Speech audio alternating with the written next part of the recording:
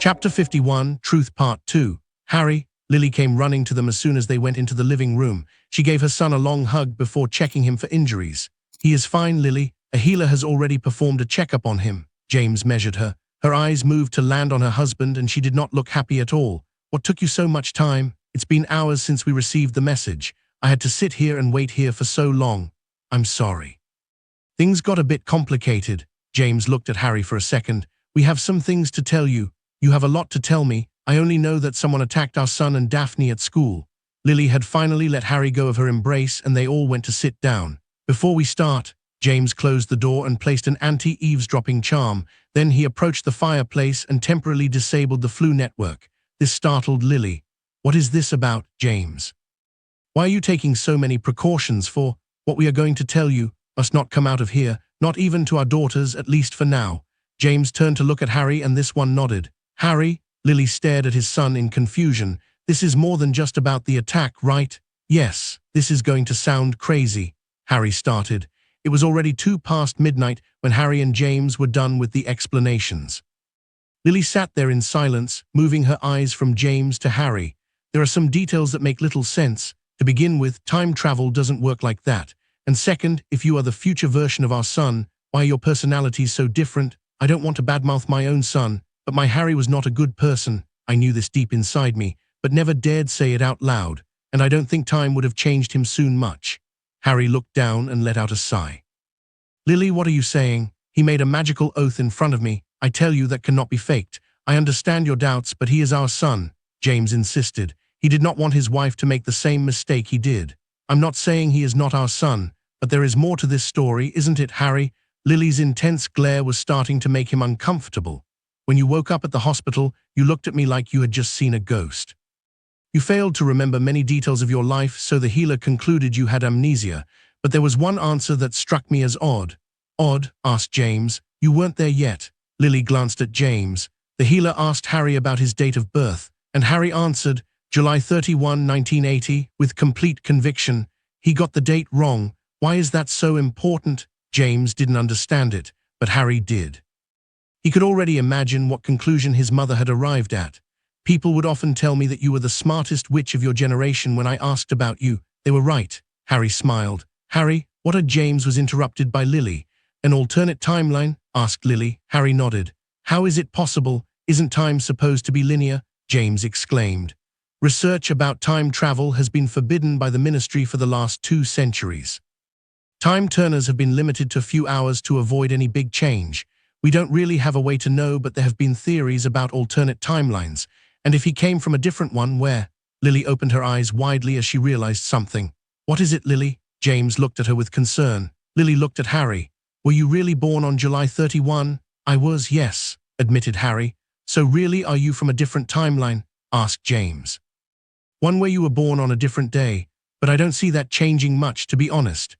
"This changes a lot. Think about it, James." Lily raised her voice. "Have you forgotten about what Dumbledore said back then? Born as the 7th month dies." James' eyes opened like plates. "That's impossible." "But then, the old man told you about the prophecy then," said Harry. James and Lily turned to look at him with surprise. "You know about it too?" "Albus only told us part of it. The same part that Voldemort learned about. He wanted us to know why he was so obsessed with the Longbottoms," said James. "Harry, were you?" Lily seemed hesitant to ask what she wanted to ask. "That's right." Harry glanced at his mother. "I was born as the 7th month died and my parents had defied him 3 times. The bastard chose me to mark as his equal. That Halloween night in 1981, he came to my house and made me an orphan before falling victim of his own curse. He died, albeit temporarily, and Dumbledore declared me as the boy who lived before dumping me on the doorsteps of the Dursleys," Harry said with a hint of bitterness in his voice. "Despite the many years that have passed, he still has a hard time forgiving the old man for that one. You said that we died early in the war. I didn't think it was this early. No wonder you didn't remember Lyra and Holy. They were never born in your time," said James. "He left you with Petunia and Vernon," cried Lily. "But they hate magic. What was he thinking?" "Lily dear, calm down. You are going to wake up the girls." James tried to placate his wife. Lily went to hug her son. "Oh, Harry, I'm sorry. You just had a tough life." "Well, it wasn't ideal, but it wasn't all bad. I later on got to meet Uncle Lupin, and I also had Sirius, for a few years at least." "Sirius was alive?" James perked up at hearing that name. Harry, we want to hear everything about your life. But now is getting very late. Let us all go to sleep and we will talk more tomorrow. We have a few days before you need to come back to school, right? Asked Lily to her husband. That's right, said James. We have time, we are not going anywhere. Harry wasn't sure if they realized the implication of what he had revealed to them. If the one occupying the body of their son was a different version from a different timeline, then what happened to their son, at least to the version they knew? The one they raised since he was a baby. Whatever the case, they didn't ask him. Maybe they knew he didn't have the answer, or maybe they preferred to ignore it. Chapter 52, Dungarian Fever. He spent a total of 3 days at home. There was a lot they had to talk about, but with so little time, they decided to postpone any serious talk to the summer vacations. James seemed to be extremely busy with work and only came home late at night. Lily did her best to pretend that nothing had changed after his revelation and continued to treat him the same way. Harry could tell what she was doing, but did not point it out.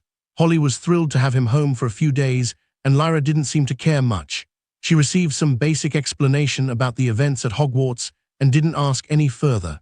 The lack of reaction his sister had after finding out about the attempt against his life was somewhat concerning. But something he didn't have time to worry about right now. His return to school didn't call for much attention. He was just a first year, and most of the school didn't even know he existed. Even in his own year, he only talked with a few students. "You are back," Hermione greeted him with a smile after he entered the common room. She seemed to be the only one who had noticed him. "Are you feeling better from the Dungarian fever, was it?" she asked, looking a bit unsure. By Merlin's pants, what is a Dungarian fever?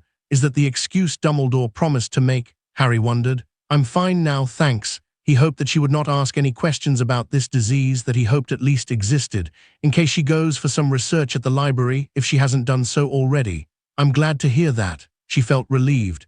"Did I miss anything interesting?" he asked. "Yes, actually.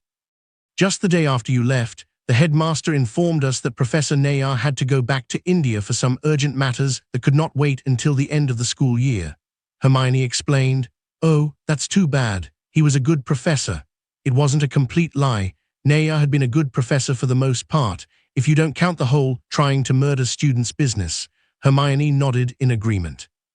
"Yes, I liked the way he explained things, but do you know who is replacing him for the rest of the year?" she asked with excitement in her voice. "The headmaster," he said. Hermione looked at him with surprise. "Yes, how did you know?" "Because the same thing happened after Quirrell was reduced to ashes." "Educated guess." "Hi, Harry." Harry and Hermione turned their heads to see Neville, Ron, and Seamus descending the stairs of the bedrooms. "Hello, guys," Harry greeted the trio. "Where were you?" "I thought you quit school or something," commented Ron. "He was sick, remember? Professor McGonagall said something about some fever or something," added Seamus. "Dungarian fever," Neville corrected. "I have an aunt who had that a few years ago. Nasty thing. She spent several days in the bathroom." "Okay, I don't want to know," thought Harry. Everything went back to normal business after that. He had expected Dumbledore to call for him for one of his private meetings at his office that he had grown accustomed during the years. He knew the old man had some doubts about his story, but Harry was unsure of what kind of conclusions he could be making. The fact that he didn't call for him could mean that his worries were not severe, or the headmaster was worried about his father's reaction if he called Harry to his office in order to read his mind. After all, this version of Harry was not an orphan that no one cared about. He was the son of a head aura, and one that Dumbledore was hoping to bring to his side again. After the inquisitive look he received from Daphne on the first day of his return, he was waiting for a note to land on his table at any moment. But to her credit, the girl managed to hold on until Friday. As usual, he snuck around using his invisibility cloak and found her sitting on a bench, close to their usual meeting room. She gave a cry of surprise when he threw the cloak over her, revealing himself. Her expression moved swiftly from shock to anger, and she hit him on his chest with her tiny fists. "Don't do that again, Potter. Did you notice that you only call me Potter when you are angry?" This question earned another punch to the chest. Deciding to keep his mouth shut, he guided her to the room. "We shouldn't take too long. I'm sure the headmaster is trying to keep an eye on me. During the entire week, the people inside the paintings have shown a lot of interest in him, following him around wherever he went. That's why he had been avoiding going to either the Room of Requirements or the Castle Foundation. Are you going to tell me what really happened to the professor?" Daphne went right to the point. "I know he didn't just run away." "Can't tell you that," he answered. Do I not have your trust? My family made a magical binding contract with yours. Betraying you would have very serious consequences, as you already know. She raised her voice with an unusual display of emotion. Calm down, I'm not trying to insult you or your family's integrity. How good are your occlumency shields? Harry asked. Daphne raised an eyebrow. Why? Because if you want me to reveal that kind of information, I must be sure that no one can steal it from you. Are you suggesting that someone may use legilimency on me, here in Hogwarts? Asked the blonde. Harry nodded. Father said that they are good for my age. Harry took his spare wand from the holster. May I test them? Daphne looked hesitant, but eventually nodded. This seems to be the only way to get her answers. Legilimency. She felt like a hammer had smashed her head open and fell backward with a painful cry. What the bloody hell was that, Potter? She shouted. It was a good thing he warded the room with a silencing charm. That was a half-assed attempt to invade your mind. I'm not very skilled with the mind arts, so I don't have the subtlety that others have. But I can still say with confidence that your occlumency shields are trash, for lack of a better word. What? She looked ready to bite him. I guess with her shields broken, the Ice Queen is not that good at keeping her emotions in check, Harry concluded. Calm down, I may have an idea, he added. Chapter 53, The Mind Arts. Occlumency lessons? Asked Daphne with disbelief. And what makes you qualified to teach me? I destroyed your shields with no effort. Someone more skilled than me could get into your mind, get whatever information they want, and leave before you even noticed it. Daphne looked worried now. Is that possible? She then looked at Harry. But you said you are not very good at the mind arts. Can you really teach me? Harry shrugged. I'm better at occlumency than legilimency, that's for sure. I would not claim to be one of the best at it, but I can definitely help you improve. And if I better my mental defenses, are you going to answer all of my questions? No, Harry answered simply. What? Why not? She asked with a demeanor that showed her young age. Don't pout. If you become able enough to defend your mind, I will tell you some things. She looked offended. I don't pout. Can Tracy come with? Sure, why not? He would like to bring Neville too, but separating him from Ron and Seamus might be impossible at this point. Well, since you won't tell me anything else, I will take my leave. She stood from the couch and made her way to the fireplace, where the secret passage was located. Don't worry, I can open it myself. She tapped her wand on the stone and the passage opened. Oh wait, Daphne, Harry had just recalled something important. The warning came a bit too late as she had already climbed into the opening. What is it? There is something blocking the tunnel. What is this? Asked Daphne. Oh crap, Harry prepared himself. Oh Merlin, what is this smell? I can't see anything. Lumos. Harry heard the girl let out a tremendous shriek before she passed out from the shock. Right. I should get rid of that corpse. He hasn't had the time to remove the decomposing body of Professor Nayar. The shrinking charm he used to hide it was only meant to last a couple of days. He removed the unconscious Daphne from the hole and placed her gently onto one of the sofas. He then pulled out his spare wand. Sorry about that, Obliviate. It was the least he could do for the girl. Let's take care of you now. I think the dark forest would be a good choice for this. There are plenty of carnivorous species that will make the body disappear. He grabbed the professor and a parent away. Are you serious, Daphne? You didn't tell me this study group was going to have 2 Gryffindors. Tracy looked at her friend with a deep frown. To be honest, I didn't know about the second one either. Daphne looked at the second Gryffindor in question. Granger, isn't it? Hello. Hermione looked very nervous under the invasive gaze of the 2 Slytherin girls. Harry decided to help her out. I figured that a study group would look more natural with more people. Hermione is already well known for her interest in academics. So you thought that we would be in less trouble if our housemates found out about this group? Asked Daphne. But she is a muggle born, said Tracy, earning a look from the other 3. I didn't mean it in a bad way. She was quick to explain. But how would Malfoy and the others react if they knew? We don't owe him any explanations. Daphne frowned. You don't, but there is no need to make things more difficult for you too. We can keep our activities a secret, suggested Harry. We are not breaking any rules, right? Hermione looked worried. Of course not. This is just another type of defensive magic, said Daphne. Then why couldn't I find anything about it in the list of magic taught at the school? Asked Hermione. Most children from pure blood families are taught by their parents, so is not covered in Hogwarts curriculum, explained Harry. That's not fair. So Muggleborns never learn to protect their minds? Asked the girl. If they want to learn, they can buy a book about it. As Daphne said, is not illegal to learn it, is just not taught in school, Harry said as they continued to walk through the 6th floor. Here we are. He opened the door of an empty classroom. Professor McGonagall said that we can use any of the empty classrooms on this floor, as long as we leave before dinner time." "That's very generous of her," said Daphne. "Well, it was her favorite student, the one who made the request." Harry looked at Hermione, and this one became embarrassed by the comment. "Oh, this classroom is smaller than the ones we use, but is very cozy," remarked Tracy. The class was indeed small, with only 10 seats in it, plus the teacher's table. The three girls went to look for a place to sit down while Harry closed the door. "You are not the only one who finds these classrooms cozy, you know," Harry added. "What do you mean?" "While those seats are very comfortable," Hermione laid back on her chair, "I mean that these isolated classrooms that no one uses are very tempting for older students to visit at night for their activities." Harry chuckled. He knew this from first-hand experience. He and Ginny had visited several of them during his 6th year. Daphne realized what he meant while she was resting her head against the table. "You," she jumped off the chair. "Gross." What? Tracy looked down at the table with disgust. "Oh," Hermione left the chair in a hurry. "Can we use a different classroom perhaps?" the girl said with a disgusted expression. "No," was Harry's answer. "You really think there is any classroom here that hasn't been used?" "Get over it, I'll just teach you the cleaning charm, you'll be fine." Chapter 54, Intruder. Another month passed in peace, and the end of his first year at Hogwarts was coming to an end. The scrutiny that Dumbledore had placed him under was seemingly done. He had not noticed any more paintings spying on him, and ghosts were not following him anymore. Whatever suspicion the headmaster had about Harry's actions was satisfied, or maybe the old man realized he was not going to find what he was looking for. Harry had spent the entire month without his usual trips to the Room of Requirement. The only thing he was able to train was his occlumency shield, while also helping Hermione, Tracy, and Daphne with theirs. He had considered going straight to the headmaster's office and telling him everything. About himself, his timeline, everything he knew about Voldemort, and how that maniac had ruined the entire world. Things would be so much easier if he could count with the support of his old mentor, and he did not need to hide his actions from him. But he had many worries and doubts that kept stopping him every time the idea popped into his mind. To begin with, he didn't know if, deep down, this was the same man he knew.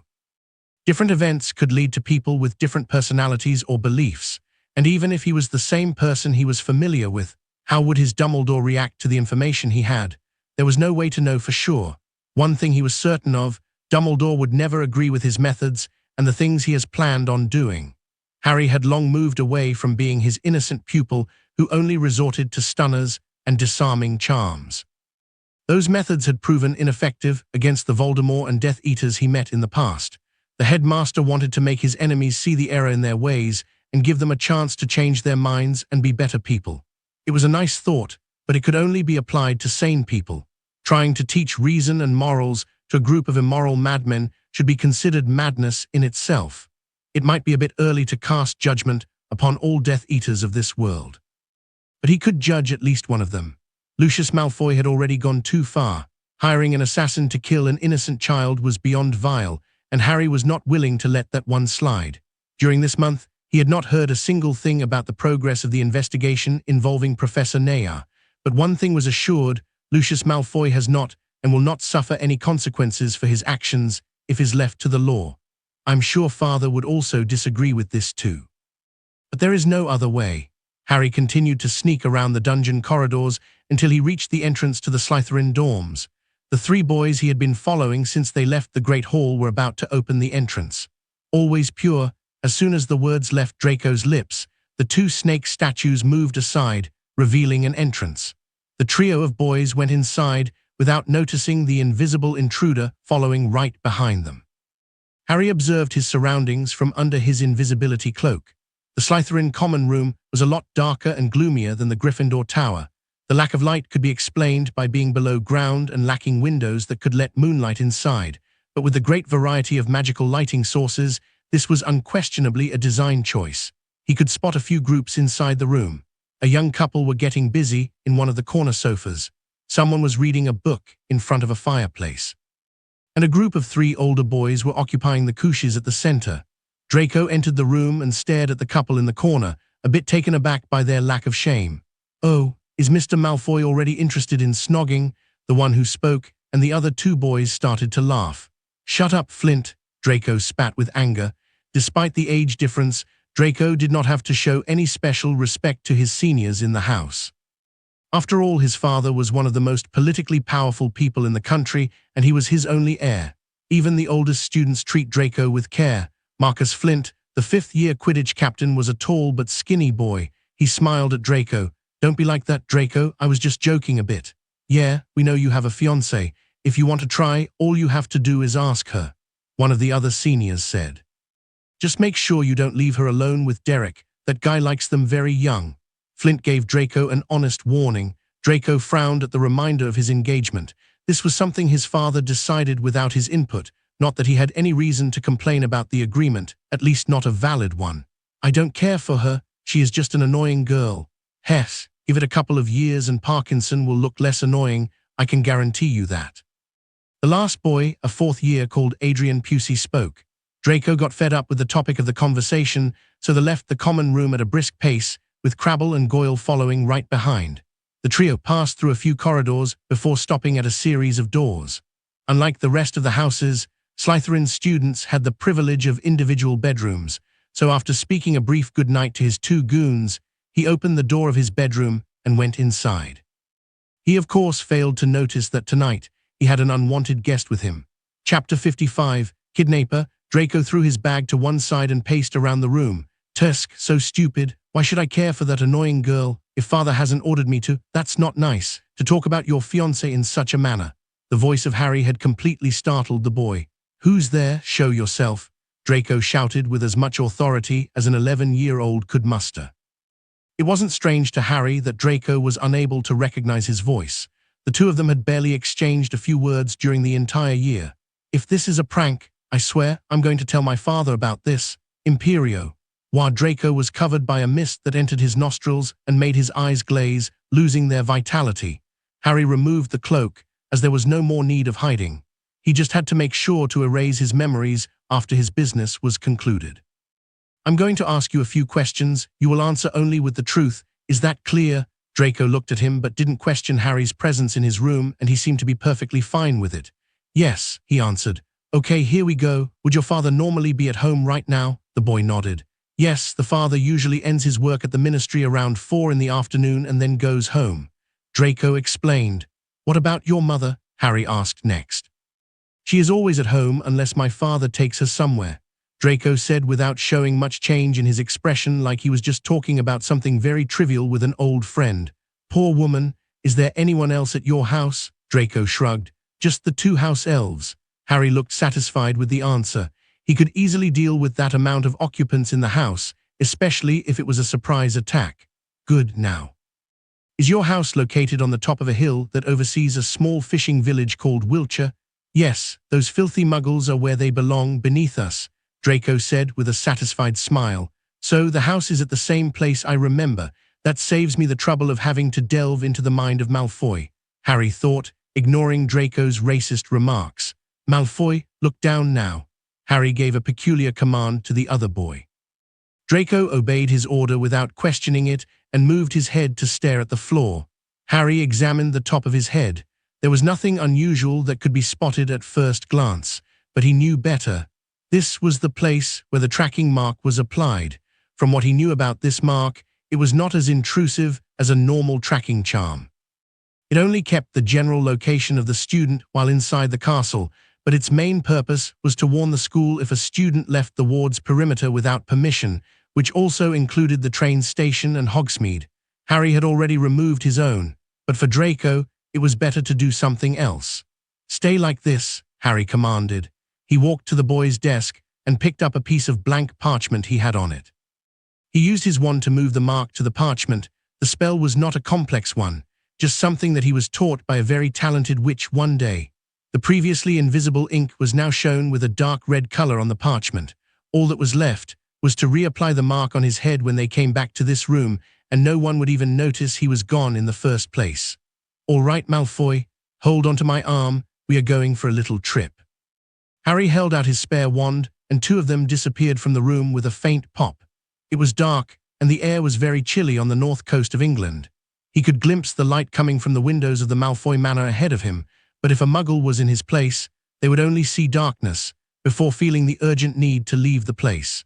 The second part was also meant to affect Harry, but his mental protections were already enough to swat away a compulsion of this level. The manor could almost pass as a castle. The construction looked very ancient and even had a high tower that poked from behind the main building. As much as he always disliked every member of this family, he had to admit that it was an impressive place. "Don't let go of my arm," Harry ordered Draco. The Slytherin boy did not question any of his commands and just nodded. He passed the first layer of defense and walked to the front door with no issue, but Harry knew that the danger was far from over. Their strongest defenses were here. Draco was going to be his key to enter the manor. Without the boy, Harry would have to deal with some very nasty protections. He knew this from personal experience, as it was not the first time he entered this place. Voldemort chose the house as his personal hideout for a good reason. "Malfoy, invite me into your house," Harry said. "Of course, please come into my house." Draco's emotionless delivery made Harry a bit doubtful if this stunt was going to work. He had only heard about this method of bypassing wards from others, but never had a chance to test it. As soon as Draco opened the front door and they stepped inside, he could finally breathe a sigh of relief, but he was also filled with dread. This same method could be used to enter his own manor. This was something he would have to work on. But for now, the hardest part was over. All that was left was to find Lucius Malfoy. "Who goes there? Is that you, Draco?" The voice of Lady Malfoy came from a nearby room. Chapter 56, Interview with a Death Eater. "Wait here, close your eyes and cover your ears." Harry ordered Draco before hiding under his invisibility cloak and walking to the door that was now opening. Narcissa Malfoy was not even able to get past the door frame before she was blasted with a stunner potent enough to send her flying backward until she landed on a nearby couch. The two house elves appeared with a loud pop noise. "Oh no, Mrs. Malfoy," the first house elf cried. The other elf did not seem to care that much and just stared at the unmoving woman with a blank stare. A red spark of light aimed at the first elf, impacted on the back of the head, and she went down. The other elf stared at Harry with adoration.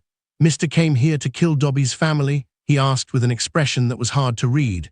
Harry was not expecting to answer any questions before knocking out the elves, but this was not just a random elf, but one to whom he owes a great deal, so he decided to try a different approach.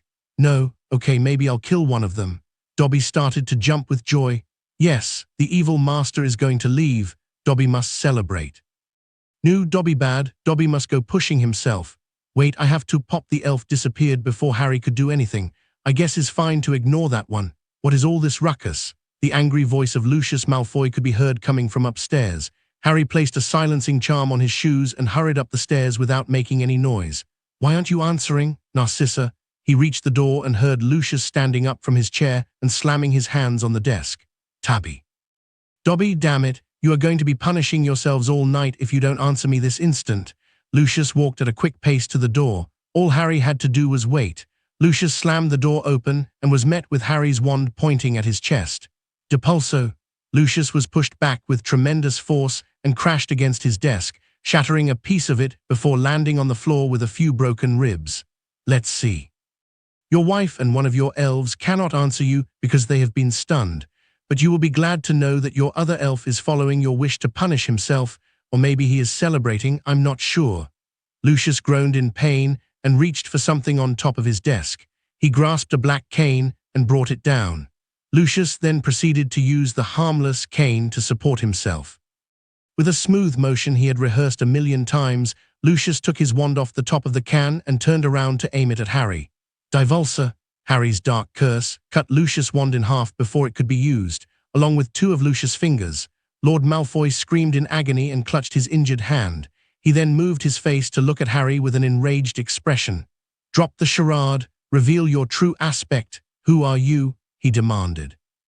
Harry just stared at the other man without saying a word. "Your face looks familiar. James Potter, is that you?" His face contorted with fury. "You damn second-class aura, you dare barge into my house and attack me. I'll have you in Azkaban by tomorrow, and your whiff Crucio." Lucius' sentence was interrupted by his own screams. Harry only held the curse for a few seconds. He needed the man sane enough to talk. Lucius' body trembled like a leaf. No. Lucius spoke between groans. "The James P. Potter I know would never resort to use that. Does it matter who I am? And you would be surprised with how much can people change after you take away what's important to them." "What do you want?" screamed Lucius. "Just for you to answer a few simple questions like, where is Voldemort and what is he up to now?" Lucius flinched at the mention of the name. You are looking for the Dark Lord? I don't know anything about that. Yeah, I didn't expect you to talk that easily. That's why I came prepared. Harry took out a small vial with a dark liquid inside. Open up. Veritaserum? Lucius recognized the vial. Correct. This is the most reliable method to get the truth. Now open your mouth. 2 drops will be enough. Lucius continued to stare at him and refused to obey. Want to get the Cruciatus again? Don't make this harder on yourself than it needs to be. The Death Eater finally complied and opened his mouth. Harry then proceeded to empty the entire vial down his throat. Lucius started to cough violently. 2 drops was enough, you bastard. That was for wasting my time, Harry said nonchalantly. He waited for Malfoy to recover a bit. Okay, let's do a control question. When is the last time you fucked your wife? Lucius frowned and clenched his teeth, struggling against the potion's effects. But eventually, the compulsion to answer won. 3 years. Wow, poor woman indeed, Harry lamented. Is it because you are attached to men? No, screamed Lucius. Harry looked at the empty vial with suspicion. Is this really working? He stole it from Snape's personal cabinet, so it should be genuine.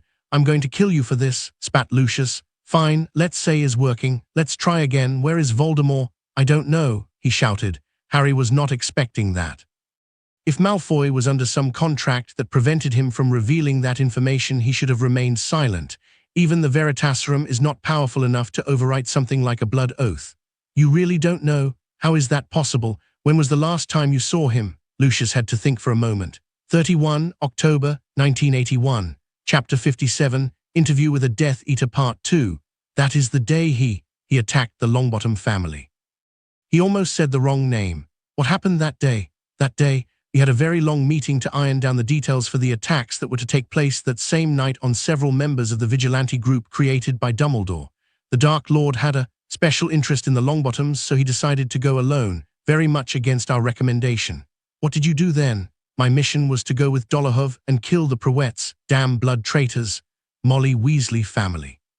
Harry recalled. Did you succeed? Harry asked. For the most part, only a few of the women survived for what I know, Lucius answered without noticing Harry's cold expression. What happened next? After our mission was completed, we went back to our hideout and waited for the remaining members to come back.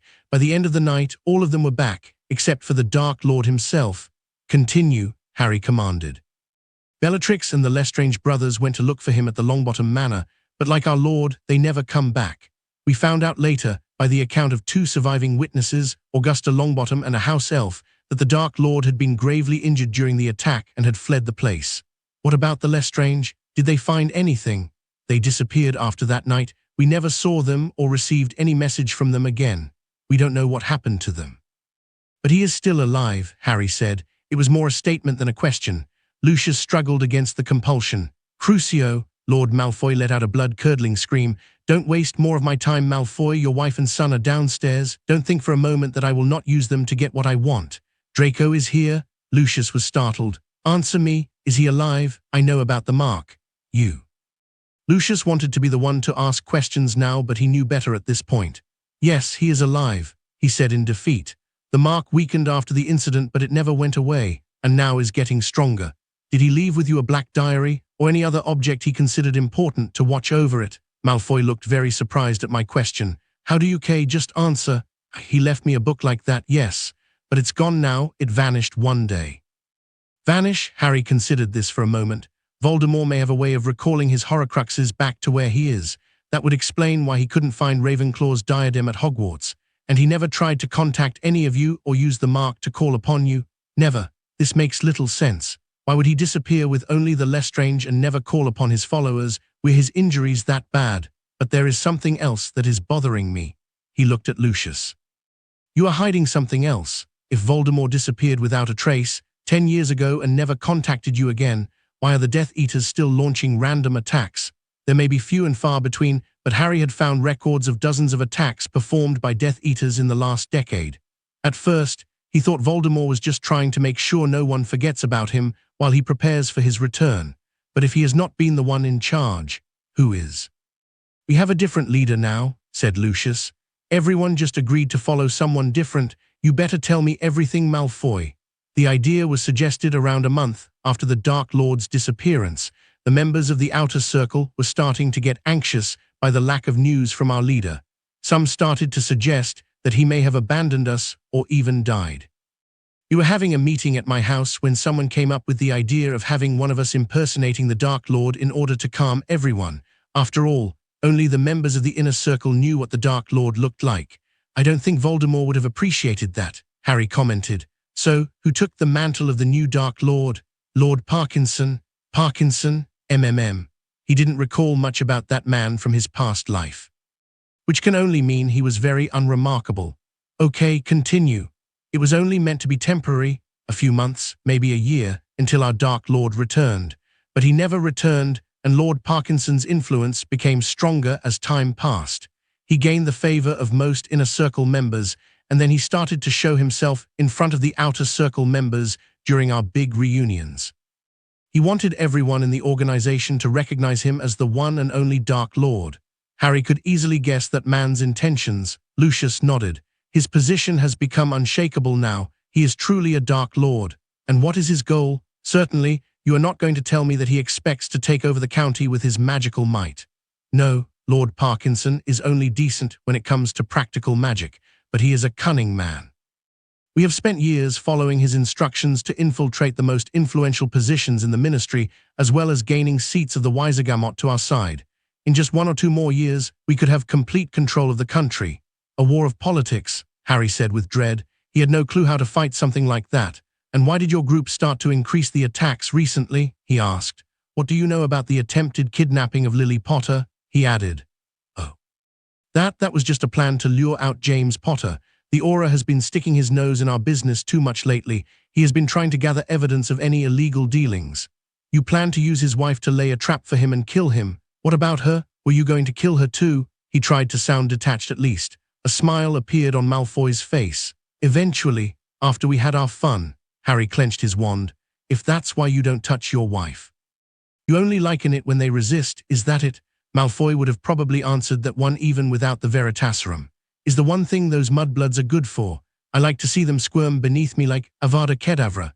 While he was reminiscing about his good times, a flash of green light hit Lucius Malfoy on his chest, and his lifeless body fell on the polished wooden floor. Enjoy your time in hell, Lord Malfoy. Chapter 58, 7 Arkstones Array. It's perfect. Harry smiled at the formless metallic and multicolor substance floating in front of him. He had been a bit worried about losing his batch of magicite alloy since he hadn't been able to check on it for an entire month, but after a thorough inspection, he concluded that everything was in a perfect state. This may be the best one I have ever created. The ambient conditions of this chamber seem to be ideal. He clutched his wand and started to transfigure and reshape the metal. There was no time to waste. Once it was out of the cauldron, the magicite alloy would start to cool down and solidify very rapidly, and once it was done cooling, the metal would become nearly indestructible by any means. Harry got to work. He started by dividing the mass of molten metal into 7 parts. 4 were transformed into rings, 2 into earrings, and the last one took the shape of a pendant. Now, on to the next step. The 7 small arkstones he had prepared in advance flew off the table and embedded themselves into the jewelry pieces he had just created while the metal was still soft. The previously multicolor metal was now turning into a dark shade of blue. I need to hurry. There was little time left, and he still had to complete the most important step, engraving the 7 runic arrays onto the metal before it completely cools down. Without the runes, these would be nothing more than some pretty pieces of jewelry, and very expensive ones at that. He picked up the runic engraving tools he had previously set on the nearby table and started to carve the runes on the surface of the metal. He had practiced writing this particular set of runes hundreds of times during this year in preparation for his moment. So now he was able to perform the task with swiftness and precision. Less than 2 minutes later, he had completed the runic engraving in all 7 pieces. As the metal finished its cooling process, its color changed to a beautiful silver with a light blue tint on its surface. Harry placed the 7 pieces on the table and carefully examined them one by one, looking for any flaws or mistakes in his work.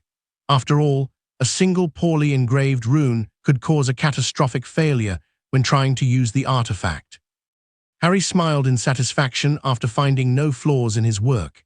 He then began to place them on, 2 rings on each hand, one on the pinky finger and one on the thumb, to keep them as separate as possible and avoid contact between two charged arcstones. For the pendant, he had prepared a resistant piece of magical string that he used to tie it out around his neck. The last two pieces were earrings, so he was forced to pierce his ears to secure them in place. He chose to put them at the top part, so it was easier to conceal with his messy hair.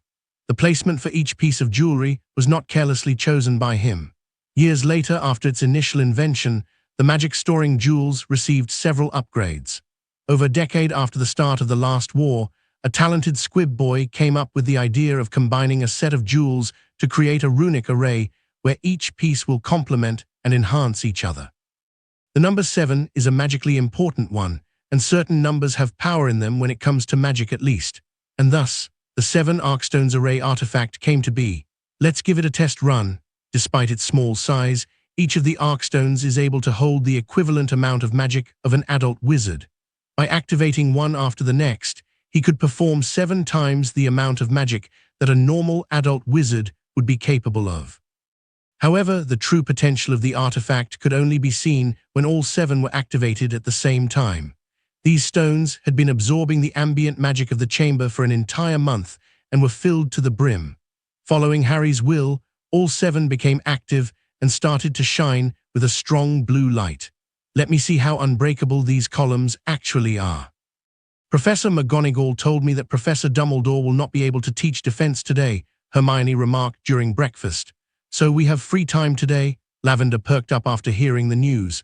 Sem's rare for the headmaster to leave without much of warning like this. Something serious must have happened, said Parvati. That's what you always say, and is never something serious, huffed Lavender. Excuse me, when did I do that? Parvati looked offended. Well, what about last month when Faye's cat went missing, and you came up with the idea that the poor kitten was eaten by an acromantula that remained hidden in the castle? Lavender explained. That could have been true, Parvati exclaimed. I told you already, there is no way the professors would have missed something like that.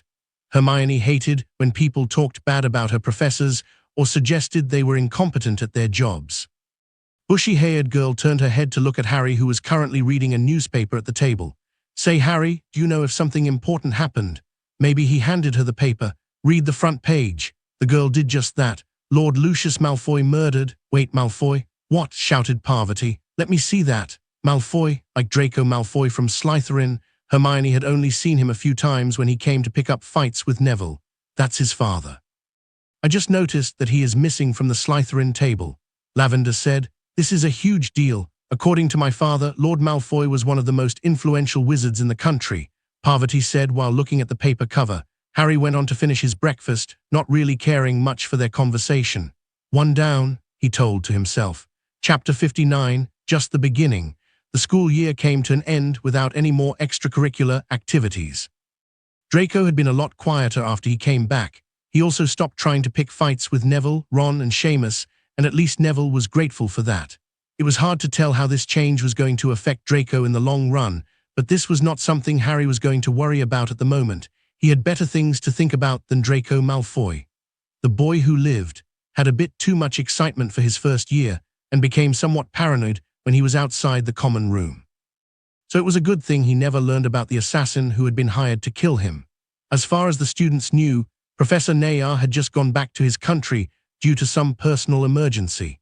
Daphne didn't try to contact him for more meetings after they were done with their occlumency practices. She did promise to practice hard during the summer, and that could only mean that next year she was going to pressure him some more to satiate her inquisitive mind. In some ways, Daphne reminded him of Hermione. When there is something she wants to know, she never seems to give up. He had no idea of what to expect for next year. With Lord Malfoy dead and the diary gone, things have become truly unpredictable. Was Neville even a Parselmouth, like the previous him was? Harry wondered. This leads him to another, more important question. Was Neville even a Horcrux? He does have the cursed scar, but since Voldemort didn't die, would the Horcrux still be created? Could the deaths of his parents have worked as the catalyst this time around? The prophecy still existed in this timeline. He was at least sure of that. If the prophecy was still the same, the events of that Halloween night should have been very similar to the ones he knew, just with a different baby. But the many differences seemed to point towards something else going on. Voldemort survived, but something very bad must have happened to him that forced him to flee and remain hidden for over a decade.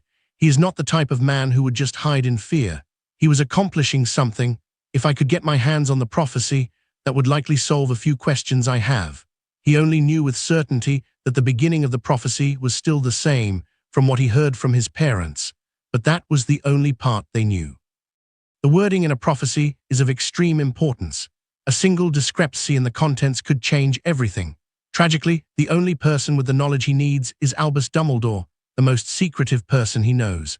Are we there yet? The voice of Ron broke through the noise of the train moving over the tracks. He ignored it. Even the Dumbledore he knew from his past as a grandfather and a mentor was only willing to share the most important information during his last moments of life. Even though he was the subject of the property itself. Are we there yet? Ron asked louder this time. He may be willing to share some things with Neville one day when he is older, but why would he share anything with him? Harry Potter was not an important figure in this timeline. He was just the son of an Auror and a talented Muggle-born witch. Unfortunately, there was no easy alternative way to learn the contents of the prophecy. It may still be a copy at the Ministry, but only Neville could get that one. To take that route, he would need to reveal everything to the boy, and he was not ready to know those things. Oh shit, I'm starting to think like the old man Harry realized. Are we there yet or not? Ron shouted again. Harry regretted sitting in the same compartment as the not-so-golden trio. He was initially going to sit with Hermione, but that compartment was quickly filled with several other first-year girls. Apparently, Lavender and Parvati were very popular among the young girls. That left him with few choices. So when Neville offered to sit with them at the end of the train, he accepted the offer without much consideration. Ron, you are being a bit rude, Neville said. Come on, he took the window seat. Ron pointed at Harry. Lest he can do is tell us. So, are we there ye? Shut up already, Harry snapped. Something he immediately regretted after seeing the startled faces of the three children. I'm sorry, Ron, I didn't mean to. Oh look, we are there, Harry pointed out of the window. The train station was finally in sight. Harry hurried to get off the train. He had no more patience to deal with kids. Harry, someone called his name. Except for this one. He went down to one knee and let his little sister jump to him. I missed you too, Holly. Despite the short time they had known each other, Harry had become very attached to the little ball of sunshine that was his little sister. Too bad he could not say the same about the other one. Most of the letters he had sent from Hogwarts during the year had been for her. He never had a sibling before, so he didn't know if this was a normal feeling. Welcome back, Harry. He was now welcomed by the sight of his mother. Ready to go home? There is a treacle pie waiting for you, she added with a warm smile. If I recall well enough, the last time at the end of my first year, the only thing waiting for me at the house was my aunt yelling at me to hurry up to drop my junk in the cupboard so I could go clean the garage. This is quite the improvement, were Harry's thoughts. I'm ready to go home. Chapter 60, Welcome back. The Potter family was having dinner together. Let me see it too. Lily was showing their son's report card from school to her husband James while Lyra asked to see it. Lily handed it to her. Here a smirk appeared on Lyra's face. You only got acceptable. PFFF, wait until I get to Hogwarts. I'm going to bring a lot of outstandings. Lyra, that's enough, warned her mother. But Mom, is true. I have been studying all year and I even have your notes for charms. There is no way I will not get a few O at least. Lyra, that's not what your mother is upset about and you know it, said James with a stern expression. The girl glanced at Harry. He wasn't even looking at her and instead, he just focused on enjoying his desert in peace. This appeared to make her angrier. Is it because of what I said of his grades? But who cares? Look, she pointed at Harry. He doesn't care at all what I say. Lyra, that's quite enough, said James. She looked at her brother again. He had just finished his piece of tart and was now licking the fork. He has been like a completely different person since he came back from the hospital. He doesn't seem to care about anything. It's like he lost half his brain or something. Enough, shouted Lily. Go to your room now. Lyra huffed in annoyance, threw the report card on the table, and rushed out of the kitchen. The kitchen remained in silence for a few seconds after Lyra slammed the door on her way out. It seems like my lack of reaction has backfired, remarked Harry. Since arriving here and learning about what his previous self had done to Lyra, he had been extremely careful around his second sister. He had tried his best to avoid doing anything that could upset her, as if trying to compensate for the other Harry's actions. He ignored all of her attempts at upsetting him, thinking that she was just venting her frustrations about the treatment she had been receiving over the years. Harry thought that she deserved at least this much, so he let her say whatever she wanted, thinking that eventually she would become satisfied and stop. "Harry, this is not your fault," said James. "No, I have been a terrible brother to her," said Harry, and that was very much an understatement.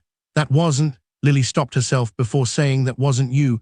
That is not your responsibility," she said instead. "Is not completely true. That was still part me." He didn't know why the previous Harry became that way, but he still felt somewhat responsible for his behavior. "Is something wrong?" They have just noticed Holly, who was sitting at her chair with an upset expression. "Oh honey, everything is okay. We just had a little misunderstanding, that's all." Lily tried her best to calm her daughter. "Do you want me to go talk with her?" asked James, his wife. "No, let me do it. I have been meaning to talk to her about a few things," said Lily. "I can take Holly to play for a bit," offered Harry. The mood of the little girl improved immediately. "Really? Sure, you know, I brought with me a set of exploding snaps. Why don't we try it out?" He had found an old set from the 1800s in the room of requirement. The idea was to sell it, but after finding out that it wasn't particularly valuable, he decided to keep it. "That game is a bit dangerous for a child, Harry," said Lily.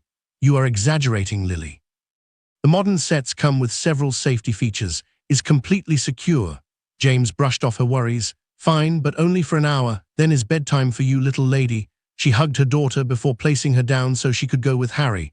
"Why don't you wait for me at the library, Holly? I'll go get the cards from my bag." Harry looked around the kitchen until he spotted the elf, waiting on a corner. "Oh, before I forget, Mipsy." "Yes, Master Harry, is there anything you need?" The elf approached. "No, I just wanted to say that the treacle tart was delicious. I would love to eat it again sometime." The elf had a bright smile. "Thank you, Master Harry. I can make it again any time you want." "Don't take her on that offer, Harry. You'll get fat," his father warned. "Okay, I'm going to take Holly to the library and then I'll go check on Lyra. Don't let her wait too long by herself, Harry, and remember to bring her to her room by 8 o'clock, said her mother. "Of course, Mom." Harry was about to leave the kitchen when he noticed his father. It seemed like he wanted to say something. "Harry, tonight after you take Holly back, I want you to come talk with me at my studio. There are some important things we must discuss. I know you must be tired, but I may have to leave for a work trip tomorrow, so we need to talk tonight." "Sure, Dad, I'll be there in an hour," Harry promised. After putting out the fire at the library and escorting his little sister safely to her room, Harry made his way to his father's office. "Man, those exploding snaps were truly dangerous. I don't remember them being so potent." He could not help but wonder if that set was defective. "I'll have to buy some new ones, no more second-hand stuff," he promised himself. Chapter 61, A New Family Member. Harry knocked twice on the door before opening it and walked inside his father's studio. James was sitting already behind his deck, waiting for him. As soon as Harry sat down, his father pushed a newspaper towards him. Harry took a glance at the front page. He was already very familiar with this one. It had a picture of Lucius Malfoy, followed by an article about his murder, and how the Aurora were incompetent for failing to find the culprit. The Aura department as a whole has been getting a lot of criticism lately, the source of most of it being the Prophet newspaper. "Did you do this?" His father did not beat around the bush and asked directly. "Yes," Harry answered with the same directness. James looked surprised for a moment. It could be because he didn't truly expect his son to be the one responsible, or maybe because he didn't think that Harry would admit it so quickly. "How? No, why did you do that, Harry?" "Among other things, I needed information about Voldemort's plans. Malfoy has always been one of his most trusted followers. He also hired an assassin to kill Neville, so it's not like the man was innocent by any means." "That's not the point, Harry. You can't decide that by yourself. Look, I understand you come from a different era and fought in a bloody war. But here and now, we have laws and rules we must respect, otherwise everything collapses." "I do understand what you are trying to say, but this was a necessary measure. Remaining in the dark about that maniac plans just puts everyone in massive danger." James let out a sigh. He knew there was no point in continuing that argument. Their points of view were very different. "And, did you get the information you wanted so badly? I doubt it was easy to make that man talk." "It wasn't that hard, and I did find some interesting things. But instead of telling you, it's best if I show you. Do you have pensive here?" James made a shocked face. "A pensive? Harry, you know how rare those things are. Even in the entire ministry we only have 2, and one of them is for the exclusive use of the unspeakables." Is that so? That's fine then, I had a chance to acquire one very recently. Hold on, let me call him first." "Call who?" James looked very confused now. "Dobby, come here," Harry called. After a loud pop, an elf appeared on top of the desk. Master Harry called. Master Harry, son, where did you get a house elf from? Wait, did he say Dobby? That name sounds familiar, James muttered. Harry was about to address the elf when saw his father slam his hands on the desk. Dobby, that's Malfoy's house elf. We have been looking for him since the murder, shouted his father.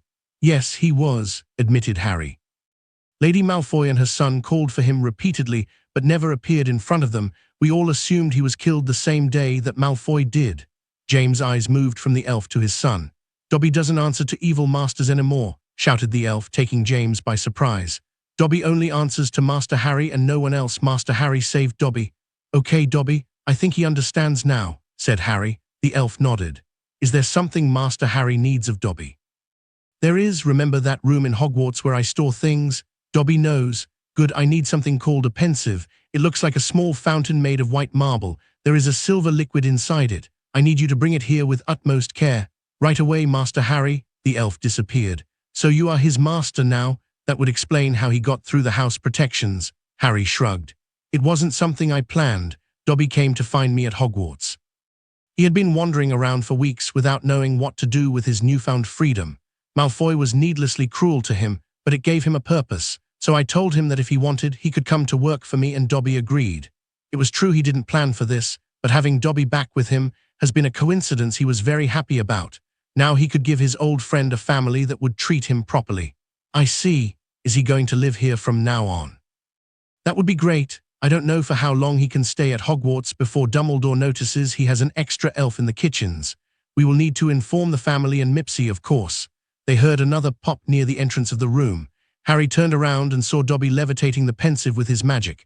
Just leave it over here, Harry pointed. Thank you, Dobby. No problem, Master Harry. Should I go back to the castle? No need. This will be your house from now on.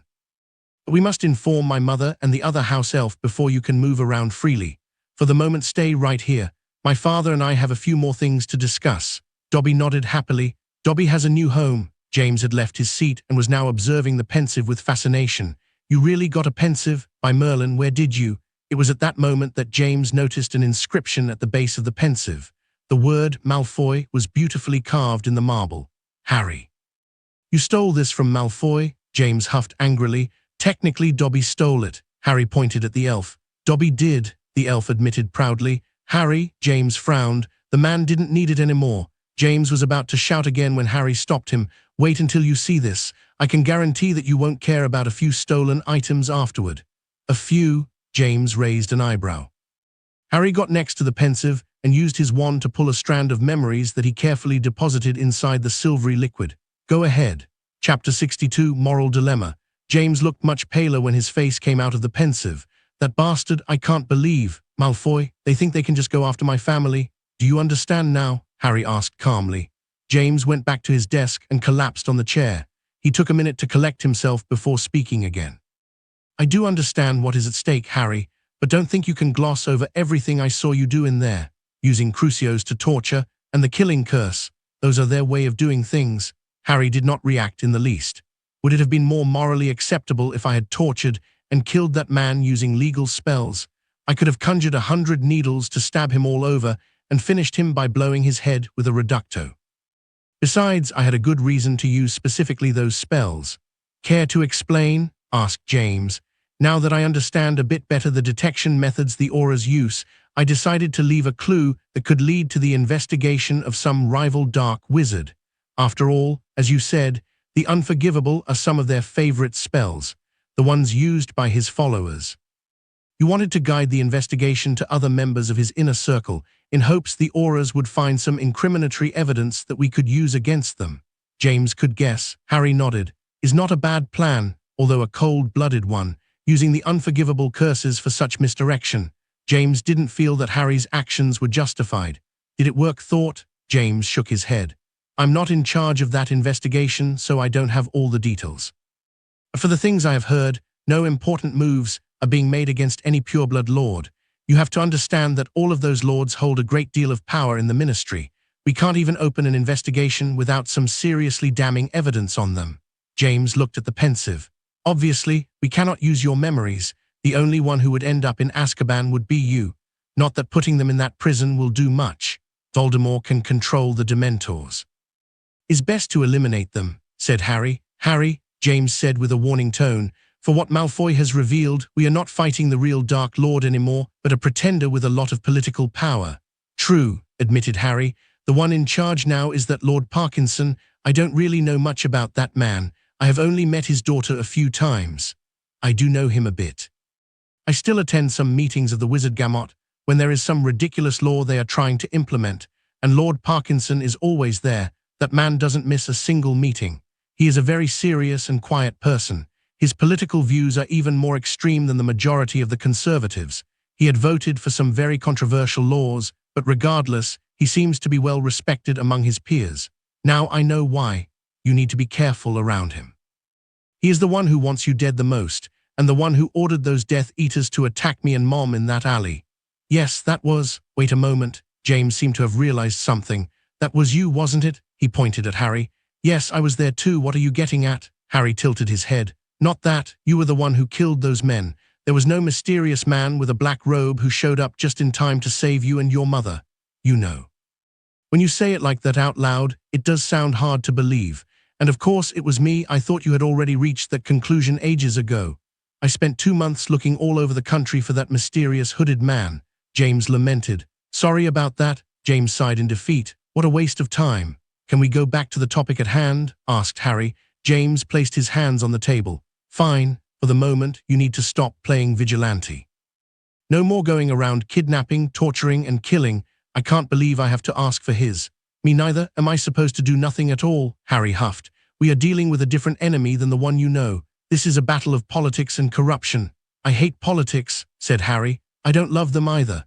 I'm going to need some time to process this information. I also need to investigate a few things at the ministry, said James. According to Malfoy, at least half of the Aura department is corrupt and already in their pockets. Harry decided to remind him, I know who can I trust in there. You don't need to worry about me. That's my job. Fine, just be careful. James looked happy to see his son's concern for him. It's best if you take that memory out of the pensive. What are you going to tell Mom? Harry asked, while retrieving the memory with his wand and reabsorbing it into himself. Almost everything. I may skip the kidnapping and torture thought, but she will want to know the rest. Before you were born, she was fighting at my side against Voldemort and his followers. I know she is amazing. He just didn't want her to be in danger, that was all. She is. You should go to bed now. We can talk more on the weekend when I come back. James, you can leave Dobby here. I'll have Mipsy help him settle. Harry turned to look at the elf, who had been waiting patiently at one side. Heard him, Dobby. Be nice with my family. It will also be your family from now on. Of course, Master Harry, Dobby will be the bestest elf. When Harry was about to open the door to leave, his father called him again. Oh, and Harry? Yes, he turned around. You are grounded. Chapter 63, Life at Home. Harry spent the rest of the week getting used to his life at home. He would spend most of his free time either with Holly and his mother or reading something from the library. The Potter library was massive, and some of the books found on the upper shelves were fairly old, dating back over 5 centuries. However, he had yet to find any book containing a piece of useful magic, like some ritual, chant, or conjuration he didn't know about. The ones displayed were, for the most part, fantasy tales, diaries, and historical books, as well as a big section dedicated to cheesy romance novels that Harry had the feeling were put there by his mother. The spell books he found only contained common magic, like cleaning charms, cosmetic ones, or magic that you would usually learn at Hogwarts.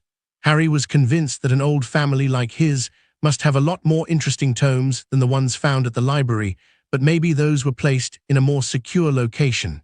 It was something he would have to ask his father when he returned. This is starting to get boring, though. He wanted to do some magic training, but couldn't do it inside the house, not with his 2 little sisters there. Wait, what about that room? He just recalled it. The safe room underneath the manor. From what his father said back then, that place has some powerful protections that would make it an ideal place to practice his spells. This was going to be something else to ask him tonight when he came back from his working trip. Harry glanced at the grandfather clock located in a corner of the library. He should be here in a few hours. Mom said he promised to be here for dinner time. Pop 2 elves appeared in the library. Both of them were carrying a tray with tea and some food. Master Potter, I have brought you some red tea and a slice of treacle tart, Mipsy said with a polite smile. And Dobby got Master Harry some of that too, and chocolate, Dobby's favorite. The little elf buried up and ran to his side before presenting the tray to him. Seeing this, Mipsy increased her pace and did the same. Master Harry likes red tea the best, and treacle tart is his favorite. But Dobby got here first. Does Master Harry not like what Dobby brought for him? The elf had fetched him some green tea and chocolate treats. The two elves haven't been getting along as well as one would expect. Dobby wanted to make himself useful to the family, while Mipsy, who had served the Potter for her whole life, was very territorial and refused to give Dobby an easy time. "Okay, that's enough of this, you two," Harry said with a stern tone. "Master Harry," the two elves looked at him with a hint of fear. There weren't many things more terrifying to a house elf than feeling they have failed their master and upset them. "This rivalry has to stop. This is not a competition. Mipsy, you have been a house for a long time, and you have done a wonderful job. No one will ever take your position away from you. You will be part of this family for as long as you want.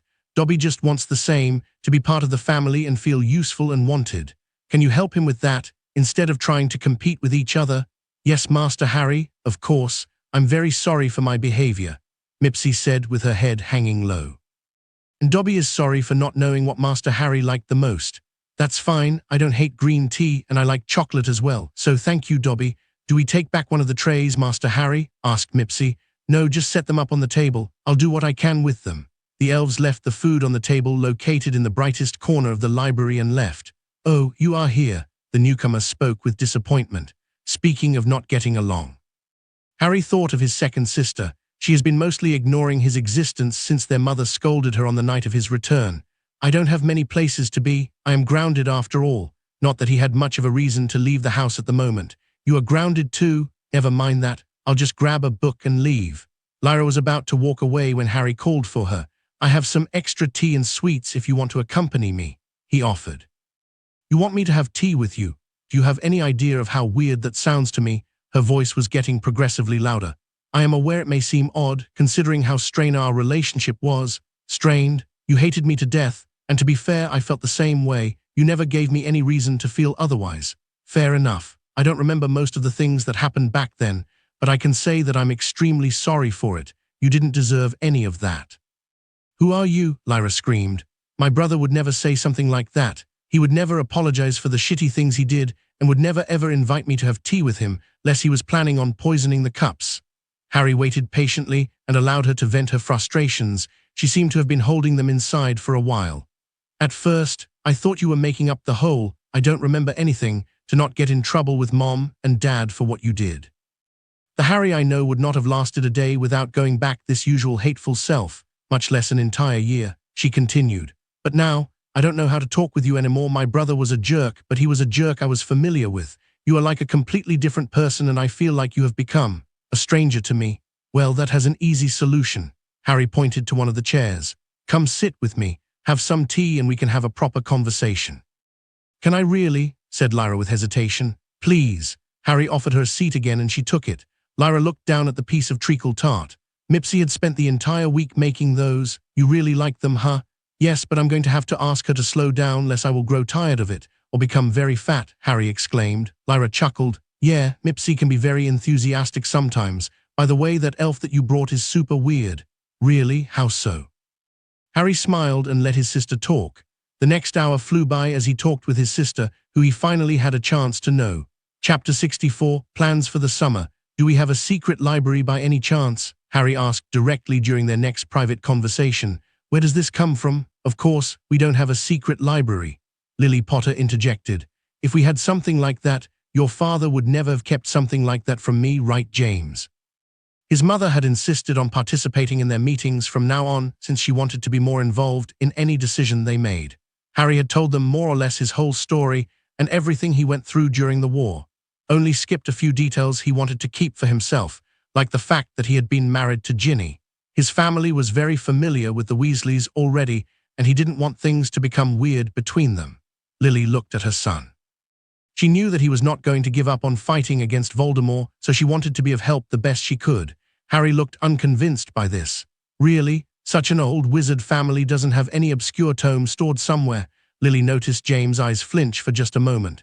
"James, is there something you want to say? You are not hiding books from me, right?" She looked deeply offended now. "Is not like that, Lily, I swear." "How could you, James Potter?"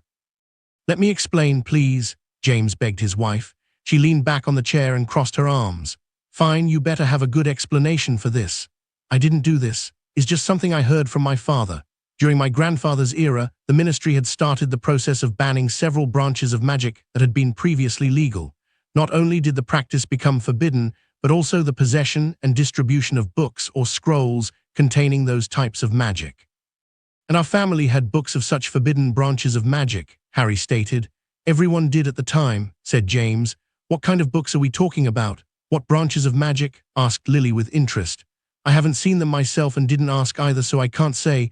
Never had the interest of risk getting arrested, to be honest. I got into enough trouble during my school days, said James. So, are they hidden inside the house? Harry wanted to know. You hear what I just said? They are illegal. You could end up in Azkaban just by reading one of them. I am of the belief that no knowledge should be forbidden, just certain practices, said Harry. That's right, no one should stop us from learning. Lily agreed with her son. When the two pairs of bright green eyes landed on him, James Potter knew the fight was already lost. Very well, the books are stored in a secret compartment inside the family vault at Gringotts. Fantastic. When can go take a look? Harry requested. James looked troubled. This weekend is going to be impossible. I have too much paperwork to finish. Oh, but next week we have the girls coming home, said Lily. Right, you will have to wait until the weekends after that. 2 weeks from now we can go visit the vaults. James didn't seem very excited about the prospect. Sorry, but who's coming next week? Asked Harry. The only visit he was aware of was the one from Remus, who was going to take a vacation next month and visit during Harry's birthday. I was planning on telling you tomorrow. I just finished talking the details with their mothers this same afternoon. Your sister's friends are going to spend the next weekend at home with us. Lyra's friends? Wait, but that means that. Yes, one is Astoria Greengrass. You already know her oldest sister, Daphne. The other one is Ginny Weasley. You may have met her brother Ron. He is in your year.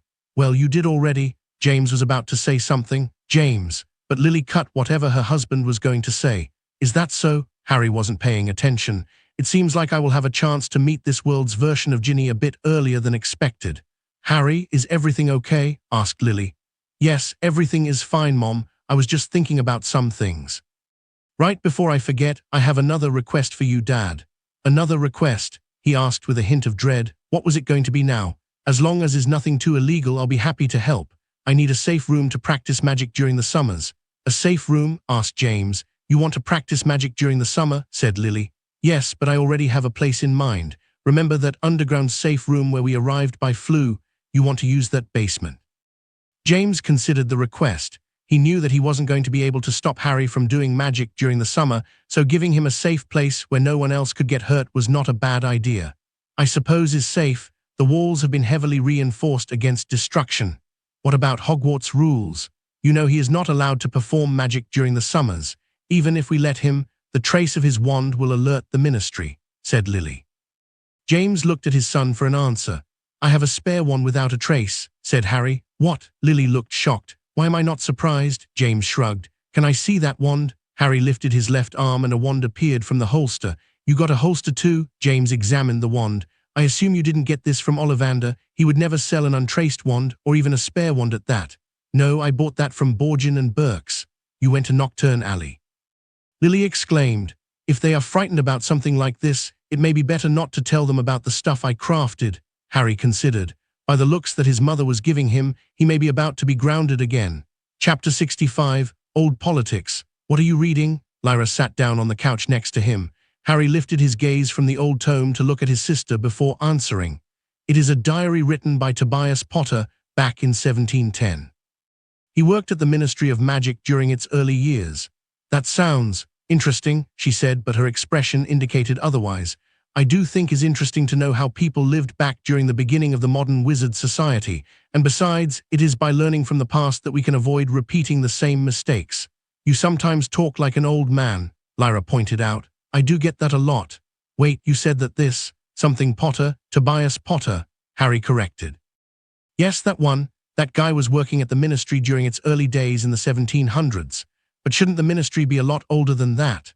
The ministry was founded in 1707, just 3 years before this was written, and 300 years can be considered very old already, Harry explained. Yes, but isn't Hogwarts like 1,000 years old? So there were wizards and witches around back then. who was in charge of the country? Lyra asked. A council of wizards used to rule over magical Britain back then. They were the lords and ladies from the most powerful and ancient families of the time. That sounds like the same we have now with the wizard Gamot. Right, Wizengamot. Has Dad been teaching you about this sort of thing already? This didn't seem like a topic she would choose to learn on her own.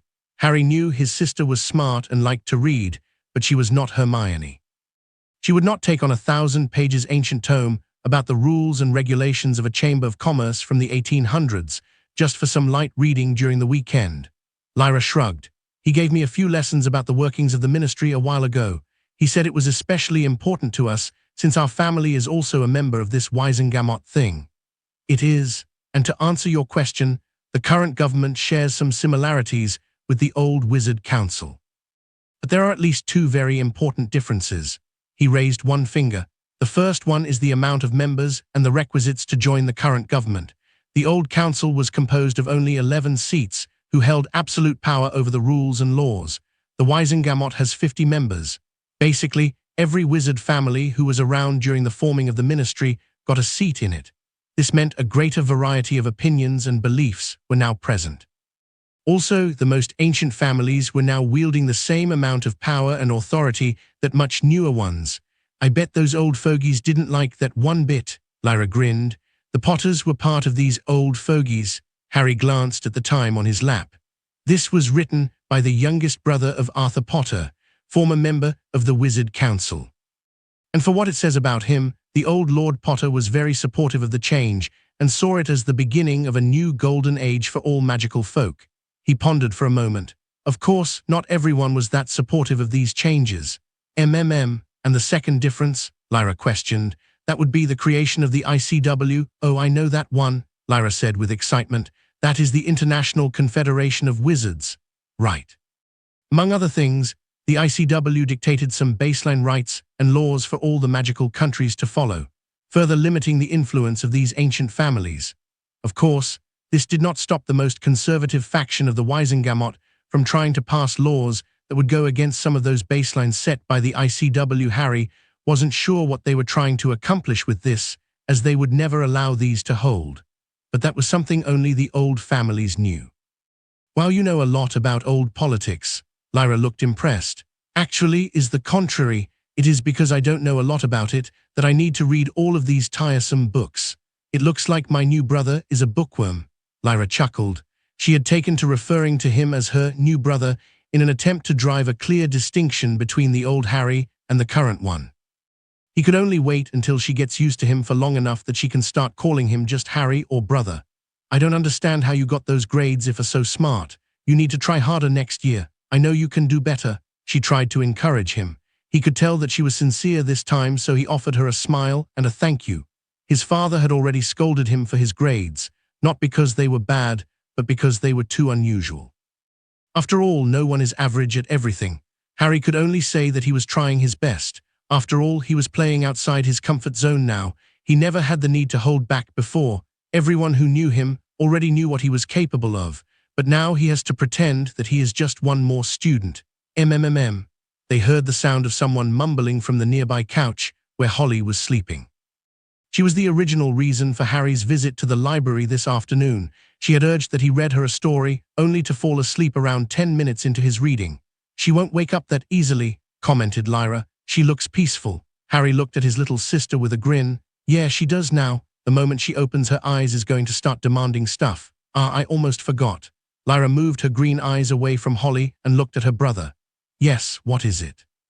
My friends Ginny and Astoria are coming to stay at the manor for the weekend. I know Mom told me about it, said Harry. I just wanted to give you a heads up. Astoria is a bit weird and almost never talks. Ginny is usually very energetic and happy-going, but she may act a bit strange around you.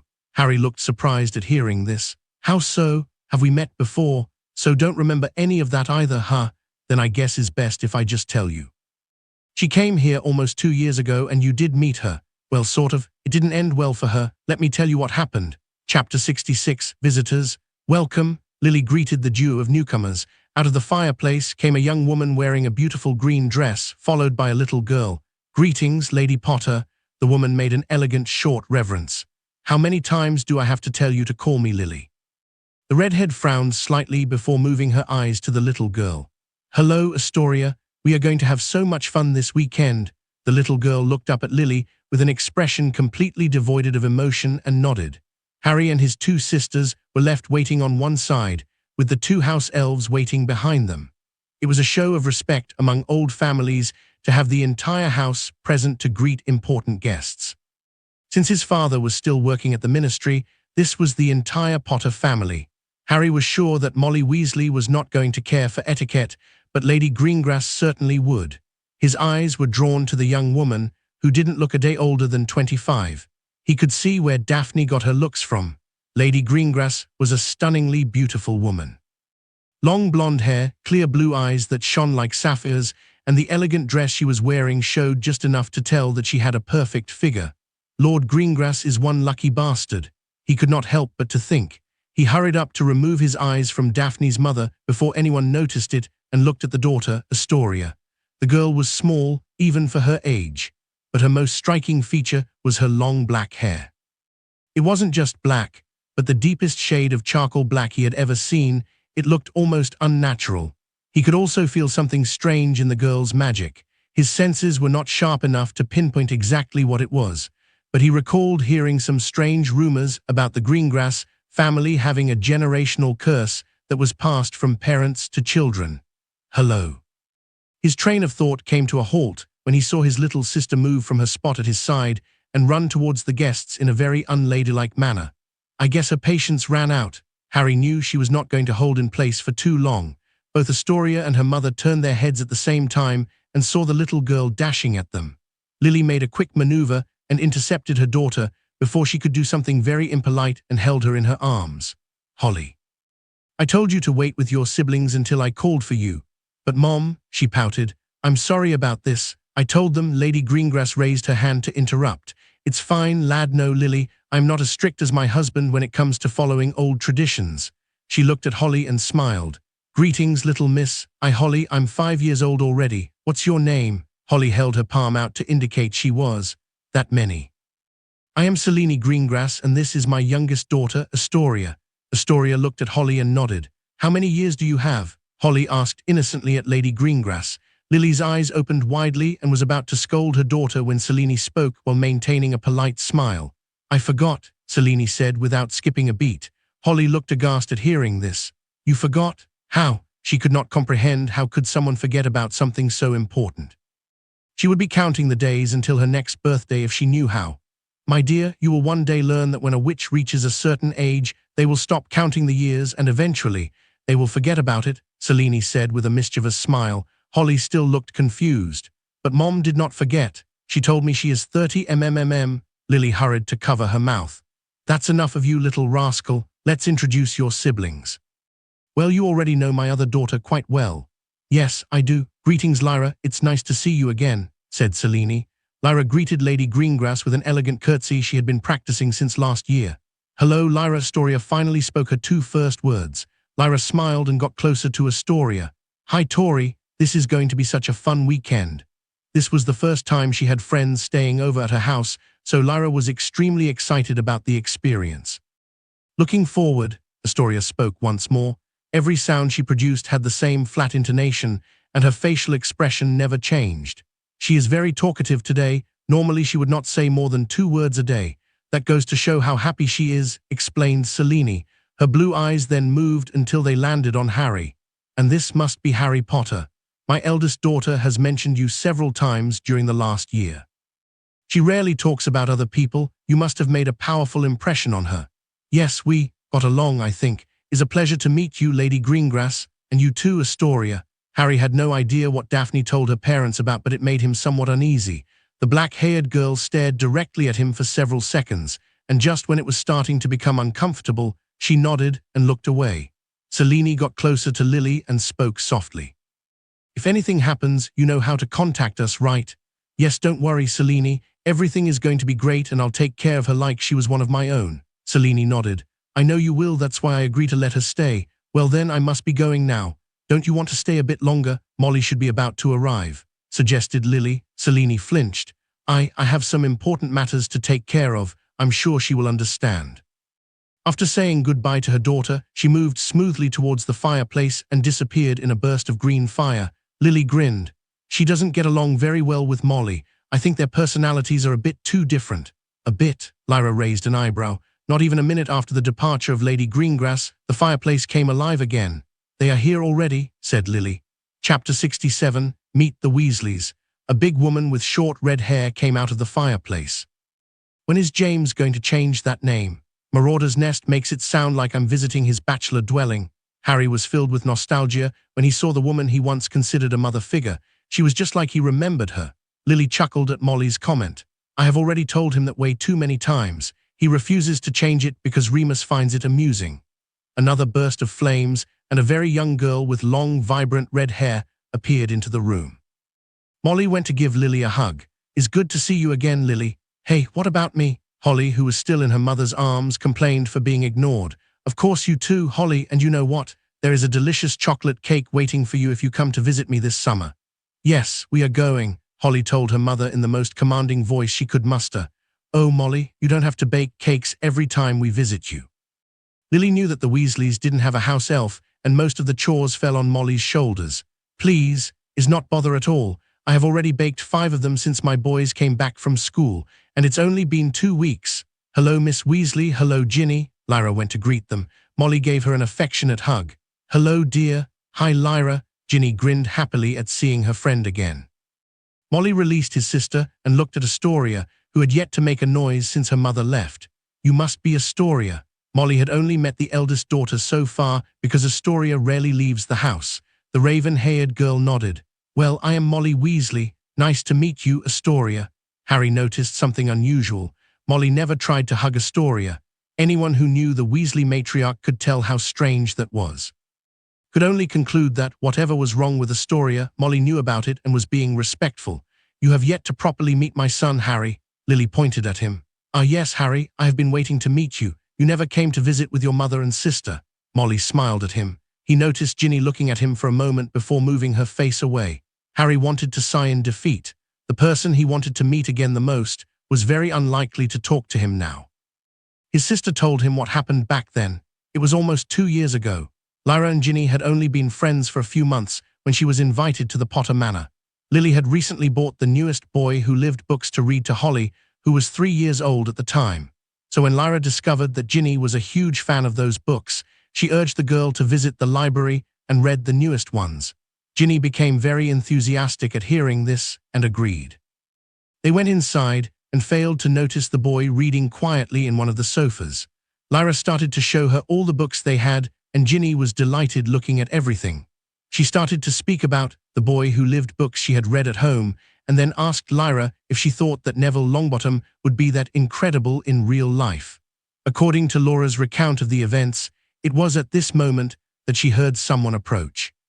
When she turned around and saw it was her brother, she became immediately worried. Harry looked even more angry than usual at this point. He immediately started to look at Ginny, who didn't understand what was going on, as she hadn't even been introduced to him yet and had only briefly heard that she had a brother. Harry went on a rant about how stupid Ginny was to believe everything she read in those books. When Lyra stood up to him and was about to yell at him to leave them alone, Harry pushed her very hard and she fell backward. As Lyra fell, she ended up pushing Ginny, who was trying to stand up. Ginny tripped and hit her head against the corner of one of the shelves and got a cut on the side of her face, right next to her right eye. Harry went away while screaming something at them, and Lyra hurried to call their mother, who took them both to Saints Mungo in a hustle. In the end, neither of them told anyone what truly happened. They only told Lily that Ginny fell down while running through the library, but Lyra was relatively sure that at least their mother knew the truth. Harry was also convinced that Ginny never told her family what happened at all. Had the Weasley twins known that he had hurt their beloved sister, he would have been mercilessly pranked for the entire year at the very least, and Ron would never talk to him. Even if he pretends that he doesn't care about Ginny, Harry knew very well how protective he could get. He doesn't understand why neither of them told the truth. Maybe there was a small party of Lyra that wanted to protect her brother from trouble, no matter how much he deserved it. But for Ginny, he had no idea. Maybe she didn't want to risk her friendship with Lyra. Getting his thoughts back in order, Harry looked at Molly and Ginny. Greetings, Miss Weasley and Ginny. Nice to meet you. How polite, he looks just like his father, commented Molly. Yes, but he has my eyes, added Lily. My son Ron told me you also got sorted into Gryffindor. Did you enjoy your first year? Molly asked. Well, I fought some acromantulas and killed 2 men, one of them being my teacher, so it was a very average Hogwarts year for me, I suppose. It was all right, Harry offered. Molly chuckled. The first year can be stressful. It will get more fun from here on. Let's hope not too fun. Yes, I'm sure it will. He wouldn't mind a quiet year for once, though. Ginny, go ahead and say hello to Harry at least, urged Molly. Hi, she said very awkwardly before looking away. Don't mind her, she can be very shy with boys. Molly apologizes to him before addressing his mother again. I'm very sorry, Lily, but I can't stay for long. If I leave those beasts that I have for sons alone at home for too long. Who knows what will happen when I come back, Molly said with a hint of dread. Chapter 68, Golems and Baths. A golem made of stone rushed at him. In its hands was a dangerously looking iron sword.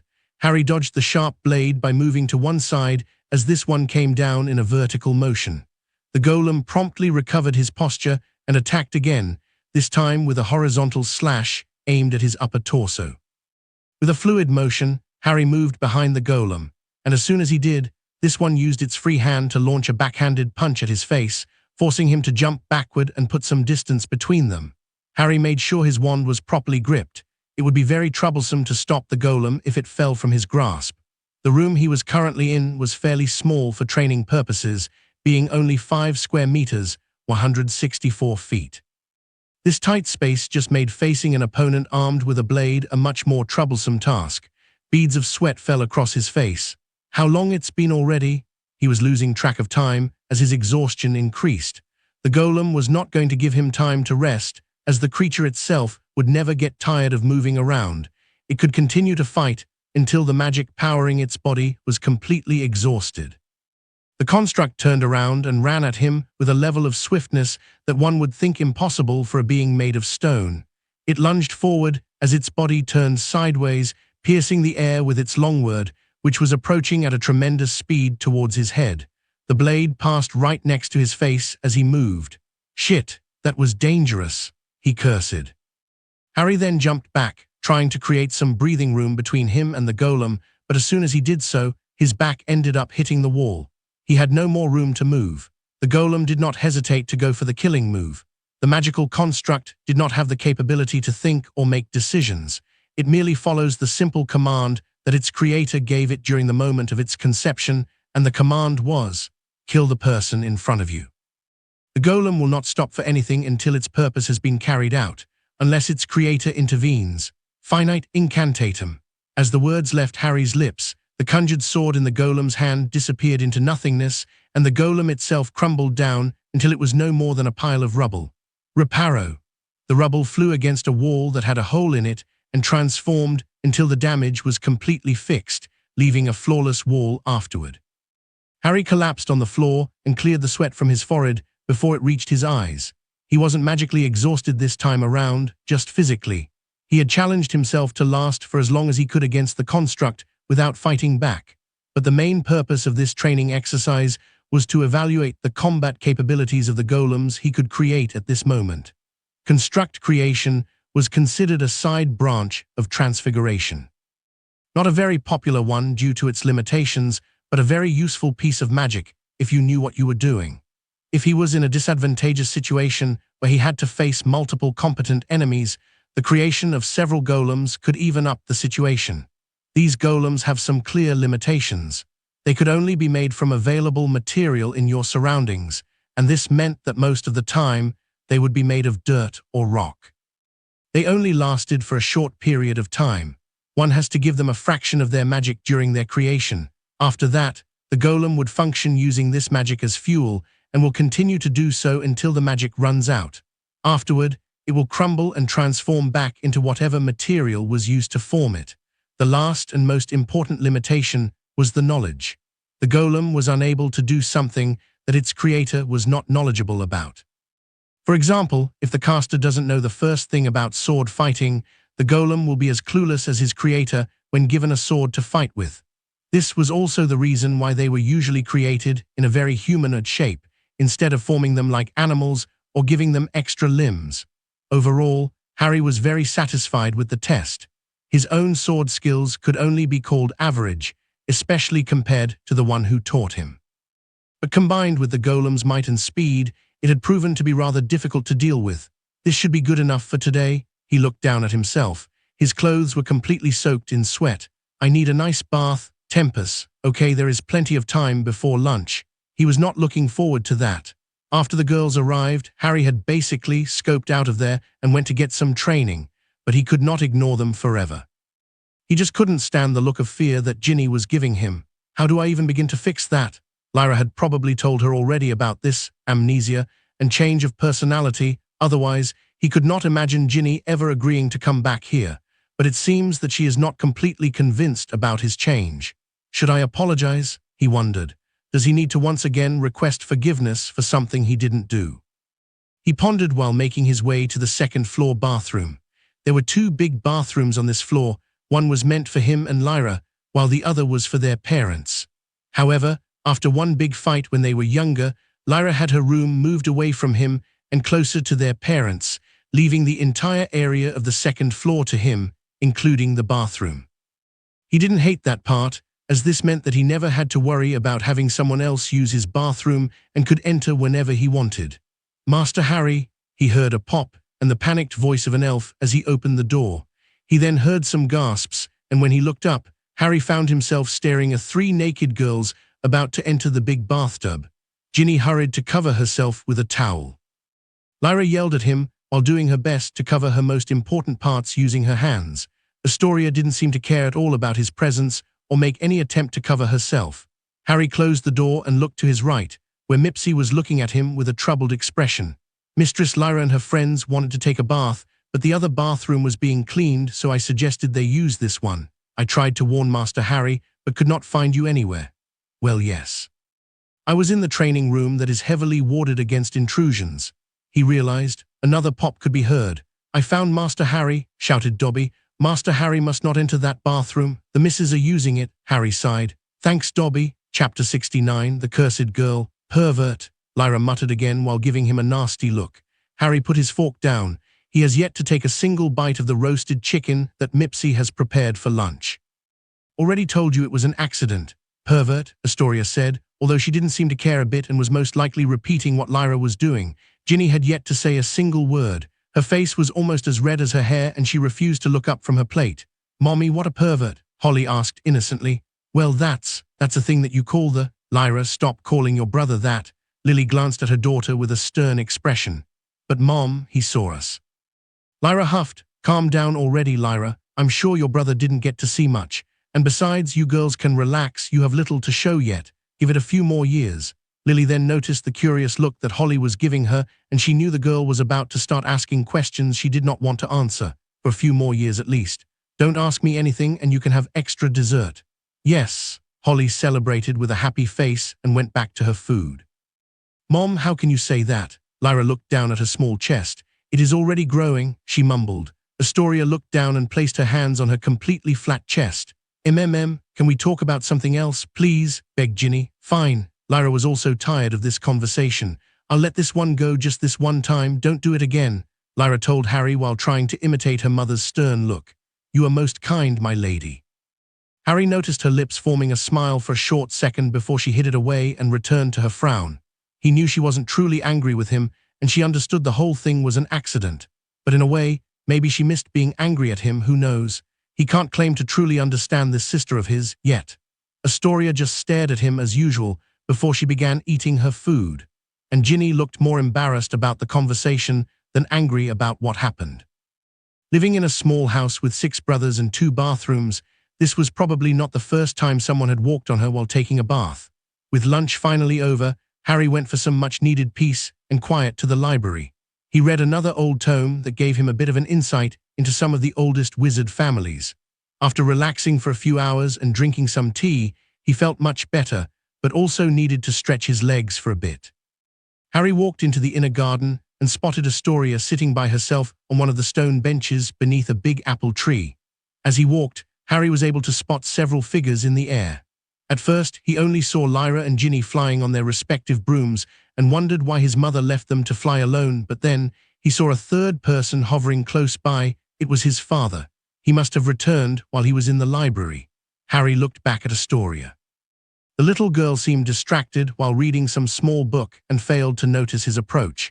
He decided to get closer and say something to the girl. "Good evening, Astoria. Can I sit here?" The bench was big enough for 5 people to sit comfortably. She lifted her face from her book to look at him with her violet eyes and gave him her usual nod. If she was displeased by his presence, she didn't show it in any way. It was impossible to read that girl. He sat down, leaving ample space between them to not make her uncomfortable. "Why aren't you flying with them?" Harry asked. He knew it wasn't for lack of brooms, as his father had an ample collection of them. "Can't," Astoria answered. Those were the first and only words she had said to him so far. Other than calling him a pervert earlier that day, he preferred to ignore that. "Can't. Do you not know how to fly? Because I'm sure my father will be delighted to teach you." "Or perhaps there is another reason." She stared directly into his eyes. "No magic." She said that and went back to her book. "No magic? That's impossible." He was no censor, but he could clearly feel magic coming from her. She was no squib of that, he was 100% sure. Could it be that some type of curses would eat away at the user's magic? Maybe her reserves are so small that her own body prevents her from using any of them as a form of defense mechanism to avoid magical exhaustion. This could mean that she doesn't have enough magic to lift the magical broom, but if she can't even do that, then attending Hogwarts is probably out of the question. "Is because of your curse then?" For the first time, he got a reaction from her. Astoria quickly looked away from her book and stared at him. He interpreted that as a surprise. "You know about it, Daphne? Your sister didn't tell me anything. Don't be mad at her," he said, an intense stare. "She is waiting for an explanation," he noticed.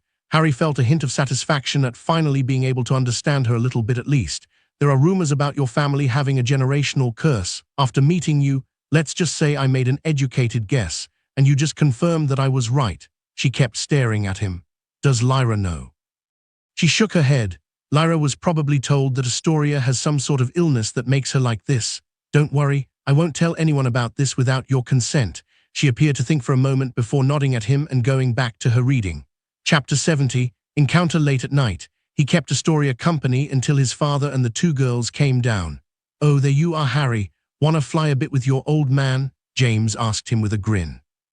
"Maybe tomorrow is getting dark already, and I'm sure Mom would get mad if we were late for dinner," Harry stated.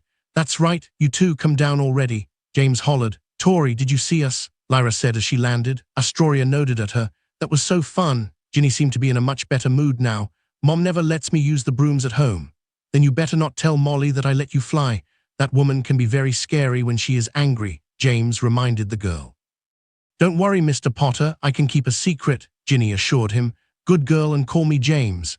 "Let's go inside, we can play a game of exploding snap before dinner," Lyra said with excitement. "Yes, let's do that," answered Ginny. "Be very careful if you play in the library. That game can be very dangerous." Harry warned the girls. Lyra and Ginny gave him a confused look, while James seemed to have realized something. "Wait a minute." It was almost midnight when Harry opened his eyes. He gazed at his surroundings, feeling disoriented for a moment until he recognized being in one of the comfy sofas of the library. "Right, I came here after dinner for some light reading." He looked down at the book that remained on his lap. "Laws and Regulations, English Ministry of Magic, 1707. Maybe I should find a hobby," he considered.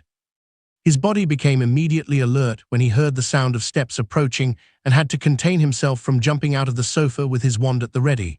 "Relax, you are at home," he reminded himself. He then saw Ginny entering the library while carrying a small magical lamp.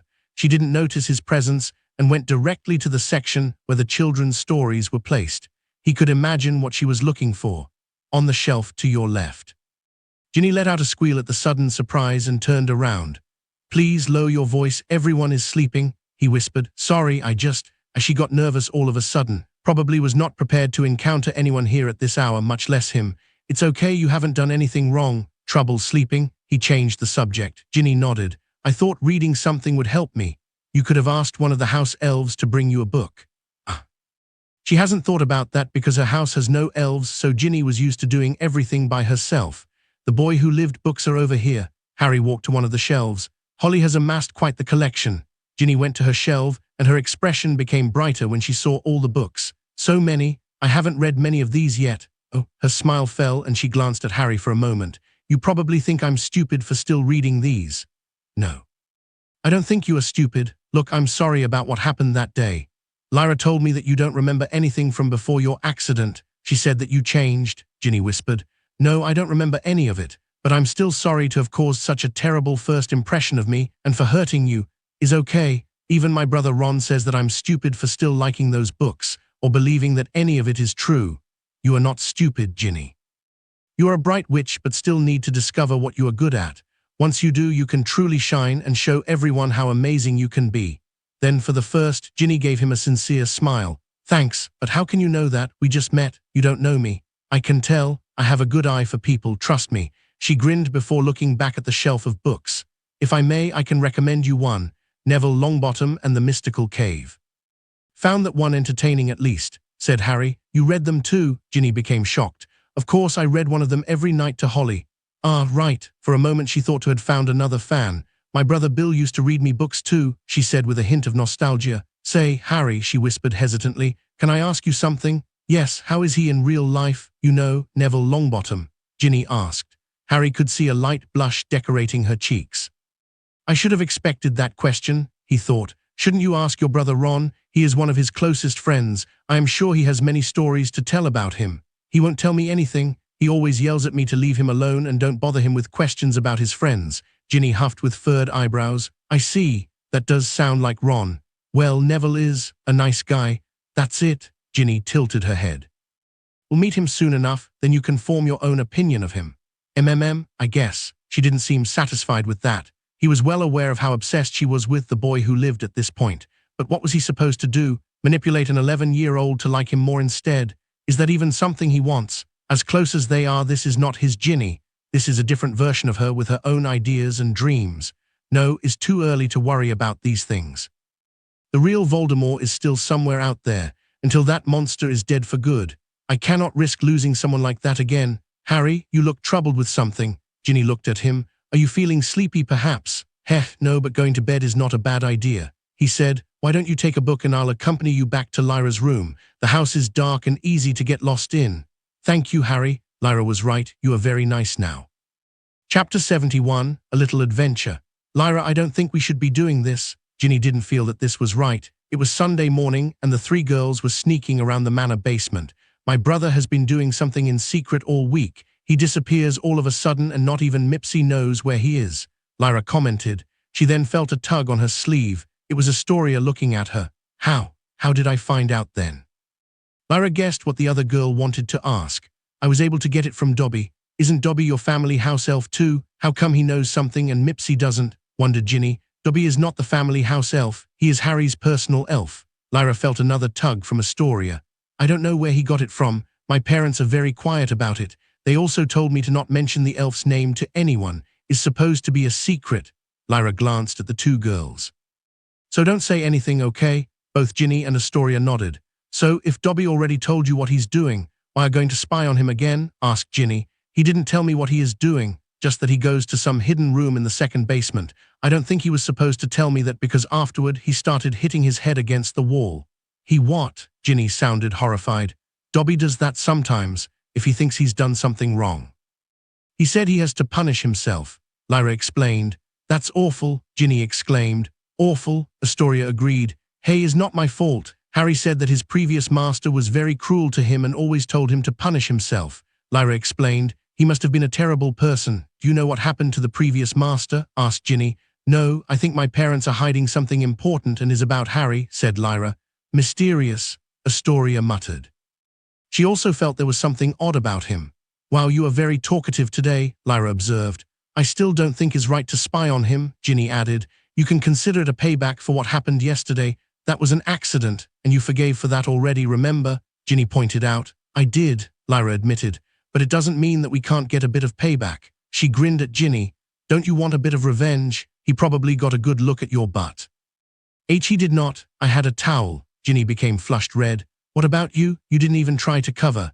Lyra told Astoria. The other girl shrugged. You should care more about boys seeing you. That's for like, your boyfriend or something. Lyra didn't know a lot about those matters, but that's what the books her mother liked so much always talk about. This basement is massive. Do you know where we are going? Ginny changed the subject to something more important at the moment. They have been wandering the place for over 30 minutes already. I have only been here twice. I think Mom had her old school books stored here and some of her stuff from when she lived with her Muggle family, but I have never ventured this far," Lyra explained. The basement of the Potter Manor was not just one big room, but it was instead separated in many corridors with several bifurcations along the way, making it very confusing to navigate. "I'm sure this basement is bigger than my house." Ginny commented, "I don't care about the size, but why did they have to make it so maze-like?" Lyra complained. "At this rate, we are just going to get lost, and then we will get in trouble with your parents." Ginny was starting to panic. "Calm down, we just need MMMM." Lyra felt a hand covering her mouth all of a sudden. It was Astoria, the one who did it. Noise. The other two realized now that they were in complete silence. There was a bit of noise coming from somewhere nearby. "SHHH." Lyra put a finger on her lips to tell her friends to remain in silence. Mostly to Ginny, she didn't need to ask that to Astoria. They followed the noise until they reached a big painting of some old man at the end of a short corridor. "It has to be here. I can hear noise coming from behind the painting," Lyra whispered. "Then, maybe there's some mechanism to open it. Try look. Password." Ginny was interrupted when the painting moved and the old man inside spoke to them. The three girls were startled and looked at the old man inside the painting. "An enchanted portrait. I read about these. Hogwarts has many of them. I didn't know we had any here." Lyra observed the painting with great interest. "Who is the old man thought? You think is an old ancestor or something?" asked Ginny. "Password." The man asked again. "Hello." Lyra greeted him with a smile. "I'm Lyra Potter. I live here. I just want to go see my brother. I think he is on the other side, so. Can you let us pass?" "Password," the old man requested. "I don't think he can say anything else," Ginny concluded. "Then this is not like the paintings I read about. If we don't give him the password, it will be impossible to get through," said Lyra. "Hello, sir, can we get a clue about this password at least?" requested Ginny. "Password," the old man replies. "Never mind, he can't say anything else." Ginny gave up. "Well, I have no idea what the password could be. Should I try something random? Oh, I know, the password is treacle tart. That's my brother's favorite." The old man looked at Lyra with a frown. "Wrong, is not that? Let me think. What about, I love reading boring books." "Wrong." The tone of the old man grew more stern. "This is difficult. I don't know much about my new brother." "What about stop?" Austria covered her mouth. "Lyra, look." Ginny pointed at the old man in the painting. "He looks more angry now," Ginny noticed. "I don't think we should be guessing the answer anymore. I have the feeling that something bad could happen." Astoria nodded. "Bad. You are right." Lyra realized it now. "And I don't think the password was set by Harry anyway. This place looks super old. He was probably just given the password by Dad. But what could it be then?" "Family words." Austria pointed at the painting. The blazon of the Potters was engraved at the top, a blue hippogriff over a silver field. And the old man was wearing the same colors on his tunic, indicating that this man was indeed an old member of the Potter family. The family words. Lyra did her best to recall. She knew her father had mentioned them at least once or twice during their lessons. Then they came to her. "Honor thy blood." "Correct." The old man smiled at her and the painting opened up, revealing a set of descending stairs. Chapter 72, Unexpected Bystanders. Wow, it worked. Lyra stared at the stairs in disbelief. The noises they were hearing before got a lot louder after the painting opened. It sounded like rocks and metal being hit. "What is my brother doing down there?" Lyra wanted to know more than ever. Astoria glanced at her while pointing at the stairs like saying, "Do we go?" "Yes, but let's move slowly. Try not to make any noise," Lyra whispered. I don't have a good feeling about this." Ginny didn't like this situation, but still followed behind Astoria. The trio descended the set of stairs with care until they saw a small arch of stone at the end of it. This one led into another room, the one where all the noise was coming from. They all hid behind the entrance and peeked inside. A stone golem passed by them, and the construct was moving quickly while wielding a metal sword. Lyra and Ginny had to cover their mouth in order to avoid screaming. It did not help the situation when they saw a second menacing-looking golem just a short distance away, or when they realized that the target of their blades was no other than Harry himself. Lyra stared in complete shock as her brother ducked one attack and moved away from another one. The room was not big enough to allow him much space away from the two golems and their sharp swords. Harry was just wearing some shorts and a simple t-shirt for easy movement. With only his spare wand as a means of defense. "He is doing magic out of school," she whispered, not very sure why her first thought was about her brother breaking Hogwarts rules and being expelled, instead of something like, "Why are two magical creatures trying to kill my brother inside a hidden basement that I didn't even know existed until today?" Gladius, spoke Harry. With no more room to dodge, he had no other choice but to start fighting back. The transfiguration he just used had transformed his wand into a short double-edged sword. He deflected the incoming attack before answering by stabbing his blade through the head of the golem, leaving a big hole in it. The damage started to be repaired almost immediately, but in the meantime, the magical construct was unable to move. He took this chance to push it back and create just enough space to escape from the corner where he had been stuck. As soon as he got past the first golem, the second one jumped into action. A swift vertical slash was about to hit his head and likely split it in two. Protego, a translucent shield appeared above his head, stopping the blade and preventing it from traveling further. Harry took a few steps back and lifted his own blade in the air. This one gained a white glow to it as magic was being channeled through it. Defindo. Harry chanted the spell at the same time he completed a perfect vertical slash aimed at the second golem. Even though he was some distance away from it, a white surge of light came out of the sword and impacted the golem, splitting it vertically in half with a clean cut. "Where did your brother learn to fight like that?" Ginny whispered to Lyra. "I have no idea he could fight with a sword, or with anything." For Lyra, the situation felt too surreal at the moment. Harry observed the golem he just cut. It seemed to be having trouble regenerating, that one. It must be running low on magic by now, he concluded. The other one had already recovered and rushed at him without hesitation. Harry lifted his blade and pointed at the golem. Incarcerus. Ethereal ropes came out of the sword and tied themselves around the golem. Despite being in its current shape, the transfiguration that Harry had used on his wand allows it to retain its core, and one is able to still use it to cast magic. This combination of magic and swordsmanship was something originally created by none other than Godric Gryffindor and later on perfected by one of his best friends and the one who taught him this style, Neville Longbottom. The golem only needed a couple of seconds to break free, but it gave Harry some time to recover his breath. The sword shone again, but it now gained a purple color and a baleful aura. The golem arrived at his side and lunged at him. Harry moved behind it and readied his blade. Also, a purple wave of magic cut this golem in half, this time horizontally, leaving behind a purple substance that started to corrode the golem. After it passed through the stone body of the construct, Harry's magic continued until it hit the wall next to the entrance. He then heard the scream of two girls. "What was that?" Lyra shouted. "Lyra, what are you guys doing here?" Harry exclaimed. He was too focused on his training and didn't notice the three girls entering the room. He hurried to remove the magic from the wall before it consumed it, or any of the girls if they got too close to the corrosive magic. "Harry, behind you!" Lyra was the first one to react. She screamed while pointing. Harry noticed the movement and reacted by moving quickly as a blade came lunging his way. This one still managed to stab his left shoulder. It seemed like the second golem, the one he had cut first, still had a bit of magic left. But it stopped moving right after getting a hit on him and promptly collapsed. "No!" screamed Ginny, despite having been cut in half and corroded. The other golem still had part of its upper torso and arms, so it continued to move and attack the closest target it detected. During its creation, Harry's orders have been very simple. Just kill whatever is in front of you. He wasn't expecting visits. Finite incantatum. He hurried to dispel the remaining magic on the golem, and this one went back to being pieces of rock. "Ugh," he groaned, an upper hand to cover the wound on his shoulder to stop the bleeding. "Harry, you are hurt." Lyra forgot about her million questions when she saw him bleeding and ran to him. Chapter 73, Questions. "Harry," Lyra passed by the piles of rubble and knelt down next to her brother. "Should we go call Miss Potter?" Ginny had a concerned look on her face. And Astoria just stared at him. He was going to take that as concern. "No, there is no need to call her for this," Harry told them. "But Harry, you are bleeding a lot." Lyra stared at his white shirt. The area around his shoulder was completely red. "She is not wrong about the blood loss. That golem must have hit an artery. It's just a superficial wound, nothing serious, so calm down," he told her before calling for his elf, Dobby. Elf appeared next to him, looked over and became horrified. "Master Harry, sir, is hurt. Oh no, this is Dobby's fault."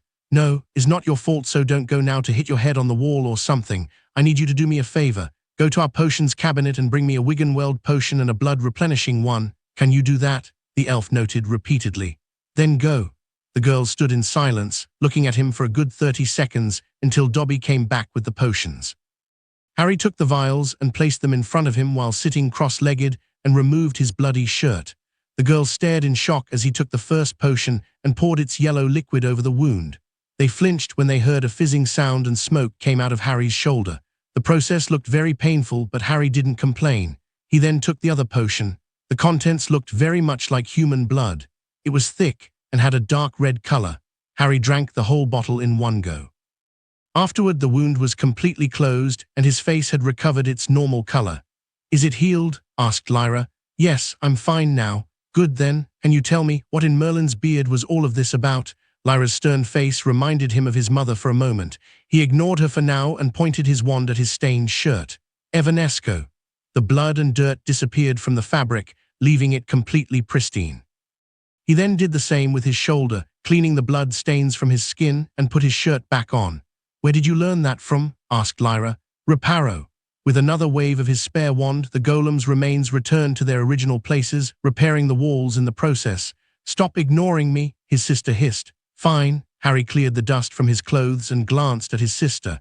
His expression became grave. "But first, I need you to answer something for me. Why did you come here?" He did not have to ask how she knew he was here already. His parents would not have told her, and the only other who knew was Dobby. The elf reminded him of good old Hagrid, very loyal but damn awful at keeping secrets. "I just wanted to know what you were up to." "You have been sneaking around all week," Lyra told him. "I didn't know she was paying so much attention to what I was doing. That was a mistake on my part." I see he now had a problem with no easy solution. Even if he were to obliviate her most recent memories, it would not remove the underlying issue. She didn't accidentally come across this room. She had been wanting to find it. This means that even if he erased her most recent memories, she would just keep trying to figure out what he has been doing. Then there are the other two girls. There should be no problem with Ginny, but Astoria is already a victim of a potent curse. He had no idea how she could react to being subject to the charm, as much as he preferred if they had never come here. Protecting his secrets is not worth the risk of hurting these girls. He sighed. In reality, there wasn't much of a choice to begin with.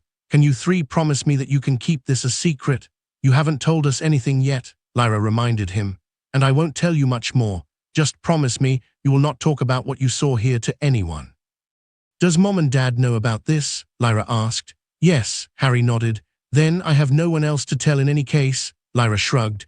"Other than their Uncle Remus and Holly, everyone she ever talked with regularly already knew. I can promise you that I won't tell anyone. I'm very good at keeping secrets," Ginny said. "Contract," Astoria reminded him. The binding contract her father had signed would affect the entire family and prevent them from divulging damaging secrets they learned about the Potters. Of course, it also worked the other way around. Harry wasn't sure how much Astoria was told about the contract, but that part was only referring to life or dead types of secrets, like revealing the location of their manor to Voldemort and his Death Eaters and that kind of stuff. His doing magic during the summer is not something that would have that much importance as far as the contract was concerned, but the girl seemed convinced otherwise, and he would not be correcting her since it was convenient for him. "Okay, we promise not to tell anyone now. Can you at least answer a few questions?" Lyra got closer to him. "You can ask, but I can't promise I will answer." Lyra frowned. "What were you doing here?" "Training." He told her the truth. "Where did those monsters come from?" Lyra wanted to point at their remains, but they were completely gone. "I made them." Transfigurational construction is a branch of magic that you will learn during your NEWTS years, if go that far in transfiguration. NEWT, you can use magic for the 6th year already? Lyra was shocked. In reality, the golems he can make are far beyond the level of Hogwarts students, but at the very least. "The basics can be learned in school. I would love to learn that," Ginny said with admiration. "Where did you learn that magic? Did Dad give private lessons?" Lyra asked. She remembers hearing that their father was quite exceptional at transfiguration at school. There was no answer from Harry. He rather keeps silent than lie to her. "Are you really my brother?" She seemed a bit hesitant to ask. His brother now was so different than the one she knew that it was becoming really hard to believe they were once the same person. Harry glanced at her. "To enter here, you had to say our house words," he stated, and she confirmed it. "Do you know what they mean? To honor your blood? I guess it refers to one's family, isn't it?" Lyra wasn't completely sure, but that sounded about right. He placed both hands on her shoulders. "It means that your family is the most important thing. Not just the present one, but also the past. To honor, respect, and care for one's family. Lyra, I am your family, never doubt that." Ah, okay, Lyra stood baffled. Why can't my brothers speak like that? Ginny wondered out loud. Chapter 74, End of the Fun Weekend. Let us get out of here. I'll escort you three back to the manor proper. Harry started to walk towards the stairs and the three girls followed him. None of them wanted to stay here any longer. As they were passing through the painting, Lyra decided to ask, Harry, who is the old geezer in the painting? Harry turned around and waited until they had all passed to close the entrance. What if I told you that you just insulted the founder of our house? Lyra gasped. Oh no, really? Is he the founder? Harry shrugged. I don't know, but he is definitely an old ancestor, so be more respectful. Oh, right, sorry. Lyra felt like she had been scolded by her parents. That painting is different than the ones at Hogwarts, right? My brothers told me the ones at the castle are very smart, and you can even have conversations with them if you want to. Ginny commented. The ones at Hogwarts are living paintings. Those ones have been infused with the memories of the persons they once were, so they can talk and behave in a similar manner. He points at the painting. The old man inside had remained completely immobile the whole time. That is just a normal painting that someone enchanted to perform a specific task, is also part of the security system they put in here. Security system, so something bad would have happened if I didn't guess the correct password? Lyra asked with concern. Oh, yes, you lot were very lucky there. Too many mistakes and you would have activated the ward defenses. Harry delivered the words with a very grave tone. The girls opened their eyes widely. Even Astoria looked a bit scared. What would have happened to us? Lyra asked with hesitation. Something very bad. I won't go into gruesome details, said Harry. Merlin, exclaimed Ginny, make sure you don't do something like that again. Old magical protections can be very dangerous. The three girls quickly nodded. In truth, he had no idea what would have happened if we're unable to guess the correct answer. Probably nothing serious, since Lyra is part of the family. But he decided that it was better to scare them a bit now, lest they try to do something like this again in a more dangerous setting. Magical wards from ancient magical dwellings are not something one wants to threaten carelessly. The use of dark curses to punish intruders was a common occurrence before the ministry started to regulate their use, until they were ultimately banned. Harry navigated the maze-like basement with no issues, as he had come here every day since he was given permission by his father. As they approached the exit of the basement, the girls became more relaxed and broke their silence. Say, Harry, you think I can practice magic here too? Maybe in a different room though? Lyra decided to ask. Harry gave her a glance. And what magic would you practice? You don't even have a wand yet. She made a pouting face that denoted her age. Get a wand very soon. A wand you don't know how to use yet. She was about to rebuke his comment when he interrupted her. What about this? Wait until next summer when you had at least your first year of school, and then we can go talk with Dad about you doing magic here. Lyra considered his suggestion for a moment. Okay, I think I can wait for a bit. Lyra, can I come too next summer? I don't think my parents would let me do much at home, other than chores. Said Ginny. Sure, Lyra grinned.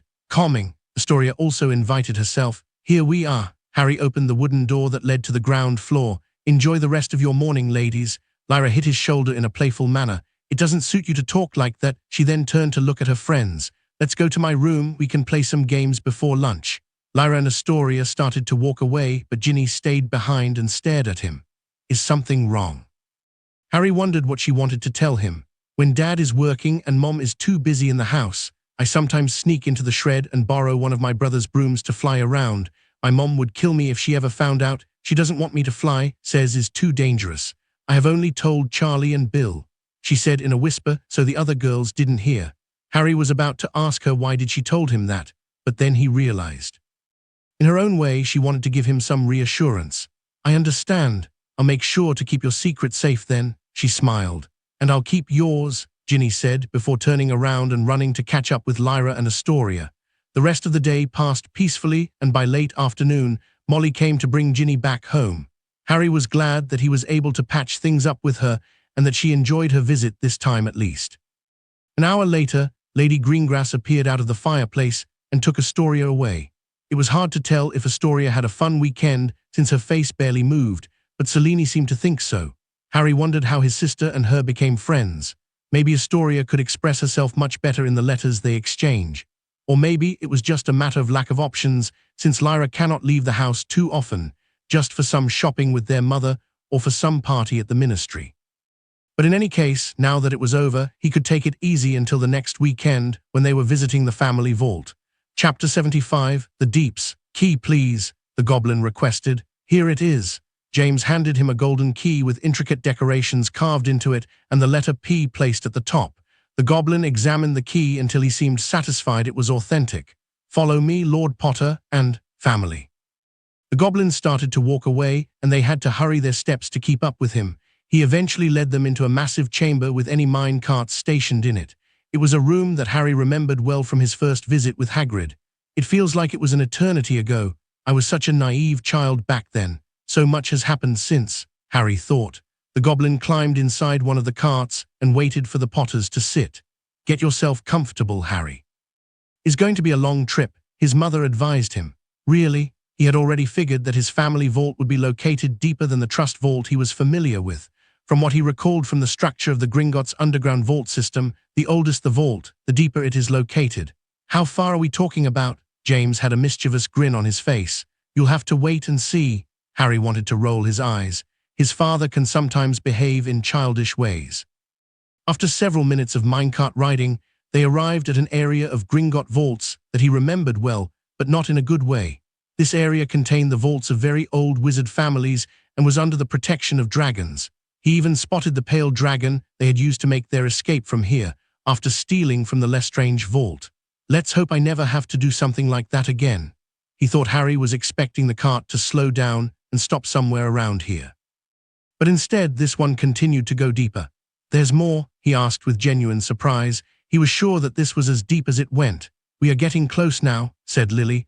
I used to hate this next part as a kid, always got sick, James recalled. Now, hold on to something, the goblin started to say after the cart stopped. Harry noticed that they had reached the end of the rail, but he could not see any vaults around here, just empty rocky walls and darkness. Ahead of them was a massive gap that seemed to go on forever as it was impossible to see what lay further in. Where is the vault? Harry decided to ask. We are going down. The goblin in front of him huffed before pulling down a lever. Down, hold it, there are no more rails, he shouted. Harry considered for a moment if this creature was trying to get them killed, but then he noticed his father grinning. The cart tipped forward and then they started to descend in a completely vertical angle. Turns out he was wrong. The rails were not over, they still continued on the walls of this massive hole. This only lasted for a short but very intense seconds, and then he could finally see the bottom of the hole. After taking a turn at an impossible angle, they now found themselves in a very simple circular rocky chamber, barely illuminated by a few torches here and there. All around them were metallic doors with symbols on top of them.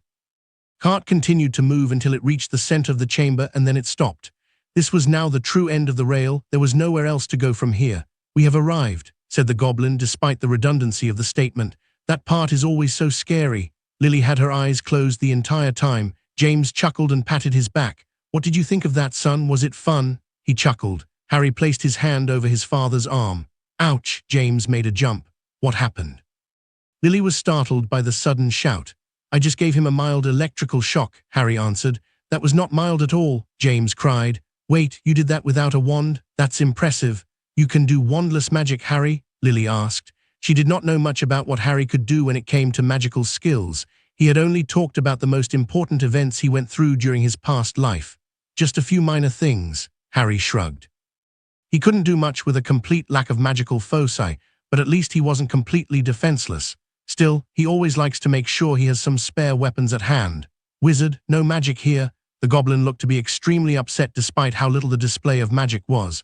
Oh, I forgot to warn you. The security here is very strict. If you do any magic near any of the doors, it could trigger the goblin's defense, said James. Isn't this big hole enough defense? Who is going to come down here? Harry wondered. If you can recognize the owners of these vaults, I bet a lot of people would want to get inside them, James answered while pointing to a specific door.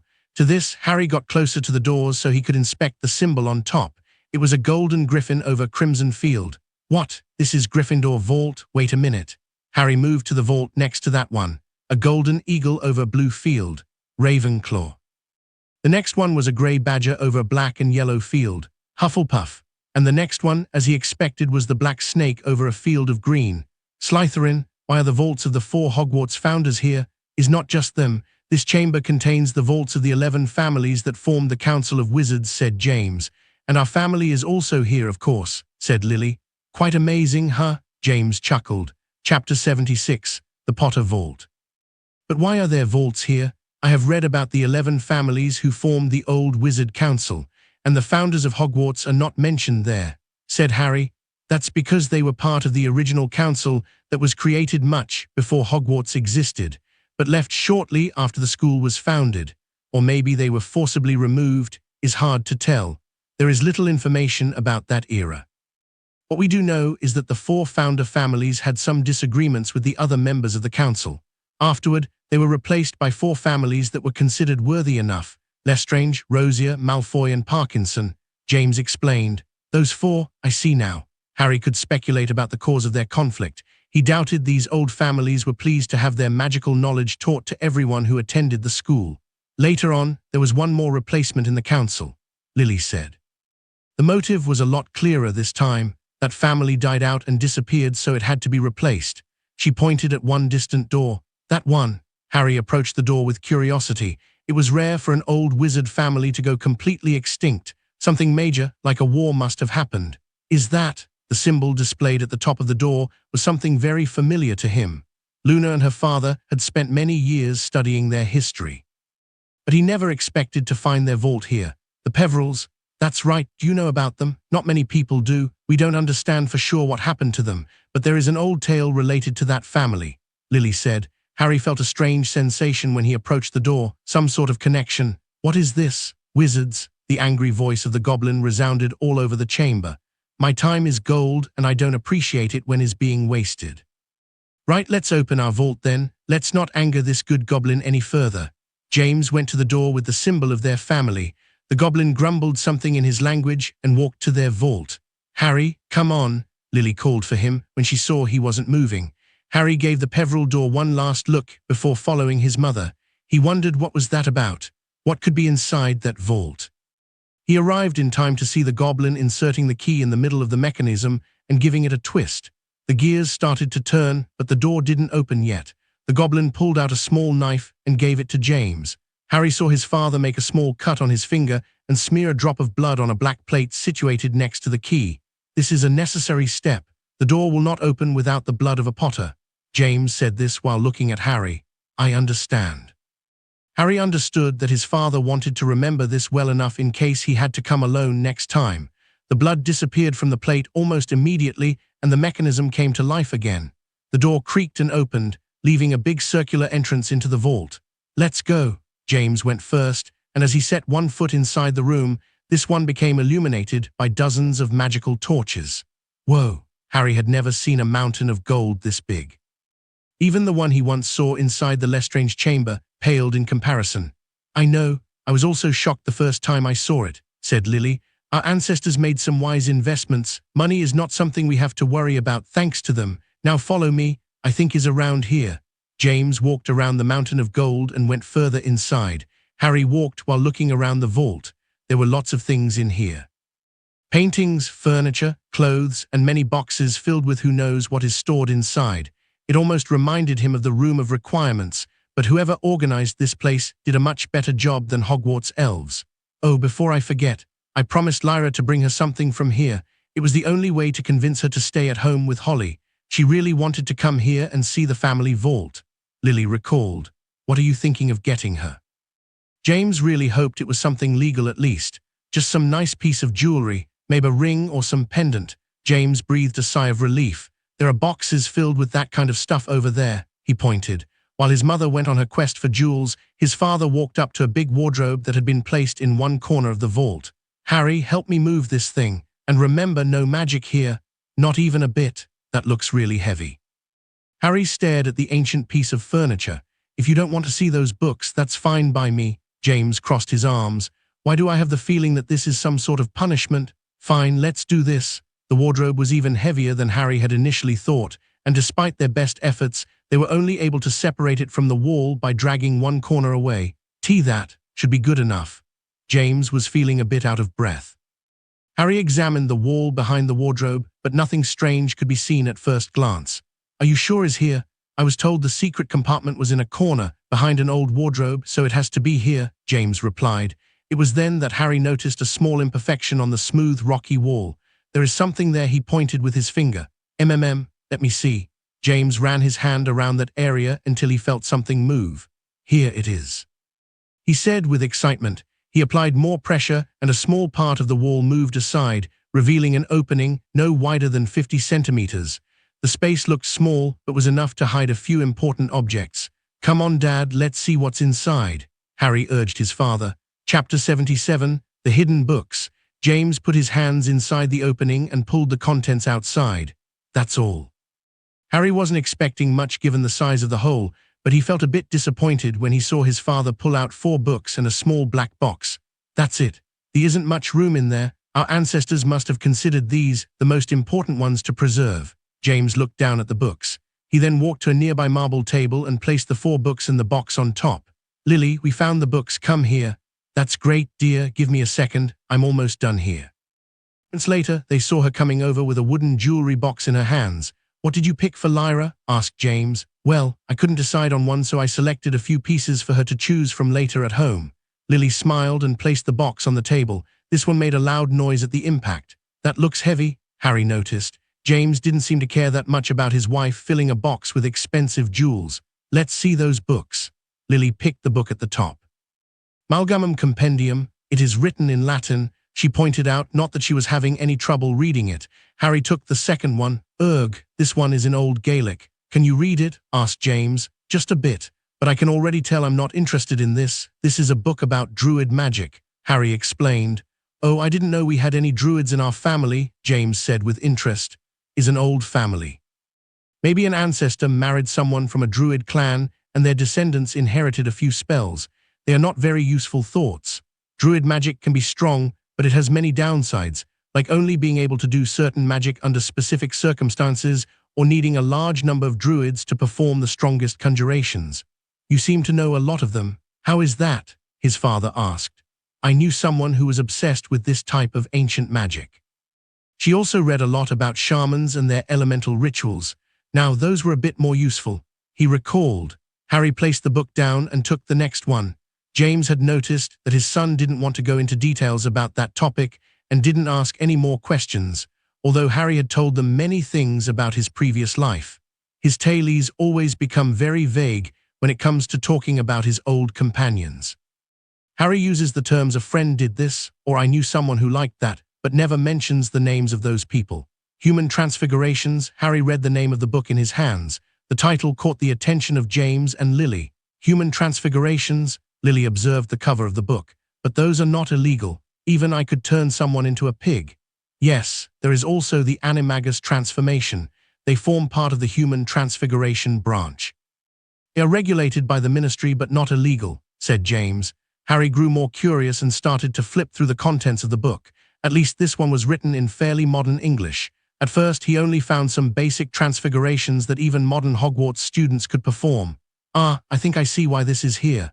Well, tell us, what is it? James looked at him. Yes, what did you find? Lily approached and looked at the page he was in. Permanens Mutatio. Around midway through the book, it starts to talk into detail about permanent transfigurations that can be performed on the human body, Harry commented. Permanent? Lily frowned. All the transfigurations she knew had temporary effects. Once the magic runs out, the transfiguration ends and the object of the spells returns to whatever form it has. When it comes to humans, the effects last even less, because the person's own magic will interfere with the spell itself. What kind of transfigurations are we talking about? Asked James. Growing extra limbs, become taller, bigger, shorter, change the gender. There are lots of them here. Harry talked as he flipped through the pages. Can it be used on others? Lily wanted to know. Yes, and can even be used against the will of the target. That seems to be the main form of use that is described here, Harry said. That horrifying, to permanently change someone against their will like that, Lily exclaimed. Why did my family have something like this? James wondered. What about that one, Mom? Harry pointed at the one she had been reading. This one is filled with some very nasty dark curses. Lily pushed the old tome away from her. I stopped reading when I got to one curse that would liquefy a person's intestines and make them come out from there. You know, that sounds useful. Harry glanced at the book. Harry, how can you say that? His father reprimanded him. I didn't mean that particular one. but knowing a few of these old curses could save your life one day. He tried to explain his reasoning. How so? Lily seems genuinely curious. Modern protections like the Protego charm would not work against many of these old curses. Also, using spells your opponent is not familiar with can be very helpful since they would not know how to counter you. Having said that, Harry had zero interest in that book. In his past, he had already gone through the entire Black family library, as well as the ones of many Death Eaters they had killed. There will be nothing new for him to learn from there. His eyes moved to the last book, hoping that this one would have something useful. It had a black leather exterior and no title or wording of any kind on the surface. Anything interesting there? Lily gave him a few minutes to read before approaching him. She noticed it was written in Latin and filled with symbols on every page. These are rituals, Harry finally said. Ritual? Well, I was expecting at least one of those here, James said. What kind of rituals? Lily asked. Let's see. This one is to enhance some of your senses. There are some for your physical abilities. Magical capacity, being able to see at night, resistance to poisons and venoms, resistance to elements. Seems quite complete. Oh, those sounds too good to be true. I bet there is some downside to them. She never had the chance to study ritual spells as the ministry declared any information about them as illegal, but she knew that nothing was completely free in this world. There are plenty of downsides. James joined the conversations. I heard so many horror stories about people who performed rituals on themselves. Let me tell you about it. Chapter 78, The Downsides of Rituals and the Mysterious Box. Stories? Asked Lily. My mother told me about them. She had originally come from the Black family, and these were commonly used among their members during her era. Serious family, I remember hearing about them, Lily said. Yeah, most of them were nasty folk. But coming back to the rituals, I recall hearing about a popular one that made you resistant to poisons and venom, but it also made you grow reptile scales on your skin, or one that could improve your eyesight but made your eyes red. Lily nodded. Did they not know about the after effects, or they did do it despite them? People would often get addicted to these rituals. They will try to counter the downside of one ritual with another one, and in the end, they would just look inhuman. Remember what Voldemort was like during the last time we encountered him? How can I forget him? He looked terrifying with his pale skin and red eyes. Lily shivered at the mere thought of that man. That's the reason for the ministry to ban all use of rituals. Even if not all of them were as harmful, explained James. Harry remained quiet during the exchange. What his father said was not wrong, but there was more to that. Not all rituals had grievous downsides, or there were ones worth paying. He only planned on performing a single ritual on himself.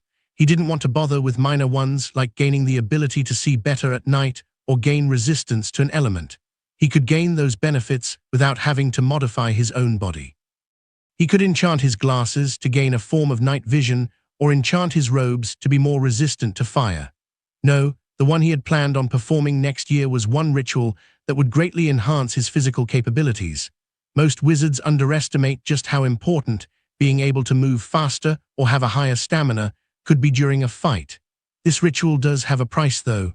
Whoever performs it on himself will suffer from a reduced life expectancy. But that was a price he was more than willing to pay.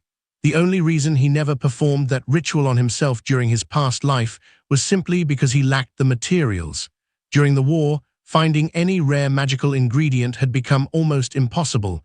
If it wasn't for that, he would not have hesitated. In the end, it seems like this trip was a waste of time.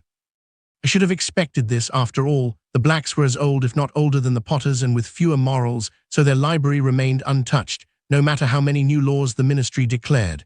And I went through their books many times. What is this? The name of the last ritual got his attention. Soul bonding ritual. Magic that affected the soul was extremely rare, even among ancient families. He could only recall a handful of spells that could do that. Let me see that too. Lily became interested. A ritual that can connect the souls of two people together so they are never separated. How romantic. Connecting two souls. That sounds too fantastical, even for the magical world, James commented. Not so much.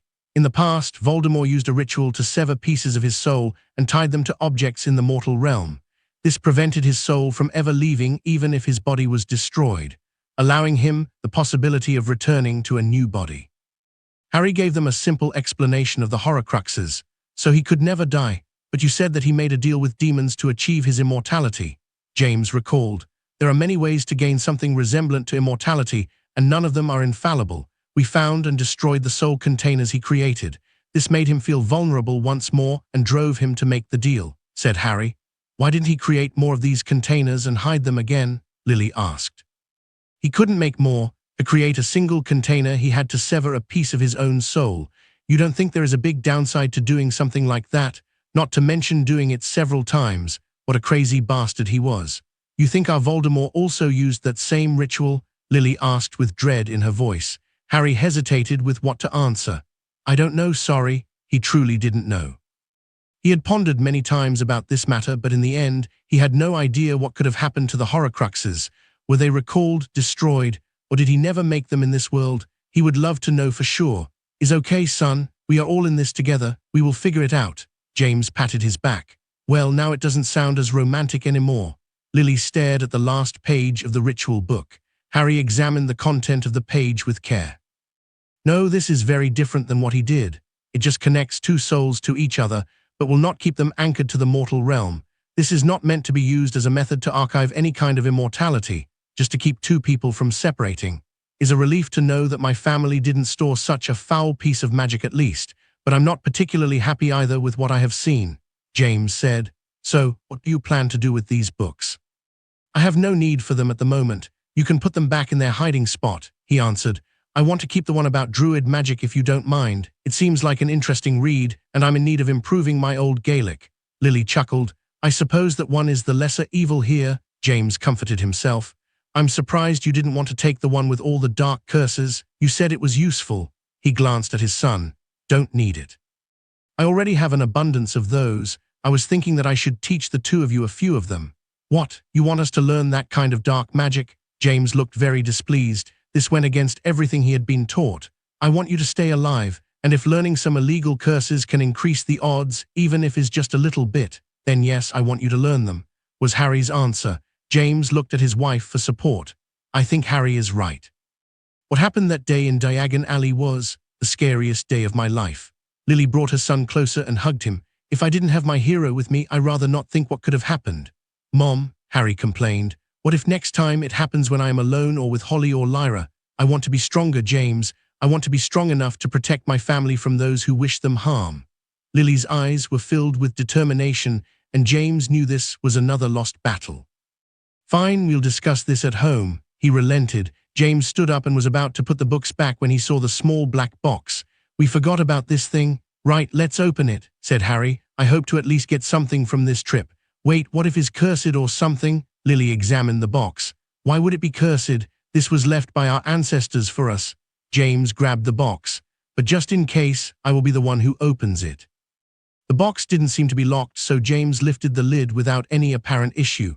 "Huh, why is this here? Oh, come on, what is it?" Harry exclaimed with exasperation. Chapter 79, Uncle Remus. Back at home, Harry was sitting under the shade of a tree while pondering about the Peveril Vault and its connection with his family. For whatever reason, before the family had died out, they left for the Potters their invisibility cloak and their vault key. Two tremendously valuable things that they would not have given away casually. If they were on friendly terms, the cloak would make sense, but why leave the key? When he suggested attempting to open the Peveril Vault, his father had denied him firmly. According to him, all of the vaults in that chamber require both the key and someone of the family bloodline to open the door. Trying to open it otherwise could trigger security measures, which could put their lives in danger. Were they supposed to guard the key in case some descendant appeared, or maybe protect it from someone else? There was no way to know. If they left any documentation about that, it has been lost to time, unfortunately. And what about that sensation he felt when approaching the door? It was like something inside was calling him. What was that about? Could the Hallows be related to that vault? Harry was no stranger to those artifacts. The cloak was more than the rest, but at one point, he even held all three of them at the same time. According to Luna, that would have made him the master of death, as silly as that sounds. He never felt anything different about himself or that he had any special power. He instead had worked hard to learn every piece of magic he knew. None of that was given to him by some mysterious artifact created by the embodiments of death. Of that, he was sure. "Harry, what do you think? Aren't they cute?" The voice of his sister brought him back to reality. He looked up and saw his sister, Lyra. She was smiling while showing a very flashy pair of earrings. They appeared to be made of gold and had some green emeralds encrusted in them that matched the color of her eyes. From all the things Mom brought back, you chose earrings. Harry was fairly sure she did not have her ears pierced the last time he saw her. Yes, they were too beautiful to pass.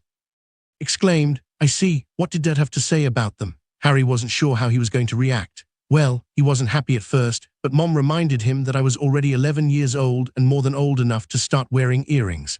I guess he was not allowed much room for arguments. Harry noticed how his mother tended to win her conversations with his father. But you haven't answered my question, Harry. How do I look? She moved her dark red hair out of the way. Harry had never seen any pictures of his mother at this age, but she probably looked very close to what he was seeing now. You look great, Lyra. They make you seem very mature. Thank you. She had a toothy smile on her face. Are you going to wear them at Hogwarts? He asked. Of course, I can't wait to show Ginny. So Astoria is not going after all. He had already imagined that would be the case. No, her mom says that her illness affects her ability to use magic, so she can't go to school. Lyra looked sad. I understand, that's too bad. He felt a bit conflicted about that girl's situation. He was confident to possess a method that could remove her curse. But that would involve revealing his knowledge about a branch of magic he preferred to leave forgotten, if possible. And it didn't seem like her life was at urgent risk or anything, so there is still the chance that Lord Greengrass can find another way to cure her. This next week, I heard that Uncle Remus is coming to visit. He decided to change the subject to avoid depressing his sister with Astoria's situation. Yes, Uncle Remus always has some fun stories to tell. He travels a lot and always brings some souvenirs for us. This time he traveled to Romania, so I'm looking forward to seeing what he'll give us. Lyra said with excitement. He had only met this version of Remus once before, but he does look a lot less miserable than the one from his time. It was easy to tell why. With his parents alive, who had wealth and connections, Remus did not have any problems landing a good job despite his werewolf status. A job that also allows him to spend most of his time away from England, where the anti-werewolf laws were some of the most restrictive in the world. Having money, traveling, and not being surrounded by bigots every day had made Remus a fairly happy guy, even if he was still miserable one day of the month. What is this? Lyra held her present with a mix of disappointment and confusion. That is a genuine vampire killing steak, explained Remus while they had dinner. Moony, don't give my daughter weird stuff, please. James raised an eyebrow. Remus chuckled. Well, the Romanian settlement where I was staying was very close to an important vampire clan, so most of the things they had for sale were vampire-related. I hope you didn't bring Holly some garlic necklace or something like that, Lily joked. Very funny, Lil, but actually, garlic doesn't do anything against a real vampire, Remus commented. Have you fought against a real vampire, Uncle Remus? Lyra asked with interest after putting the steak a good distance away from her. No, never fought one, luckily, but did talk to one a few years back. What a creepy fellow that was, but not too bad for a vampire, I suppose. He shrugged. Did you at least have a fun trip? Harry asked. Actually, Remus's face grew more serious. Moony, did something happen? James glanced at his old friend. It may be nothing, but things were strange there. Apparently, a lot of vampire clans had been disappearing all of a sudden, and no one knows why, explained Remus. Disappearing? Could someone be hunting them? Asked James. That's one possibility, but a hunt this massive would not go unnoticed. Is more likely that they are leaving to go somewhere else, said Remus. Is it a good thing that they are leaving? Asked Lyra. I mean, they are scary creatures that feed on human blood. Is not good, Lyra, not if we don't know where they are going. Or what they are planning. Lily frowned. Harry leaned back on his chair. Vampires are moving. Those guys used to be his allies. Could it be Neville fought a vampire once? Holly shouted with excitement at remembering that fact. That just happened in a book. Don't be silly, said Lyra. You are silly. Holly got angry. Okay, you too, Lily sighed. So anyways, Remus changed the theme of the conversation, leaving Harry with more questions that no one can answer at the moment. Chapter 80, The Band Move. And another one, that makes this 10-0, James chuckled. That's not fair, you two are grown-ups, Lyra huffed. The next morning their father called him and his sister to have a fun Quidditch game in the backyard. It was a 2 versus 2, so both teams played as chasers, and they had no keeper and no beaters. Remus was not incredible by any means, but he was not a bad flyer either.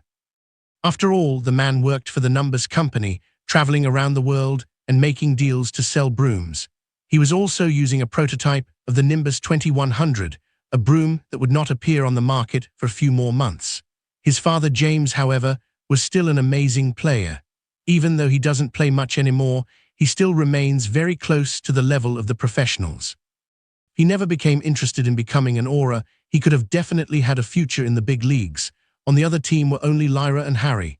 Lyra had a talent for flying but was still a beginner, and Harry wasn't trying too hard at the moment. He just enjoyed the feeling of flying around in peace. "Come on, Harry, we have to at least score 1 point against those two," Lyra exclaimed. Harry grinned.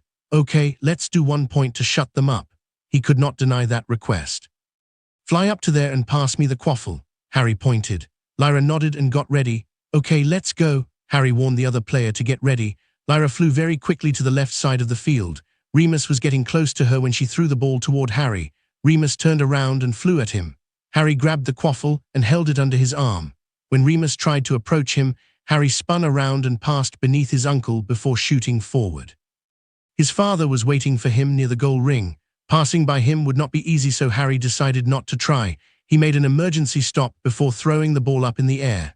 This took James by surprise. He looked up, trying to locate the ball, but by then, Harry was already flying again. Harry made a vertical spin and hit the quaffle with the back of his broom, propelling the ball forward and scoring a point. "What the?" James stood there, baffled at what he saw. "How did you do that?" Remus approached. "Yes, take that," Lyra came screaming. "That was amazing, Harry.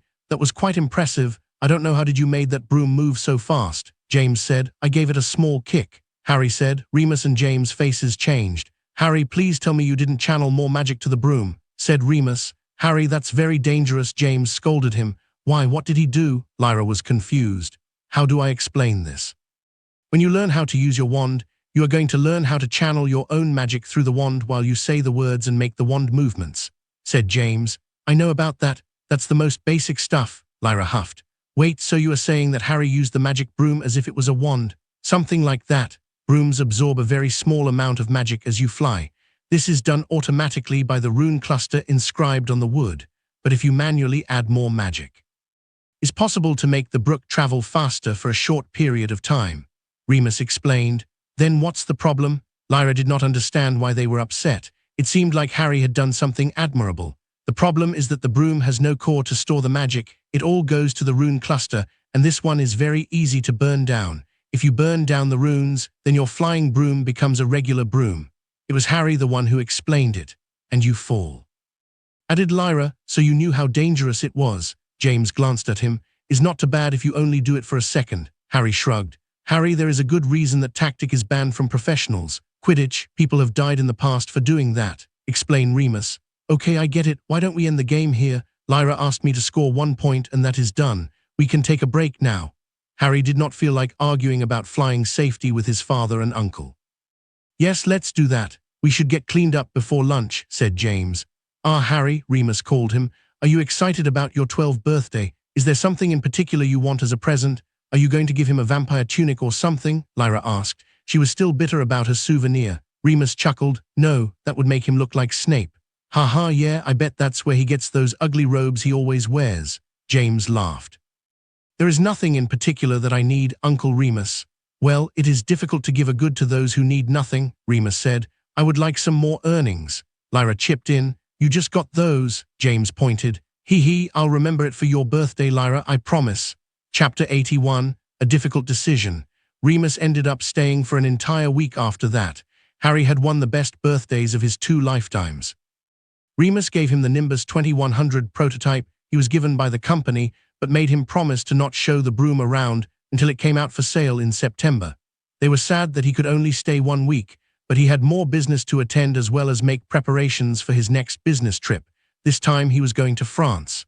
The night after his uncle Remus left, his father called for him. It seems that he and his mother had something important to discuss. "Take a seat, son." James looked somewhat serious. "Did something happen?" He wondered if those Death Eaters had decided to make any moves.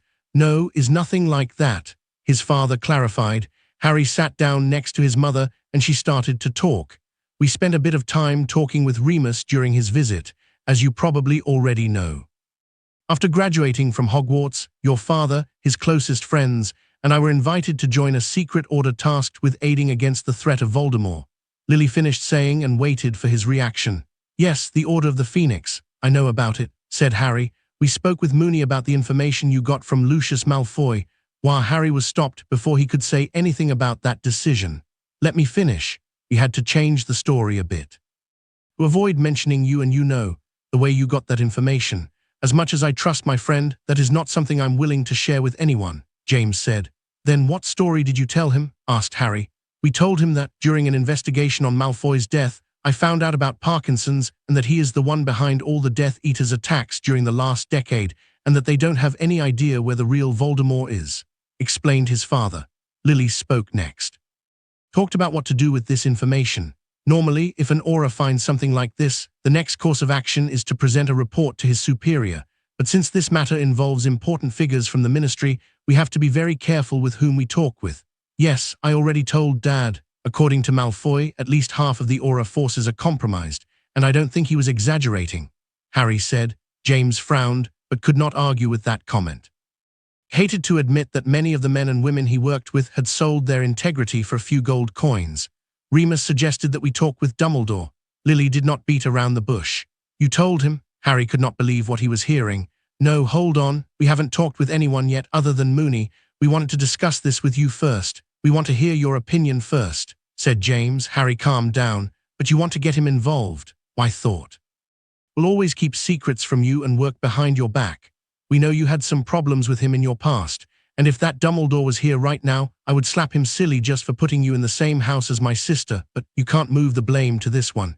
He hasn't done anything to you. It may not be a completely different man, but… Lily stopped there. We also had our own differences. At the time, I blamed him and his passive methods for Sirius' death. We didn't talk with him for years, and I am still bitter about it. But the truth is that we cannot do this by ourselves, especially not when I cannot even trust half of my own co-workers. Dumbledore is still one of the most powerful and intelligent wizards I know, and we could really use his help, James said. That's right. With Dumbledore and the Order of the Phoenix reinstated, it will be much easier to keep track of the Death Eaters' movements and intervene if necessary, added Lily. Harry thought about it for a minute and realized that he didn't have a good argument against theirs. His reason for not wanting to work with the old man came mostly from his bitter feelings of having been manipulated into following his plans, even if his goal was a good one. But he cannot deny them a powerful ally for a reason like that one. He cannot allow his personal feelings to get in the way. Would you be telling him the same that you told Remus? Harry asked. You will have to polish the details, but yes. Does this mean that you agree with this plan? Asked Lily. Harry nodded. As Dad said, it is the most logical step. Just don't let him manipulate you to do something you don't want to do. Dumbledore may not be a bad person, but he only sees the big picture, like a chess board with pieces on each side, and you can't win a game without sacrificing a few pieces. I'm glad to hear that. You can enjoy your school year in peace. If something important comes up, we'll tell you about it, James promised. What do you mean by enjoying my school year? I want to help too, said Harry. But what about Hogwarts? Asked Lily. I can skip a few classes if necessary, Harry shrugged. And how do you plan on helping? Most of the work we can do right now is limited to observing and spying as well as some policy maneuvering at the Wisengamot, James asked with a knowing suspicion. You know what I can do. Just find me where Parkinson and the others live and I'll take care of them, Harry said nonchalantly. Harry, Lily shouted, that's what I was afraid of. Harry, you can't go around playing vigilante anymore. We already discussed this. James was furious. Harry, you can't lower yourself to their level. I do not wish to see my son like that, please. Harry hated for his mother to look at him like that. They went back and forth for over an hour, and in the end, Harry had to make a concession and agree to do things their way for now. What he did not tell me was that he was only willing to do this for as long as the real Voldemort didn't show up. If that were to happen and the threat level rose up, Harry would act in full force, no matter what they said or what they thought of him afterward. Chapter 82, Shopping Trip, August 15. Wow, Mom, look at that. I want it. Holly pointed at the window of a shop. The entire Potter family had come to Diagon Alley for a shopping trip. They had initially planned on coming sooner to buy the school materials for Harry and Lyra, but Molly Weasley had convinced their mother to wait until mid-August and come all together. This also meant they could take the chance to buy something for Holly's birthday, as it was only 4 days away. Can we go inside? Holly insisted. The shop she wanted to enter was filled with all sorts of magical toys. Wait, I want to get my wand first, Lyra cried. Harry gave his sister a passing glance. She was usually mature for her age, but sometimes she could get a bit spoiled when there was something she really wanted, and she had been obsessing with getting her own one since the start of summer. "No, Mum," Holly pouted. "Okay, enough of you two," Lily huffed. "Before anything, we need to go to Gringotts. We are not buying much without money. Also, we are meeting the Weasleys there." "Hold on, do we need to go all the way down there again?" Harry asked with a hint of worry. He did not enjoy that trip to the guts of Gringotts. James found his reaction amusing. "Of course not. We have a trust vault on the upper levels. It gets a refill twice a year." "Yes, you three can wait in the lobby. Just promise to behave, okay?" Lily warned. "Yes, Mom," both Lyra and Holly answered together. "Serious, girls. If we come back and you made some kind of mess, there will be no birthday presents for you," she pointed at Holly. "And no extra books for you," she pointed at Lyra. Her birthday had been in May, so she could not use that as leverage, but she knew her daughter wanted to get a few extra books for charms and potions. The faces of the two girls became paler. "Well, be good," they hurried to say. Lyra then pointed at Harry. "Why doesn't he get a warning too?" "Okay." Lily glanced at her son with an attempt at a stern face. "Young man, behave yourself or Mipsy will not be making any more treacle tart for the rest of the year." "Whoa, hold on a minute." Harry was not ready to receive a threat like that today. There they are. Molly Weasley found the three well-behaved Potter children sitting on a stone bench near the bank entrance. She was being accompanied by her husband Arthur and their children, Percy, the twins, Ron and Ginny. "Hello, Miss Weasley, and hello to you all." Harry was the first one to greet them. Arthur smiled. "I can finally meet the elusive Potter heir. Nice to meet you, Harry." He then looked at his sisters. "Lyra, so lovely to see you again, and Holly, only one visit this summer. Our chocolate reserves are going to spoil at this rate." "New." Holly was horrified at the mere thought. "Lyra," Ginny hurried to greet her friend. She then made a gasp of surprise. "You got earnings? Wow." "Hee hee, you like them?" Lyra moved her hair away to show then better. "Is that gold?" Surprisingly enough, it was Ron the one who asked. Harry noticed a mix of greed and envy in his eyes. "Does Ron want a pair of earrings too?" "Oh, now we know what to get you for Christmas," Fred and George joked. Ron's face became bright red with embarrassment. "Shut up," he shouted loud enough to earn the attention of the surrounding people. "Ron, behave yourself. We are not at home right now," Arthur told him with a stern expression.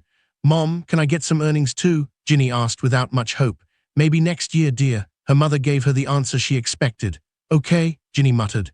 "Then I'm going to the vault, then we can go shopping, okay?" Arthur said. "Molly," as Arthur was leaving, Lily and James walked into the lobby. "Where do we go first?" asked Lily once they were back on the main street. "Wand," said Lyra. "Toys," Holly shouted and raised her hands up for more emphasis. "Robes should go first. They take a while to be ready, so is more efficient like this." Harry offered his 2 cents. "James, why don't you take Lyra and Ginny to Ollivander's so they can get their wands? I'll go with Molly and Arthur to buy the books and then we can find the rest together," suggested Lily. "Wait, Lily, we already had a wand for Ginny to use. It was from my aunt. I'm sure it will serve her well." Molly made a complicated expression. "Don't worry about it, Molly. James has been wanting to buy a wand for Ginny, as a thank you gesture for all the times you took care of our daughters.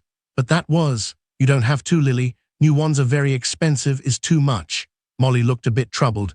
"We know we don't have to, we just want to do it. Is that okay with you?"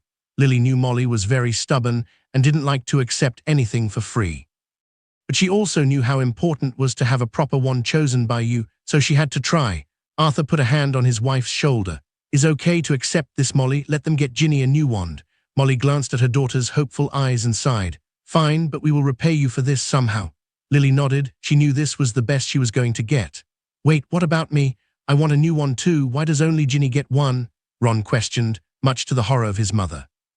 "Because she actually reads the books," said Fred, "and has a much better chance than you to pass her NEWTS, said George. "They are not wrong, Ron. Maybe if you study harder this year, Mom and Dad will buy you one." Percy tried to help his brother at least. "Study is for idiots. This year I'm joining the Quidditch team." "Right, and I have a new broom instead of a wand then?" asked Ron, completely oblivious to the death stare his mother was giving him. "Well, he tried." Fred shrugged, but he dug his own grave. George shrugged. Chapter 83, The New Professor. "Looks like there is some sort of event going on today," Lily commented when they arrived at Flourish and Blots. A long line of women reached the entrance door. "Of course, today's is the day Gilderoy Lockhart is coming here to sign his books." Molly looked very excited. Lily made a realization face. "Is this why you insisted on coming today?" "Well, yes, I'm a huge fan, you see." "I'm sure you'll like him. You wait until you see him," Molly admitted. "I never heard of him. Is he a famous writer?" Lily's novels were mostly from Muggle authors, so she wasn't too familiar with famous wizard writers. Oh, he is magnificent, and from a rumor I heard, he's going to be teaching at Hogwarts this year, Molly said. Really? A famous wizard is going to be a teacher? She turned to look at her son. Isn't that great, Harry? He had to make full use of his occlumency to avoid making a strange face.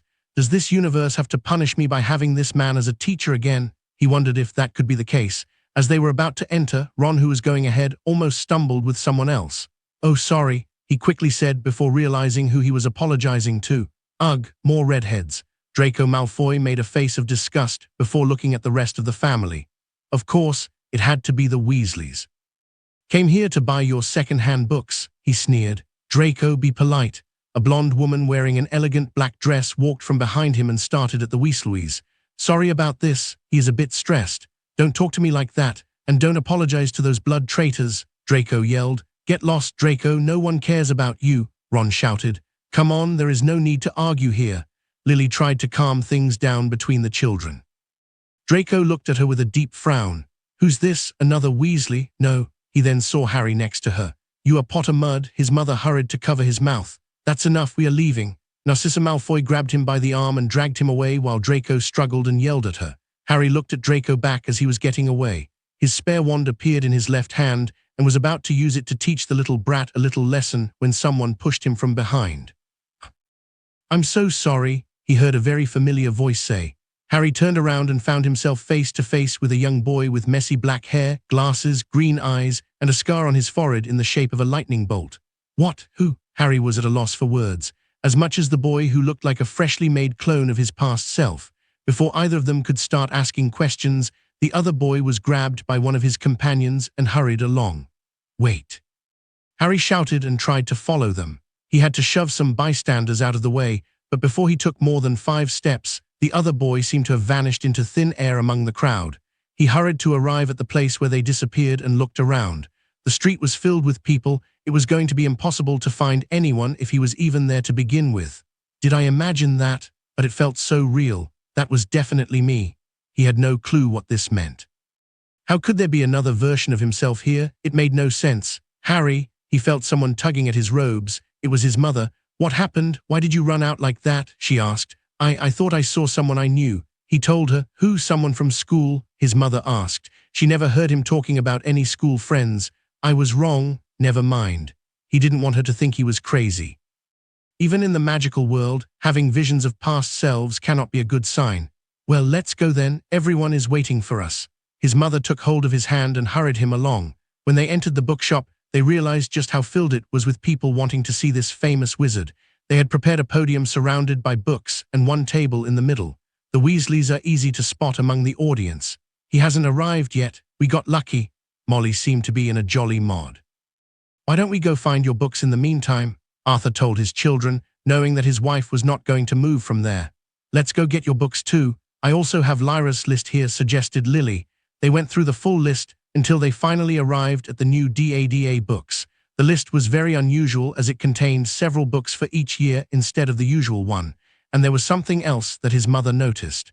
This is odd, Lily said as she examined the new defense books for him and his sister. What's odd? Harry decided to ask, but he had an idea what she was talking about. These books were written by this Gilderoy Lockhart himself. The new professor is making the parents but his own books for teaching materials. That's so unethical. If only that was the most unethical thing that man has ever done, he wished. These don't even look like school books, is more like a he is here. People started to yell, women were screeching and calling his name.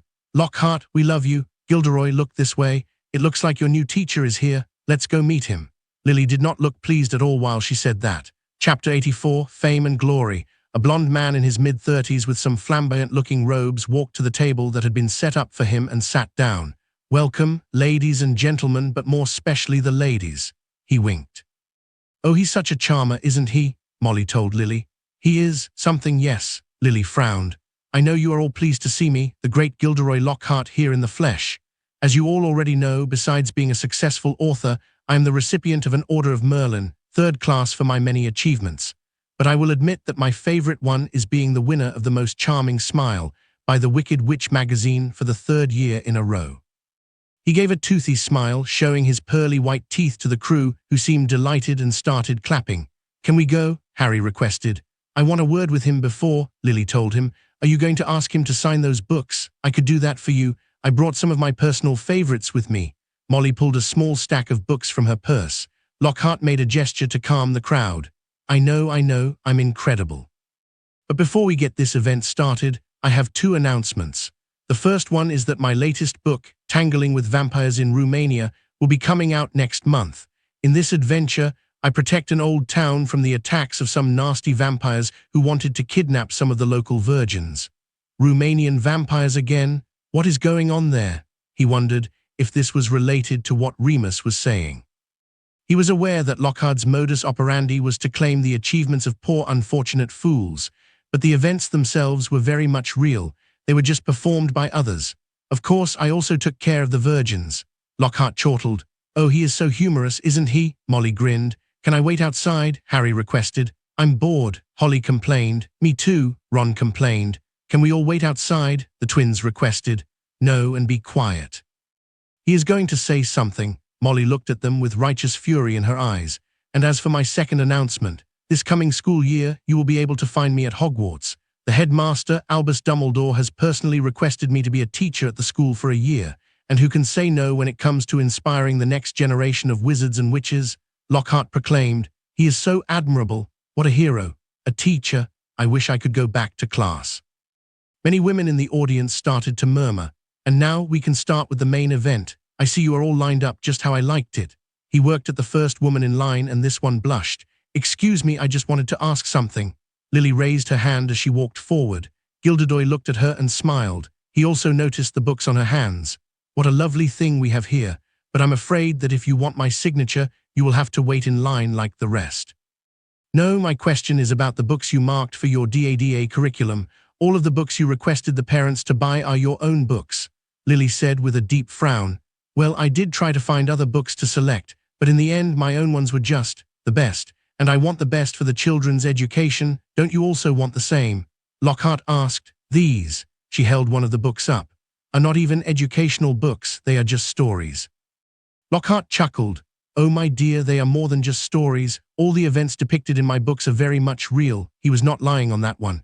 But I have to say, I adore passionate mothers like yourself. I would love to discuss this further, maybe over dinner. Ask my assistant over there for the details. He pointed to his left. Lily was beyond furious now. She was about to growl at him when a loud commotion started at the entrance of the shop.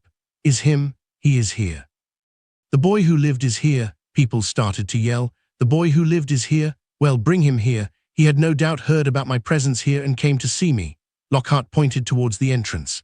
The poor Neville was surrounded by people asking him questions while his grandmother tried to chase them away.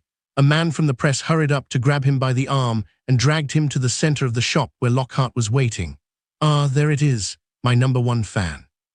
Gilderoy Lockhart moved smoothly to his side and placed his arm around Neville's shoulder. Go ahead, take some good pictures. The boy who lived with his new professor, Gilderoy Lockhart, he smiled. What? Who is this? Neville had no idea what was going on. Right, give me one of those stacks. Lockhart pointed to one stack of books on top of his table. This was the whole set needed for their school year. He was given the books and then placed them on Neville's arms. Here you go, said Lockhart before looking back at the camera. A full set of school books for free, for my good friend Neville Longbottom. Is Longbottom? Neville complained softly. Tursk, does he think this is over? Lily was about ran at him again when she felt a tug on her tunic. Mom, let's go please. Holly was beyond bored already. Fine, let's just pay for these books and leave. She had to give up on arguing with that man. For now, thank Merlin, said the twins. Finally.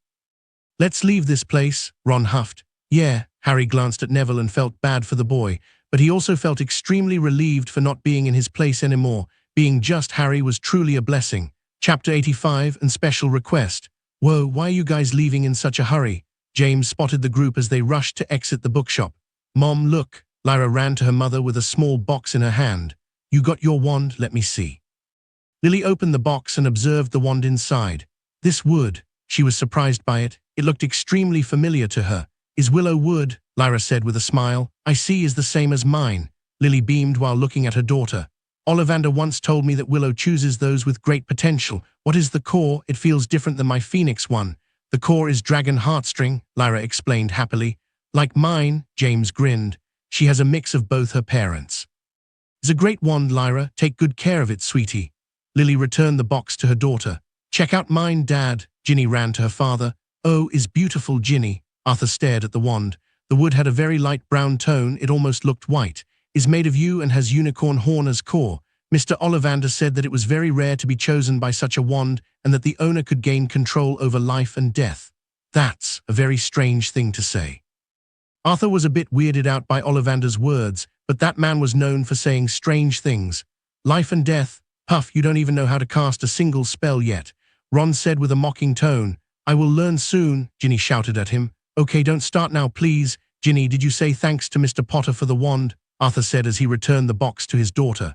I did, she answers quickly. Arthur nodded and then looked at James. Thank you, James. Don't mention it. James shrugged it off. By the way, where is Molly? Still inside, answered George. Said she would not leave without his signature. Added Fred. Signature? James looked confused.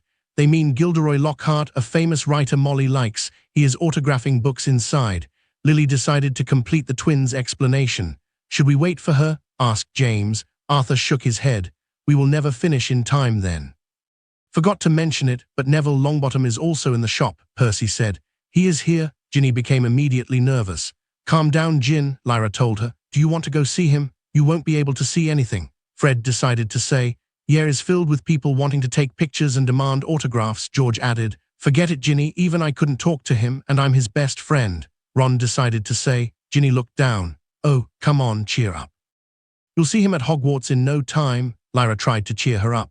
Yes, that's right, I'm going to see him soon, Ginny said. Lily noticed a strange look on her son. Harry, feeling okay? Of course, I'm fine. We should continue the shopping. There are still some things left. Harry recovered his usual expression. Then how do we do this? We still have robes and potion materials. James was reading the list. And toys, Holly reminded him. Right, and toys, James added. Why don't you and Lily take Holly to buy her toys? I think she has waited enough. I'll take the kids to get their robes measured, Arthur suggested. James looked at his wife and this one nodded. Yes, we can do that. James knew down and picked Holly up. Okay, young lady, let's go choose some nice toys. Yay, finally, Holly proclaimed. Why do we have to go to this robes shop? I know I'm not getting new robes, Ron huffed. Not you, but Ginny will need some, Arthur explained. Wait, what? She already got a new wand, and now she's getting new robes too. Ron was running. Since when do you care about buying new clothes? Percy pointed out. Ron, Ginny is a girl. She needs female robes. She can't use Charlie or Bill's old ones like you do. And your mother's old robes were lost many years ago. Arthur avoided mentioning that Molly's old things were all lost during the Death Eater attack on the Prewett house. Ron was still not satisfied at all. His face was becoming redder and he seemed about to explode. Seeing this, Harry decided to help out. Why don't we go to the Quidditch shop after they take my measurements? He suggested to Ron. The Quidditch shop? Ron seemed intrigued now, and his anger started to diminish. Yes, I need to pick some protections and we can see the new brooms, Harry said. Protections? Lily glanced at her husband. James grinned and scratched his head. I'll tell you later, he said in a low voice. That sounds fun. Yes, I want to see the new brooms. The Nimbus 2001 is supposed to come out soon. Do you think they'll have any of them for display? Ron had switched to Quidditch mode and forgotten about everything else. Thank you, Arthur whispered to Harry.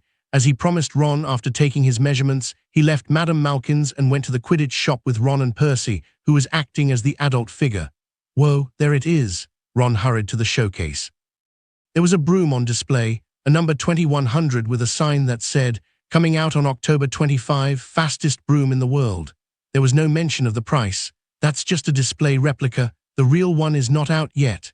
Percy felt the need to point that out. The trio went inside, and Ron immediately separated to go look at the new brooms section. He could not buy them, but he could at least look at them. Harry walked straight to the counter, where a middle-aged man was distracted, reading a newspaper. Excuse me, how much is that new Nimbus? Harry asked. The man lifted his gaze from the paper and gave Harry a tired look. Look, kid, he stopped speaking all of a sudden and stared at Harry's acromantular silk robes. My apologies, young lord. The broom costs 350 galleons. You can reserve one and we can deliver it to you as soon as it arrives. His attitude had completely changed. Harry wanted to point out the man's unprofessional attitude, but that would get him nowhere. Bring me some parchment and a quill. I have a bit of a special request. Right away, sir. The shopkeeper showed a greedy smile. Special requests from rich kids would always translate to mountains of gold. Chapter 86. And stressful train ride, King Cross Station. I wanna go too, the little girl huffed. Not this again, Holly. Are we going to have the same conversation for the next 5 years? Lily held her daughter from running into the train. Is not fair, Holly screamed. Okay, you too. Lily glanced at Lyra and Harry. Have a good year, and don't get into too much trouble. We'll see you in December. She gave them a tight hug before leaving with Holly. I'm going to look for Ginny, Lyra said with excitement as they entered the train. Harry told her where the first years were usually staying and warned her to stay clear of the first 2 cars, as those were always taken by Slytherin students. He continued to walk through the train until he arrived at the last car. Wait for me, Ron, he heard the familiar voice of Hermione. He did find it odd she would be calling for Ron of all people. Those two had barely spoken last year. Come on, if we don't hurry, someone else is going to take it. Harry then saw them. Hermione ran to the last cabin of the train while Ron waited at the door. The two of them went inside and disappeared from his view.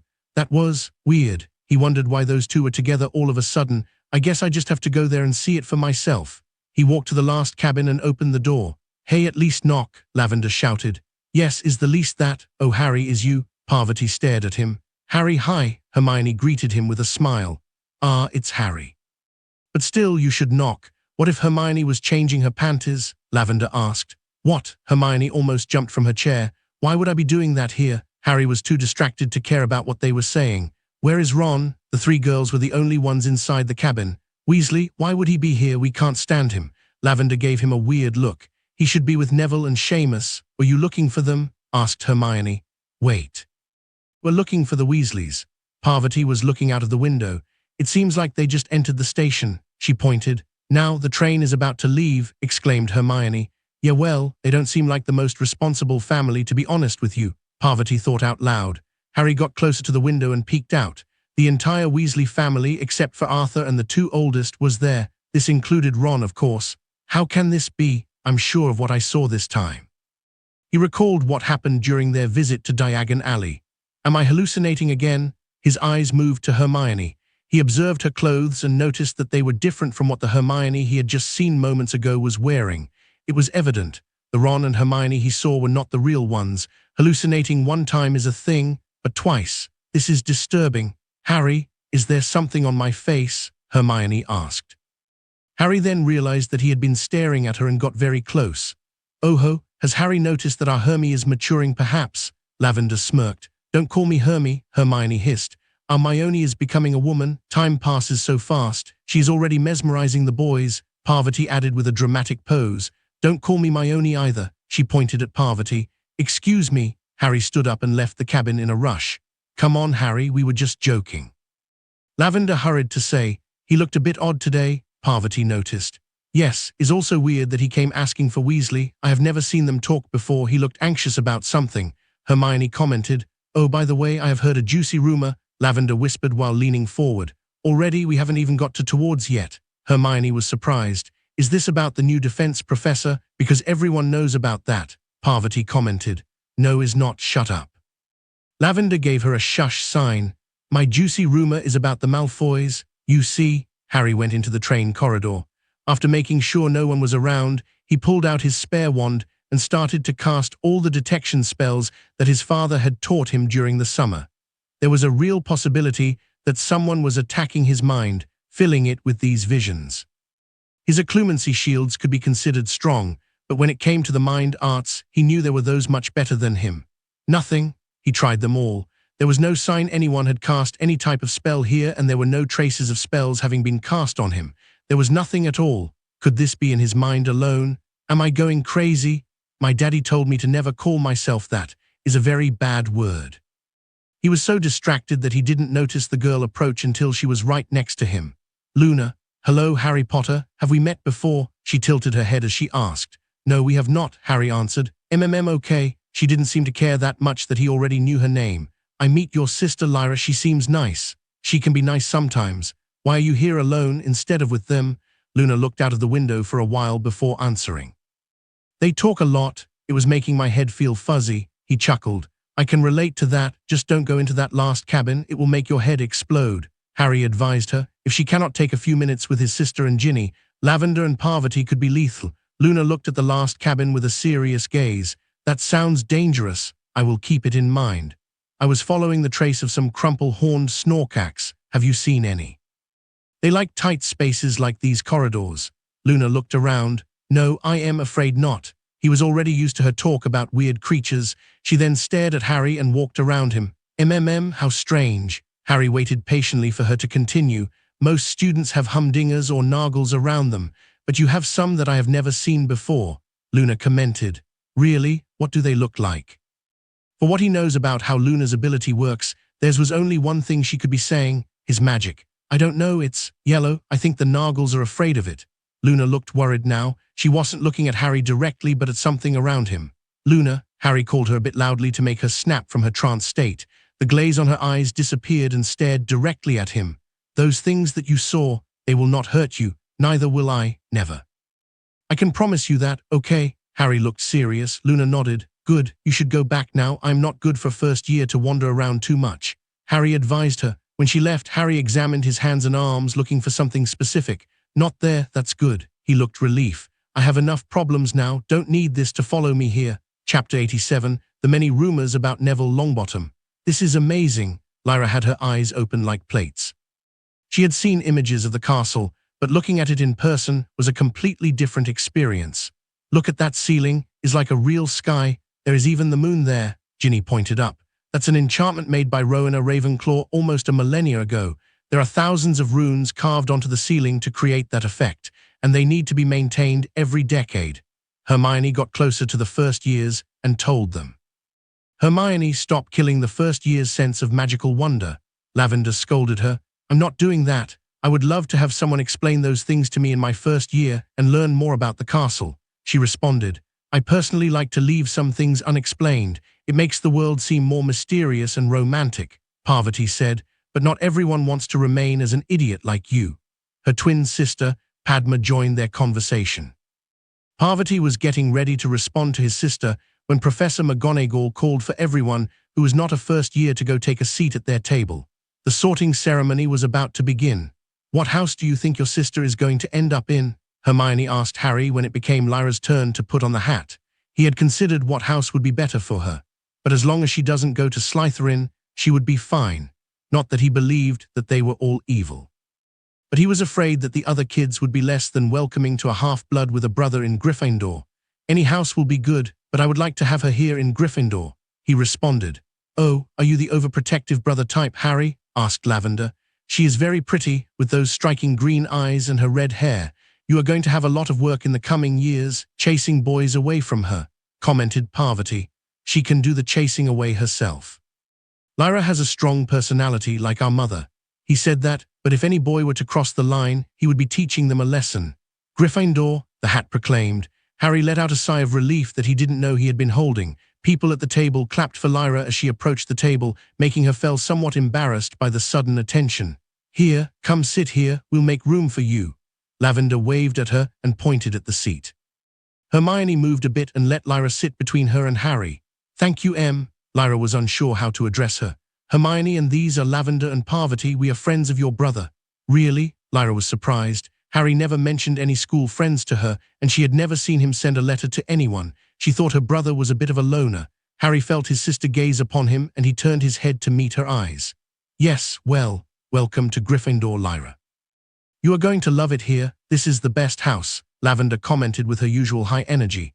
I hope my friend Ginny gets sorted here too, Lyra said. Which one is Ginny? Hermione asked as she looked at the few remaining unsorted students. That one, the red-haired girl, Ginny Weasley, Lyra indicated. A Weasley? Then she is definitely coming here. All of her family is in Gryffindor, Parvati informed her. After a few more sortings, it was finally Ginny's time. The hat had barely touched her head when it clamored the name of Gryffindor. See, Parvati remarked. Ginny went to sit with them, only stopping for a moment to greet her brothers and another one to stare at Neville, who was sitting close by with Ron and Seamus. He is here, I just saw him, Ginny said with excitement as she arrived at Lyra's side and sat down between her and Hermione. Saw who? Asked Hermione. She is talking about Neville Longbottom, Lyra spoke in a low voice. She didn't want the entire table to know what they were talking about. Him. There was a lot of commotion with him last year, But now, things have calmed down a lot, said Hermione, remembering the beginning of their first year. Are you a fan of these books with his name on them? We had so many of those last year, including Myoni over there, Lavender added. I was not a fan of the books. I just read a few of them and became curious about him. Hermione was not particularly proud of how she acted the first time they met. So how is he in real life? He seems a bit different than I expected, Ginny commented while looking to her left, trying to catch a better glance at him. Is he chubbier than you expected? Lavender chuckled. She had heard that comment many times before. Well, but that's not important. He must be very impressive with his magic, right? I mean. He defeated you-know-who when he was just a baby after all, Ginny said with a tone of admiration in her voice. Actually, a lot of students thought he was a fraud last year, recalled Parvati. A fraud? How so? Asked Lyra. That's because, let's just say he was not. Hermione had a hard time finding the words. He sucked in class. He couldn't even perform the simplest spells, and that was in first year. Lavender helped her. He also blew at least a dozen cauldrons in potions class. Professor Snape tried to ban him from his class, or at least that's what some people claim, Parvati said. Yes, but then most students changed their minds when those rumors started to circulate, Hermione said. Rumors? What rumors? Ginny leaned forward and listened with interest. Yes, what rumors? Lyra did the same. During our first flying class, he fell down from his broom. He was at least 100 feet in the air, Lavender exclaimed. Ginny and Lyra gasped. Did he get hurt? No, that's the thing. Something happened before he hit the ground. It became softer like rubber and he just bounced a bit before stopping. Didn't even get a scratch, said Parvati. The professor saved him? Lyra asked. No, that's what was weird. We all were there and saw it. The professor was still fumbling to get her wand out. She could not have cast the charm. And everyone else was first years. No one knew how to cast magic that advanced. Lavender added. No one? Lyra looked at her brother for a moment. Harry didn't seem to be paying attention. So after that, rumors started to circulate that Neville himself must have created the spell without knowing it, like his magic acted on its own to protect him. Hermione explained. Yes, I wonder who started those rumors. Parvati gave Lavender a side glance. It doesn't matter. Lavender snapped. But then another thing happened during his first Quidditch match. Ah yes, I heard Ron mention he played one game of Quidditch, but it didn't go well. Ginny recalled one of the few things her brother said in front of her about Neville. You could put it that way. He was thrown off the broom by a bludger when they were playing against Slytherin, said Parvati. He fell off the broom again? Lyra asked. Yes. Then a powerful gust of wind appeared out of nowhere and he was saved again, Hermione explained. The rumors got more elaborated after that, saying things like he was the reincarnation of Merlin or that he had so much magic that he could not control it, so it only went off during times of need. Yeah, and I was not the one who made those up. Lavender made a brief remark. I found it funny how Malfoy stopped bothering him after that. He would never admit it, but he was scared. Said Parvati. Then the acromantulas happened, Lavender exclaimed. My brothers told me about that. Some acromantulas got into the school, right? Ginny said. Yes, no one knows for sure how that happened, and a few hours later, the professors informed us that they were gone. But that night, Neville was not at the Great Hall. Then, he was seen leaving the infirmary. So the students started to speculate that it was him and not the professors who took care of the nasty spiders. Parvati commented. All of this happened during your first year. Lyra glanced at her brother. You never told me any of this, she complained. Chapter 88, A Shaky Start. Welcome to Hogwarts. The headmaster, Albus Dumbledore, stood on the podium while addressing the entire Great Hall. From those who are just starting to those who are finishing your education, I wish you all to have a great year. I only have one important announcement before letting you all enjoy your dinner. This year, we have a very special new defense professor. He is well known for his books, more than anything, but I'm sure he will be a wonderful teacher for you all. Lockhart stood up from his chair with a grin and started to approach the podium. Please, give a warm welcome to... Dumbledore stopped talking mid-sentence when the podium shook violently, making him lose his balance for a second. But it wasn't just the podium. The entire castle had shaken. It had been only for a brief moment, but it was strong enough to startle the students and knock down a few pumpkin juice cups. What was that? Harry thought. Not even 5 seconds after the initial tremor, while they were all still processing what had just happened, the ground started to shake again. This time it was several times stronger and lasted for several seconds. The aftermath was chaotic. The drinks on the tables were spattered all over the hall and the students. It was a good thing the elves were yet to serve the meals. Some of the children had fallen from their chairs, while others had jumped out of them and hid under the tables. Lyra was clutching his arm and had her eyes closed, but she seemed to be unhurt. The same could be said about Ginny, Hermione, and the others. Harry was quick to cast a silent sticking charm on the girls to his right and their chairs. "Ouch, my head," Ron, who was at his left, complained. Seamus had also fallen next to him and Neville was watching them with concern. "Ron, you moron, why did you grab onto me?" shouted Seamus. "Are you guys okay?" Harry asked the girls while removing the charm with a flick of his wand under the table. "I'm fine, I think," Ginny answered. "Lyra," Harry called his sister who was not letting him go. "Is it over?" she asked with her eyes still closed. "Yes, it was just a short tremor. You can open your eyes now." Harry tried to calm her down. Lyra looked around and saw all the chaos around the hall. Most of the students ended up on the floor one way or another, but she noticed that she was still secured on her chair. Wow, I thought I was going to fall, but I was able to hold onto my chair. Somehow, Lavender took the words out of her mouth. "Students, please remain calm," called the headmaster amid all the yelling. "Prefects, please escort anyone who is injured to the infirmary. Everyone else remain in your seats." "Ouch, help." Dumbledore looked behind him at where the noises were coming from. Apparently, the new professor had somehow managed to get stuck beneath the podium. It looked like he had been trying to hide there but could not fit. "Professor Lockhart, how did you?" "No mind. Severus, please come help the new professor." Snape looked at the ridiculous position Lockhart had gotten himself in and frowned. His head and arms disappeared beneath the wooden platform while his butt was sticking out. There was no good way to get him out of there, not without magic at least. Depulso. With a quick wave of his wand, Snape sent Lockhart flying against the back wall. "That was a bit unnecessary, Severus." Dumbledore frowned. "Albus, I'm going to accompany the prefects," McGonagall told him as she was passing by. "I'll go too. Have to make sure everyone gets safely to the infirmary." Professor Flitwick said. Things took a few more minutes to calm down. Then few children who were hurt were taken to Madame Pomfrey while the rest waited for the headmaster to speak again. "Very well. This was an unfortunate start to our school year, but nature can be unpredictable sometimes. Luckily, no one was seriously hurt. And now, as I was saying before, allow me to introduce our new Professor of Defense, Gilderoy Lockhart." There were a few claps here and there while Lockhart approached the podium again, but people were still a bit shaken. Harry observed Dumbledore as he went back to his seat. There was a clear look of concern on the old man's face, and Harry understood why. Anyone who has spent enough years in this castle would know there are no earthquakes in Hogwarts. This was not a natural occurrence. "Harry, is something wrong?" Lyra still looked anxious. "No, why do you ask?" he asked. "You were making that serious thinking face again," Lyra pointed out. "I have a serious thinking face." "You do, isn't that right, Ginny?" Lyra turned to her friend. I don't know you as much as Lyra, but you do make some scary faces sometimes." Ginny recalled. "Yes, he totally does. I saw those too." Hermione joined the conversation. "Okay, let's move away from my face."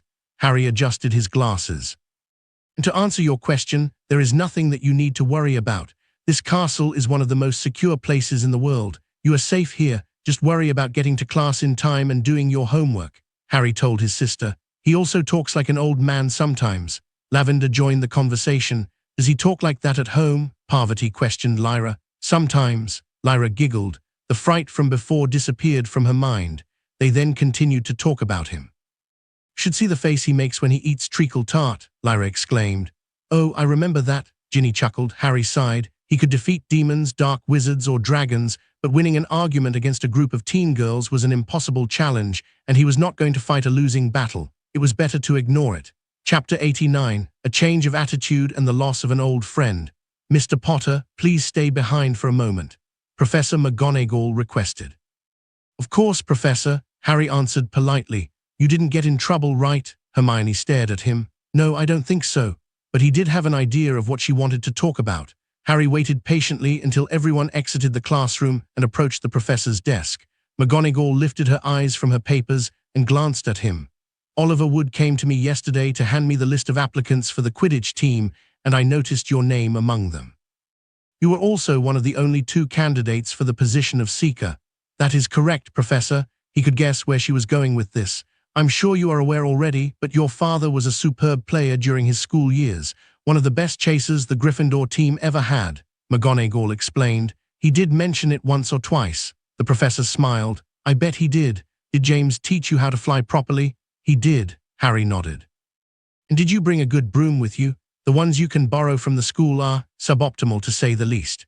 I brought two, my Nimbus 1900 and a prototype of the new Nimbus 2001 that my Uncle Remus gave me. I wasn't sure if the school would allow me to use the prototype to fly. I will need to consult this with the other professors, but I don't think there will be any problems once that broom becomes available for sale. In the meantime, use the 1900. Very well, that's no problem. The old one was still a good broom, and his opponents were going to be students. I have high hopes for you, Mr. Potter. The team really needs a good seeker. What happened last year was very unfortunate. It sounded like she wanted to use a different word to describe that. I'll do my best, Professor McGonagall, Harry promised her. There was one more thing I wanted to comment on. The professor let out a long pause. Is about your performance during the first classes of this year. Was there a problem with my work? He asked. Of course not. Your work has been perfect, even more so than Miss Granger. I could not have done it any better, but this made me wonder, where was this Harry last year? McGonagall questioned. Harry considered for a moment what to say. After assessing the current situation with Voldemort, he realized that there was no more need to keep a low profile at school. He was not planning on trying hard either. This was just the second year of Hogwarts. But he did stop holding back so much. It made attending school much more relaxing if he didn't have to carefully calculate his every move to avoid standing out more than the average student. I wasn't feeling very motivated last year, Professor. He decided to go with that. I see. I did notice that you seemed somewhat bored during our classes. The professor recalled. Still am, he thought, but I'm glad to see this change in attitude. And if you are feeling unmotivated again, or if you think the material is too easy, I want you to talk to me, and we will figure something out. McGonagall said. I understand. Thank you, Professor McGonagall. He could at least appreciate the passion of this woman for teaching, even if her efforts were wasted on him. There was nothing she could teach him anymore. She already did in the past. And since then, he has pushed that knowledge to another level. Mr. Potter, I have been teaching for many years, and during this period of time, I have developed a keen eye for students. I can tell when someone has something special to them, something that others don't have. And I can tell that you will accomplish great things in the future, Mr. Potter, as long as you study hard and don't give up. On Saturday morning, Harry was going through the contents of his suitcase. Daphne sent him a message yesterday to meet at their usual spot, but he was having trouble finding his invisibility cloak. I'm sure I put it here. He continued to move things around. He immediately discarded the idea that the cloak had been stolen. This suitcase was well protected against thieves. There was zero chance that a Hogwarts student, and especially one of his roommates, could get inside. It was at that moment that he noticed a black piece of fabric he had previously moved out of the way. Harry picked it up and examined it up close until he found the sigil of the Peverell family at the neck area. What is this? He could not understand it. He analyzed it further, looking for symbols and marks on the fabric. Harry was extremely familiar with this magical artifact. After further inspection, he had no doubt. This was the invisibility cloak he always used. But it looked completely different now. He remembers it looking normal when he packed his things a few days before traveling to Hogwarts. When it was not in use, the cloak had a brilliant bluish tone with bits of silver on it. It was hard to miss it. But now it was all pitch black. If it wasn't for the symbols on the fabric, he would never believe it was the same cloak. He attempted to use it and threw the cloak over his head like always. His vision became completely occluded. He could not see a thing through the black fabric. It was clear that the cloak was not working any longer. He placed it on top of the bed and used his wand to perform a magical scan. This was used by the auras to detect and find potentially illegal magical artifacts, as these ones always let out a faint magical signature. Nothing. That was the result. There was not a single trace of magic on this thing. It was just a simple black cloak.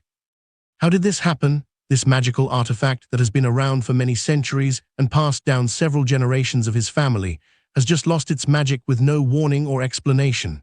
Chapter 90, Argument with the Secret Friend. Hi, Harry said as he placed his hand on her shoulder. Daphne let out a loud shriek while making a short jump backward. You need to stop making so much noise every time we meet. We are supposed to be sneaky. He decided to remind her. Potter, stop using that damn cloak of yours to startle me, she growled. Harry raised his hands defensively. As you can see, I have no clue this time.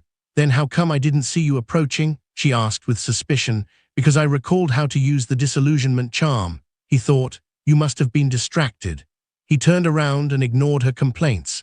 They could not remain in the middle of the corridor for much longer. It was Saturday morning, and a lot of students were walking around the castle. He opened the door of the meeting room and waited for Daphne to enter before closing it and applying a silencing charm. "What happened to your cloak anyway? You never came here without it." "It broke," he answered. "Broke?" she asked with a doubtful look. "Is more likely that the enchantment ran out of magic. Even the high-quality ones only last for a year or two." A smug grin appeared on her face. "You know. If you ask me nicely, I can ask my father to obtain one for you." "No need." Harry sat down on a sofa. He had no interest in normal cloaks, he just wanted to know what happened to his. "Fine." She was hoping to have him owe her a favor. "My sister, Astoria, talked a lot about you after she came back from her visit." Daphne sat down in front of him. "A lot, you say?" He found that hard to believe. "And what did she have to say about me?" Her exact words were, "He is interesting." "That's a lot?" Harry asked after a brief pause. If that's all she told her, that means Astoria probably kept to herself what she saw at the basement. "That's a lot for her. Then only other person she had ever talked about was your sister," Daphne pointed out. "I understand." He waited for a moment to see if she would say something else, but seeing her silent, he decided to ask, "What did you really talk about? I assume it wasn't just tell me that." Daphne frowned. "Is my company that unpleasant? What's with this girl now? She wasn't like that last year." "No, I do not find your company unpleasant. I was just curious about your reason for requesting this meeting. You usually have something important to discuss." Her expression of displeasure appeared to diminish slightly. "Of course, I have something important. I hope you have not forgotten about your promise." "Rig, I have not forgotten about it." "Have you been working on your mental defenses? Why don't you give them a try?" "I have been working also, legilimency." His spare wand appeared on his left hand and was pointed at her head before she could finish her sentence. Daphne screamed as he pushed against her defenses. He was not trying to read her thoughts or any of her memories, just trying to tear down her mental barriers. But after the assault, they still held in place. He could probably break them down with a second attack, but that was not necessary. It was already impressive that she got this far in just one summer. "Not bad," he told her, only to realize that she was unconscious. Maybe I went a bit too far. At least there were no classes today." He pulled a book from a small shelf and sat down to read. It took an hour for her to wake up. "Ugh, my head." Daphne groaned. "Why am I on the floor?" She looked a bit disoriented. "You passed out during our test." Harry took a sip of his tea. "And you left me on the floor?" She could not believe it. "I didn't want to appear rude and touch your body without permission," he told her. "That's ridiculous. Of course you can touch my body." Harry raised an eyebrow. "I mean in an emergency." She got a bit red. "I'll remember it." "And where did you get food from?" She saw him eat something with a spoon and take another sip of tea. "I called an elf." "What?" "We are not supposed to be seen here. By students or professors, the elves don't care." He took another bite. "This is delicious. Would you stop eating cake already?" "Is not cake, it's chocolate tart, vanilla base, chocolate ganache, and a drizzle of mint sauce. I only have enough for me, but I'll let you take one bite." He conceded. "I don't want any, but more importantly, what happened with the test? Did I fail?" She looked somewhat worried. After all, she had put in a lot of effort. "Not at all, you passed. Your defenses are decent." Harry finished his dessert and took one last sip of tea. "Then, you have to tell me what happened last year." "I don't have to tell you anything. I can tell you things. There is a difference." "Right," she appeared to at least realize this. "You don't have to answer, but there are a few things I have been wanting to know." Like what happened last year with that teacher who attacked us, and don't tell me he just ran away." Daphne looked serious. "We had a short duel. I won," Harry answered. "You won, against a veteran hit wizard. You don't have to believe me, but you asked. Is Professor Nayar alive?" "No." Daphne paused for a moment. She was going to ask if he was the one who killed him, but he wasn't going to answer something that direct. "Have you lied about your identity?" "Because there is no way a first year could, you know. We have not lied to you or your family. I am Harry Potter, heir of the House of Potter. That is the truth." She seems a bit relieved after hearing this. "But you won't tell me more about you." "Is not relevant." "Of course is relevant. Our families have a contract. We could become engaged one day," said Daphne with exasperation. "That's why you are so obsessed with this. That's extremely unlikely to happen." There was one clause in their contract saying that if neither of them had found a suitable partner by the end of Hogwarts, they would revise the matter of the marriage between their families. He knew that his parents only agreed to this in order to satisfy Lord Greengrass, and they would never agree on anything against his will. But it seems like Daphne has different ideas. "Why won't you trust me?" "What do I have to do?" The ground started to shake with tremendous violence, all of a sudden like it did a week ago during the opening feast. Chapter 91, Too Many Strange Occurrences. Everything in the room trembled with violence. Harry took hold of Daphne's waist and moved her out of the way as a glass case was about to fall on top of her. Her face became paler as she realized what almost happened. Thanks. A shelf was about to fall, but Harry threw a sticking charm to keep it in place. And then, it stopped. The whole thing only lasted around 5 seconds, but Harry noticed something he had missed the last time. This was very different from an earthquake. It felt more like an initial impact followed by a weaker aftershock, like something had just hit the castle with immense force, enough to shake its very foundations. It's over. You okay, Daphne? He released his grip on her waist, and she almost fell down. Is not going to happen again? Are you sure it's over? She looked around, trying to make sure that nothing else was about to fall on them. I cannot be completely sure since I don't know what's causing this. This means that this is not a natural event like the headmaster said. Daphne was already suspicious of that. No, there are no earthquakes in this area. And even if there were, the castle's many protections would prevent most of the shaking, Harry admitted. What it is then? Who knows? I want to go check on my sister, make sure she didn't get hurt. He repaired the case and prepared to leave. Right, we can talk more on another occasion. Daphne looked like she had something else to say. But he wanted to make sure Lyra had not been hurt, so he left the room and hurried to the library, where she had told him was going to be spending the morning. The place was in chaos when he arrived. There were thousands of books scattered all over the floor, and some of the shelves had toppled over.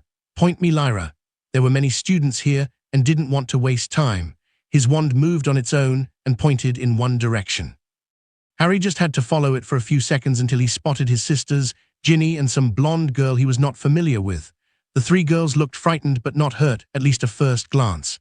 Harry, Lyra called for him when she saw him approach. Are you girls okay? Anyone got hurt? He asked while examining them. We are fine. We were only hit by a few books when everything started to fall, Ginny said. Some senior got badly hurt when the shelves started to fall. They took him to the infirmary already, the blonde girl added. Do you know what is happening, Harry? Asked Lyra. Some of the older boys said that there have never been earthquakes in Hogwarts, and now we had 2 in a week. No, I don't know what is happening, but he intends to find out, that's for sure. For the moment, I think it's better if I accompany you 3 to the common room. During lunch, the headmaster made an announcement addressing the current situation. There were a few injured students during the events, but nothing serious enough that Madame Pomfrey could not heal. Dumbledore said there was nothing to worry about, as it was unlikely that it would happen again, but Harry could feel the concern in his eyes. It seemed to him that the headmaster had no idea what was happening either. Lastly, he informed them that was an extra security measure. The professors were going to apply permanent sticking charms to anything that could pose a danger of falling, like shelves, the old medieval armors, or the trophy case. During the afternoon, instead of his initial plan of going to the room of requirement for some practice, he decided to venture into Hogwarts' bowels in search of some answers. He had not entered the Foundation since last year, when he completed his artifact. Harry walked around the familiar chamber and looked around. He was convinced that whatever was causing the tremors was doing it from within the castle, and this would be the ideal place to accomplish that. The only issue with that theory was simple. This was the most secure location in the entire castle, and the reason for that was the 100 marble golems that were placed there to protect it. Even the Voldemort he knew during his peak of power would not survive long if he tried to invade this chamber. He continued to explore for over 2 hours, examining everything he could. The only column with some damage to it was the one close to his workshop, and he was the one who caused that. Not his smart moment, but he got a bit eager to try his new tool. Everything else looked completely untouched. Whatever was causing the tremors was not doing it from here. So many strange things had happened recently, those visions, invisibility cloak, and these strange quakes. Could they be related somehow, or is it just a coincidence that they are happening now? He tried to analyze them one by one to find anything in common between them, but could not come up with anything. Harry already had experience with visions from his past life, but those were due to his connection with Voldemort, a connection he no longer had. Also, these felt a lot different. In fact, they didn't feel like visions at all, but were more real. It was hard to explain it, but the people he saw felt completely real, and if Voldemort was not the one causing them, he would have a hard time finding the origin of the problem. The matter of the cloak seemed completely unrelated. He could talk with his father about it, but it was unlikely that he knew much about it. There was only one person at this time whom Harry could call an expert on the Hallows. If anyone could know the cause for the cloak change, that would be him, Xenophilius Lovegood. Luna's father, it will not be easy to arrange a meeting with him. That man was very paranoid. As for the matter of the tremors, Harry only had one more idea, as improbable as that idea was. I will need to find a way to enter the Chamber of Secrets. Chapter 92, Mischievous Creatures. Welcome to my wondrous class. It is I, Gilderoy Lockhart. Lockhart announced from the top of a balcony that overlooked the entire classroom. Harry was convinced that Lockhart had personally requested for that to be installed in his class, so he could always greet his students as some sort of royal ruler. And that goes the same for that ridiculously flamboyant chandelier. Today was the third class they had with the man, and was unfortunately a double class. First thing on Monday morning. Whoever designed that schedule was a sadist. Oh, what a handsome man we have here, Lockhart told his own painting while descending the balcony staircase. My thank you, you are not too bad yourself, the painting answered. Are we going to do more of those quizzes about you, Professor? One of the students asked. Oh, Merlin, please no, Harry heard Parvati muttering from the seat behind him. What's wrong with the quizzes? I liked them. Hermione looked confused. The quizzes? No, today I have something special prepared. Lockhart looked completely oblivious to relieved faces of his students. But don't you worry, there will be many more quizzes about my books and my personal life before the end of the year. He ignored the sounds of complaints and walked to the middle of the class, where they could see something covered with a tarp. Now I want you all to divert your eyes away from my beautiful smile and focus on this. He removed the piece of cloth, revealing a cage filled with small blue creatures with wings. You, what are those things? They are so ugly. Wait, I know these. They are Cornish pixies. They are not dangerous at all. Seamus explained. Lockhart grinned. Very well, Mr. Something. These are freshly caught Cornish pixies indeed. Here are 5 points for Gryffindor. As for not being dangerous, why don't we test it? Please, tell me he is not going to. Hermione did not have time to finish her sentence before their professor opened the cage and unleashed the chaotic creatures upon his unprepared students. Even Lockhart realized that things went a bit too far when a group of them took hold of the boy who lived and started to lift him in the air. No, don't put him on my chandelier, he's going to break it. Wait, I can fix this. The professor aimed his wand at the mass of blue creatures. Pesky Pixie Peston, he was not allowed to finish his chant because one of the pixies stole his wand and threw it out of the window. Well, that's not good. The professor looked very worried now. Neville continued to scream at the mischievous creatures, leaving him hanging there. I think I have a spell for this. Hermione stood up and lifted her wand in the air. Harry would have been fine with letting her take care of the situation, but then he noticed Lockhart worming away towards his balcony. No doubt he was planning on escaping by himself and leaving his students to their own fate. He would not allow that. After making sure that no one was looking in his direction, he held his wand at his side, pointing upwards. Immobilis, Hermione cast her immobilization charm. Hypnos, Harry spoke his own in an almost inaudible whisper. As Hermione magic reached the pixies and locked them in place, so did Harry's one, which put them all to sleep. However, his spell had one extra target. Hermione, that was incredible, exclaimed Lavender. Yes, and you got them all, added Parvati. Professor Lockhart, some of the students approached the immovable professor. Oh, Merlin, I think he is dead, someone shouted. It was Granger, she killed him. Some of the girls from Slytherin pointed their fingers at her. I saw her use some strange spell. Another one pointed at her. What? No, my spell was only meant to immobilize. Hermione defended herself. Well, look at those ugly things, they are dead, aren't they? A Slytherin girl poked one of the pixies with her wand. He is not dead, you lot better not be thinking about going into healing magic if you can't even tell that. Harry walked to Lockhart and kicked him. The girls were about to start yelling at him when the professor moved and groaned. 5 more minutes, Mommy. See, he is sleeping. Harry walked away. This class is over, just put those things inside the cage before they wake up. He pointed at the pixies. Who put you in charge, Potter? Malfoy growled. No one. Feel free to stay here and wait for him to wake up, Harry answered. Tusk, let's go. Draco started to walk away, but his 2 goons seemed to hesitate for a moment. I said let's go. Draco yelled at them and they finally followed. Harry noticed Daphne stare on him but decided to ignore it. They were not supposed to interact outside of their meetings. He walked to Hermione, who looked very shaken. I didn't mean to do this. It was just supposed to immobilize then. It's okay, Hermione, it was still awesome. Lavender tried to cheer her up. Hermione, he called her and she looked up. You didn't hurt anyone. Lockhart is fine and so are the pixies. Stop worrying so much. Hermione nodded. I supposed, but I wonder why it had that effect. Guys, someone called from above. They all look up. I would like to get down now, please, Neville begged. Yeah, can someone help the boy who lived get down from the chandelier? Pansy said in a mocking tone, and several Slytherins started to laugh at her jest. You shut you up, Ron shouted. Don't worry, Nev. We are going to get you down from there in a moment. Maybe we should go call a professor, suggested Parvati. Is okay, Neville, I got this. Seamus pointed his wand up. Neville's face went pale. No, anyone but him, please. Seamus waved his wand around. Wingardium Leviosa. After taking Neville and some poor boy who happened to be at the wrong place when the chandelier exploded to the infirmary, Harry made his way to the next level of hell, potion class. Chapter 93, Quidditch Trial.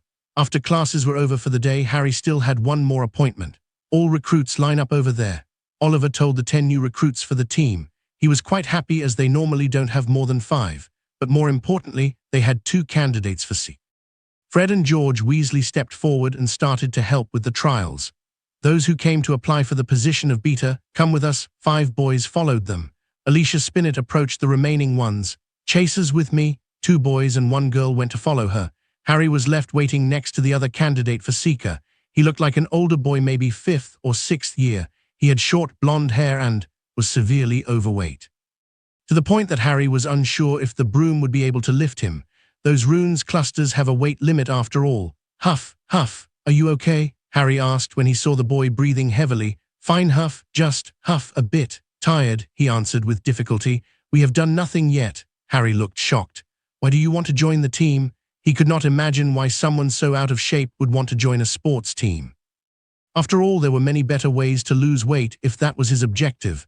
Chicks, he gave Harry a toothy smile. Darryl, by the way. Harry, nice too. Are you guys ready to start? Oliver looked at them with excitement. He was carrying a brown leather box under his arm. Meet you, Darry ended his previous sentence. I'm ready. Harry had a complicated expression. Ready, Darryl eventually said. Great. Oliver glanced at Darryl with a worried expression before looking at Harry. Are you familiar with the rules, Harry? I am Mr. Wood, my father taught me, Harry answered. Just call me Oliver. Yes, your father was a great player from what I heard. Let's get started then. Oliver nodded and opened the box that contained a complete set of Quidditch balls. He then released the clasps on the golden snitch and held it firmly in his hands. The test is very simple. I'm going to release this golden snitch, and you will both start chasing it after I give the signal. Oliver then threw it in the air, and the little golden balls sprouted a pair of wings before flying away at great speed. He made a short pause before speaking again. Okay, you can get on your brooms and go now. I want you to remember one thing. Do not worry if you can't catch it. This is just to see. Before he could finish his sentence, Harry had already mounted his broom and ascended at the maximum speed the Nimbus 1900 allowed. Harry went 100 feet in the air in just one instant and spotted the snitch ahead of him. The ball did not have the time to go too far away because Oliver was not counting on him starting his flight so quickly. Harry willed the broom to move, and he soon was able to catch up with the snitch. The max speed of the golden snitch is lower than the average Quidditch broom. It was designed like that to allow players to close the distance. Most of the difficulty when catching the ball came from its ability to make quick 90-degree turns and its reduced size. But for someone with a trained eye and quick reflexes, it was not too difficult to predict its path. Once he got very close to the golden ball, this one tried to get away by making a swift turn upwards. Harry's hand was already there waiting for it. As soon as it touched his palm, he closed it and secured the snitch. The entire maneuver since he took off the ground lasted almost 6 seconds. George, Fred, and Alicia were yet to start their own trials. The 3 of them were very curious about their potential new seeker, so they decided to wait a bit and observe the test. After all, their chances of being able to compete this year were very much reliant on finding a decent seeker. What is Merlin's? Fred stared up at the sky. Balls. George was doing the same. Looks like we have our seeker. This one is promising. Alicia had a wide smile on her face. Incredible. Oliver was able to get a better look than the others. He saw Harry predicting the path of the golden snitch and placing his hand on its path before it moved. He is a natural. Okay, I'm ready to start. Darryl had just managed to mount his broom. What? Oliver had genuinely forgotten there was someone else trying out for the position. Oh, right, the test is over. Really? Huff, that's good. Exhausted. Daryl looked around but could not find Harry. The boy left. Huff, so I'm on the team, Oliver sighed. This was depressing, but they still needed a reserve seeker and he was the only candidate. You are welcome to the team. As a reserved thought, good enough. Daryl gave him a thumbs up and collapsed on the grassy ground. He had reached his limit. You are definitely going on a diet, Oliver whispered to himself. Harry landed slowly next to the captain and gave him the snitch. How did I do? You serious? Welcome to the team, Harry. Oliver took the ball back. Did your father teach you those moves? Or, mate, that was bloody awesome. Fred came running. Oi, Fred, you said the whole thing. George complained. Sorry, I got too excited. Fred scratched his head. Harry, right? Alicia got close to him. Say, wanna hang out after practice? I'm sure that Angelina and Kate would love to meet our new teammate. The Middle Eastern beauty gave Harry a playful wink. Whoa, slow down your horses, Alicia. He is in his second year. Oliver reprimanded her. I was just trying to socialize with our new team member. Alicia pouted. Hey, uff. Daryl raised his hand from the ground. HFF, free. You know what? I just remembered I have a ton of homework to do, and I need to get started with my trial now. Bye. She ran out as fast as she could. Anyways, this year is going to be interesting. Oliver looked hopeful for the first time in a year. Chapter 94, Dueling Club. Harry removed the invisibility charm after making sure no one was around. What are you doing here? None alive at least. Hello, Myrtle, he greeted the annoyed ghost. You know me? She was taken aback. No one bothers to even ask her name anymore. Wait, but you can't be here. This is a girl's bathroom. But no girls are using it right now, Harry remarked. Besides, I didn't come here to spy on anyone. Then, why did you come here? Harry walked towards the facets at the end of the bathroom. Have you seen this thing open, or anything suspicious happening in this bathroom? Yes. She exclaimed loudly. I saw something coming out from there, something with creepy yellow eyes. When did this happen? He already had a suspicion. I don't know, a long time ago I think. This was before I became like this. I see, I was looking for something more recent. What about since then? Anything else happened? He asked. She seemed to consider it for a moment but then shook her head. It's all been very boring since that day, and no one ever visits me. This does not disprove that the chamber could be related to the recent issues. He was convinced that other entrances leading to the chamber must exist. He could not imagine Voldemort entering through here, or one of Hogwarts' founders for that matter. Then again, 1,000 years ago, maybe this was not a girl's bathroom but something else instead. He located the one faucet with the snake symbols on it. Open, nothing happened. Open now. Why are you yelling at that thing? What a weird boy. Myrtle looked confused. It is as I feared. I don't possess the Parseltongue ability anymore. He had already tested it with some snakes he summoned, but still wanted to test it in this place, just in case it did something, as unlikely as that was. He was aware that the ability to speak with snakes was not something he inherited from his family bloodline, but a gift he acquired by chance due to his connection with Voldemort. At least, that's what Dumbledore always told him. Now that I don't have my scar, that connection is no more. Does this mean that Neville possesses the ability now? That was something he would need to verify. Using Parseltongue was the easiest way to gain access to the chamber. Trying to use brute force will definitely be extremely dangerous. The protections were created many centuries before the Ministry started to regulate the lethality of magical wards, and they were put in place by a man with dubious morals and a great deal of magical knowledge. No, that will be the last resource, he decided, and there may be a chance to verify if Neville is a Parselmouth very soon. This same morning, Lockhart had been announcing the creation of a dueling club led by him. The first meeting will take place at the end of this week. He was sure that Neville would be dragged to attend and participate one way or another. Like they did to me long ago. Why did I have to come? I have no interest in dueling, Lavender huffed. Or the professor. Like someone I know, Parvati glanced at Hermione. It will be fun, and we will have the chance to finally see Professor Lockhart in action. Hermione looked very excited. I just want to kick some Slytherin ass. Ron clenched his fists. Maybe I get to fight Malfoy. Why, he hasn't bothered us this year so far at least, Seamus commented. It doesn't matter. How long do you think that's going to last? Isn't that right, Nev? Ron asked. Well, I'll be fine if he just leaves me be. Neville looked around the place with a nervous look. There were over 100 people in the room, all from different years. Professor Lockhart did not put any age restriction in the club, so anyone who wanted to apply was welcome to do so. There are several students from the 6th and 7th years. Parvati recognized the ones from the Gryffindor house at least. Well, it doesn't matter to me because I won't be dueling anyone. At most, I'll watch. Lavender crossed her arms. I think the actual dueling will be for the older students. Don't you think so too, Harry? Hermione turned to him. I believe you are giving Lockhart too much credit for his planning, he replied, and there is no way that glory-seeking man will miss the chance to use Neville to increase his fame. He felt a bit bad for this, but he was counting on that to happen. Hey, Lyra and Ginny approached their group. Hello, girls, so. You came here too, huh? I hope Hermione didn't drag you into this too, Lavender said. No, we just wanted to see some actual magical duels. I mean, we haven't learned anything interesting yet, Lyra muttered. It's just the beginning of your first year, what did you expect? Harry told her. Lyra glanced at him with interest. Are you going to be dueling, Neville? Ginny collected the courage to address him. Duel? Me? Neville looked startled by the question. I wouldn't know what to do. What? But? Ginny became confused. What about you, Harry? Well, we see you duel someone. Lyra had an expectating look on her face. I have no interest in duels. His answer came out a bit more defensive than he intended, but the idea of using his skills as mere entertainment sounded almost offensive to him. Really? Lyra titles her head. He could understand her reaction. She probably assumed that the reason he was practicing so much was because he wanted to become a duelist or something like that. He will have to tell her the truth one day. Chapter 95, a disturbing finding. Look at this. So many students want to learn the art of dueling from me.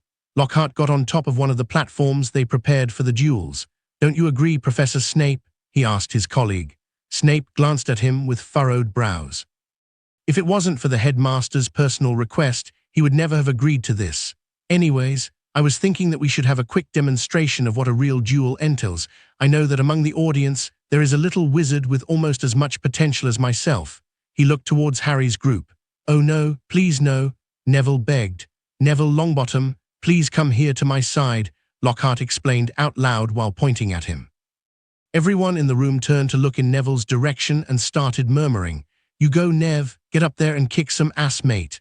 Ron tried to sound encouraging at least. Seeing no other choice, Neville lowered his head and climbed the platform. Excellent, said Lockhart. Now we just need an opponent for you. What about one of your friends? Maybe the head-on one? He did not remember his name at all. That won't do, Snape interviewed. That would just be a practice between two friends and not a duel. Allow me to choose a proper opponent. I suppose that would be all right, admitted Lockhart. Malfoy, get up there, Snape shouted. Draco gave Neville an angry look but didn't throw any of the regular taunts. Harry thought that Draco looked very different than usual, but a change should be expected considering he lost his father, and he was not willing to waste time thinking about Draco's struggles anyway. Very well. The two contenders should go to their positions. Lockhart pointed at the two circles drawn on each extreme of the platform. Once Neville and Draco were in position, he continued. Now you two will give a polite bow to each other, and will start when I give the sign. Remember, only school curriculum spells are allowed. Start. Tarantallegra, Draco called immediately. Neville's legs started to jerk erratically, and he almost fell from the platform. Many started to laugh, including Draco. He could have taken the chance to finish him there, but this was not enough for him. He wanted to humiliate him. The Gryffindors are the only ones encouraging Neville. Come, Longbottom, Oliver shouted. Neville, you can do it. Ginny lifted her arms. Come on, Nev, Ron roared. Neville recovered from the spell and aimed his wand at Draco. Rictu Sempra, it was the only spell he had learned so far this year, and it had been Hermione the one who taught it to him. Maybe those trips to the library are not as useless as Ron always says, Neville thought as he saw him spell impact on Draco's chest. The blonde boy almost fell backward and then started to laugh while grabbing to his sides. He had been hit with the tickling charm. The students laughed and pointed at him, even the Slytherin ones. The charm passed, and Draco was left feeling very embarrassed and angry. He was going to return the same charm back Neville when he saw his head of the house approach. This is ridiculous. Snape huffed and got on the platform. Come here. Draco got closer and Snape whispered something in his ear. They all saw his expression change to one of cruel joy. Is there a problem, Professor Snape? Lockhart asked. Nothing for you to worry about. Continue, Snape growled at him. Is my turn now? Take this, blood traitor, serpent sorcerer. A dangerous-looking black snake appeared in the middle of the platform and started to slither towards Neville. I said school-only spells, Lockhart exclaimed. Harry's eyes narrowed. This was the moment he's been waiting for. Come on, Nev, talk to it. Stay away from me, Neville cried, but the snake kept approaching. No, that was not Parseltongue. Harry got closer to the platform. He needed to be sure. Unfortunately, Draco's instructions during its summoning were sloppy and the snake quickly lost interest in Neville and turned to some other boy from Ravenclaw. "What? Stay away from me." The boy took a steep back. Harry had no choice but to intervene. He got in time to cast a silent mild compulsion charm from amidst the crowd. This was enough to turn the snake back to Neville. "Sorry, Nev, but I need to be sure." Harry felt bad for doing this, but this was too important, and he only incited the snake to move, not to bite. Neville was petrified in fear. He stared at the approaching snake. "No, please, I don't like snakes." He screamed and recoiled backward until he tripped and fell on his butt. "Don't you worry, I'll take care of this." Lockhart pulled out his wand and waved it at the snake. "Serpento evanesci." Lockhart threw his misspelled charm at the snake, and this one flew in the air for a few seconds before landing painfully on the platform again. Still alive, but a lot angrier now. The mild compulsion was now gone, so the snake turned to its closest target, who just so happened to be Harry. Snape was about to banish the snake, after realizing that Draco had summoned a highly venomous species. But when he saw the snake turn to Harry, he hesitated for a moment. Harry was not paying attention to any of this now. His mind was in turmoil. How can this be? He is not a Parselmouth, but he has the scar. He must have the connection too. Then why? He had the feeling he was missing something very important, a key difference between the past him and the current Neville. Harry. He heard someone call his name. Then he noticed a snake head on his right hand. He had crushed its skull without thinking. "Oh, Vipera evanesca." Snape hurried to remove the now dead snake. Harry felt the stares of everyone around him, stares of shock and fear. He was familiar with those. "Excuse me." Harry turned around and forced his way through the crowd. "Potter, wait." He heard Snape call for him but ignored him. He also ignored his sister, Hermione, and the others. He needed some time alone, some time to think. Chapter 96, The Disturbing Truth. He rushed into the room of requirements and sealed the door. Harry's mind raced through the possibilities, but there was one thing that bothered him the most. Why is his scar different than mine? What did I have that he didn't? The events on that crucial Halloween night, the one that turned them into the Chosen One, were similar but also very different. Voldemort invaded their homes and killed their parents, but only in Harry's case, Voldemort died. Except he didn't truly die and his soul remained tethered to this realm by his Horcruxes. Why did he only die with me and not with Neville? What prevented Voldemort from killing him was his mother's magic. The protection she unknowingly cast upon him at the moment of her death was what ultimately defeated the Dark Lord that day and left him with his cursed scar and his connection with that man. That was Dumbledore's theory, but he could not come up with anything better either. Neville had definitely similar protection, otherwise he would have never survived that day. But for some reason, his was slightly weaker. It was not enough to completely destroy Voldemort, but to leave him severely injured instead. Neville still received a similar scar on his forehead, similar but not the same. This single difference created a big change in future events. But why? Why was my scar different? Why did it create that link between us? Why did I feel pain every time he was close to me? Harry realized then that the answer had been in front of him all those years. Because he died. In order to create a Horcrux, one must commit the vilest of acts, even if it is the murder of oneself. He made me a Horcrux. This realization came soon followed by a much terrible one. For all these years, they always wondered how Voldemort came back after being killed at the Battle of Hogwarts during his 7th year. After all, they had destroyed all of his Horcruxes, they were so sure of it. Is all my fault? If I had died that day, his wife, his friends, the entire world could have been spared from that fate if only he had died sooner. Did Dumbledore know about this? Did he know what I was? The old man must have at least been suspicious. He should have said something. Always with his secrets. Had I known, damn it. He slammed his fist against a wooden shelf. Its contents fell to the ground, making a mess. What is the point of finding out this late, when there is nothing I can do about it? Harry remained inside the room of requirements for hours, breaking stuff or sulking. By the time he came out, it was almost midnight. In the end, nothing changed. He could not go back to that world and make things right. It was too late for that.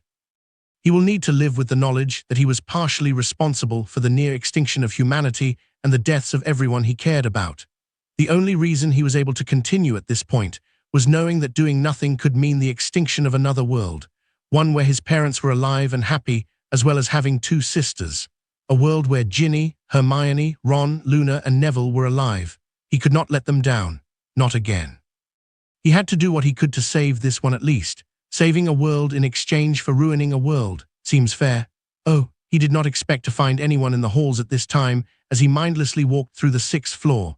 A girl with long blonde hair was staring out of one of the many windows this corridor had, which offered a great view of the forbidden forest. Not that there was much to see at this time. He was about to address the girl when she spoke first, without looking at him. "Hello, Harry Potter. Hello, Luna. May I ask what you are doing awake at this hour?" He noticed that at least she was wearing shoes this time around. "I got distracted while following a group of blibbering humdingers and I can't seem to recall the way back, so I came here for the view." Harry glanced outside. There was nothing but darkness outside. Clearly, she could see something he could not. "I can take you to the Ravenclaw Tower's entrance if you want," Harry offered. He didn't want to leave her alone in a dark corridor. "That would be nice. It's getting chilly here." She glanced up at his head. "You have more Nargles than usual around you." "I had a difficult day, found out something troubling." "I see." She took off her necklace and held it in her hands. "Here, this has an enchantment to drive away the negative things. That's what my mom said at least." Harry looked down. It was a necklace made with a butterbeer cork and a metal chain. But no matter how silly it looked, he knew that this was something made by her late mother, and it was incredibly valuable to Luna. "Luna, I can't accept this," she smiled. "I have more at home. Mom used to make me one for every birthday, and you seem to need it more than me right now." Harry nodded and took the necklace before placing it around his neck. "Thank you. You are welcome." Luna smiled brightly. "Say, Luna, how are the other kids treating you?" Harry asked while they were walking. She shrugged. "They mostly ignore me. I don't think they like me talking about things they can't see." If they want to ignore you, forget about them. They are not worth your time." "What about Ginny and Lyra? Do you talk with them?" "Sometimes, but it's difficult. Being in different houses and all," Luna said. "You know. Other than on special occasions, there are no rules that prevent students from sitting on other houses' seats at the Great Hall. You can come to the Gryffindor table anytime you want." "Really? And if anyone complains," she asked, "then I'll deal with them," Harry assured her in a way that may have come a bit more threatening than he intended. "I would love to," Luna said with a toothy grin. Harry turned around and started to walk with Luna right behind him, when all of a sudden he heard her speak. "It was not your fault, Harry. Stop blaming yourself for that." He immediately turned around and stared at Luna, who looked as confused as him. "What did you say?" I don't think I said anything, Harry Potter. I was admiring this intricate ceiling while we walked." Luna tilted her head to one. "Did I do something strange? That happens sometimes." "No, it's fine. Let's go." Harry turned around and continued walking. He then realized something even more odd than hearing random voices. The voice he heard was definitely Luna's, but not this child version of her. That was adult Luna. Chapter 97, the next morning. Harry sneaked into the common room and walked up the stairs. As expected, all of his roommates were fast asleep. He felt very tired already, but there was one thing he had to check. "I need to make sure." He walked to Neville's bed and held his wand. Harry had no doubt that Voldemort had also created the Horcruxes in this world. Lucius Malfoy confirmed to had the diary for years before it mysteriously disappeared, like the Ravenclaw tiara that was supposed to be in Hogwarts. He could assume the rest of them had disappeared too, but maybe he could visit the cave during the summer. In any case, now that he knows that he created them, there is a chance that Neville— "What am I going to do if he turns out to be a Horcrux? Can I bring myself to kill an innocent boy?" "Stop. Don't get ahead of yourself. You don't know yet, and still, there could be other ways to remove it." He calmed down and pointed his wand at Neville's forehead. The scan he was performing was designed to detect dark magic. Is not meant to detect Horcruxes specifically, but he figured the results would be at least strange if such magic was in there. He repeated the scan 2 more times to be sure. Neville's wound was a cursed scar. He had no doubt of that. This is a common occurrence with wounds inflicted by dark magic. It often leaves a residue that prevents it from healing completely unless is removed. This would make sense if he was hit with a killing curse like him, but other than that, there was nothing. It was just a normal scar. He was able to breathe in relief. "Harry," he must have been a bit too loud because he awoke Neville. At least the boy was still asleep enough to not notice his wand or wonder what he was doing next to his bed.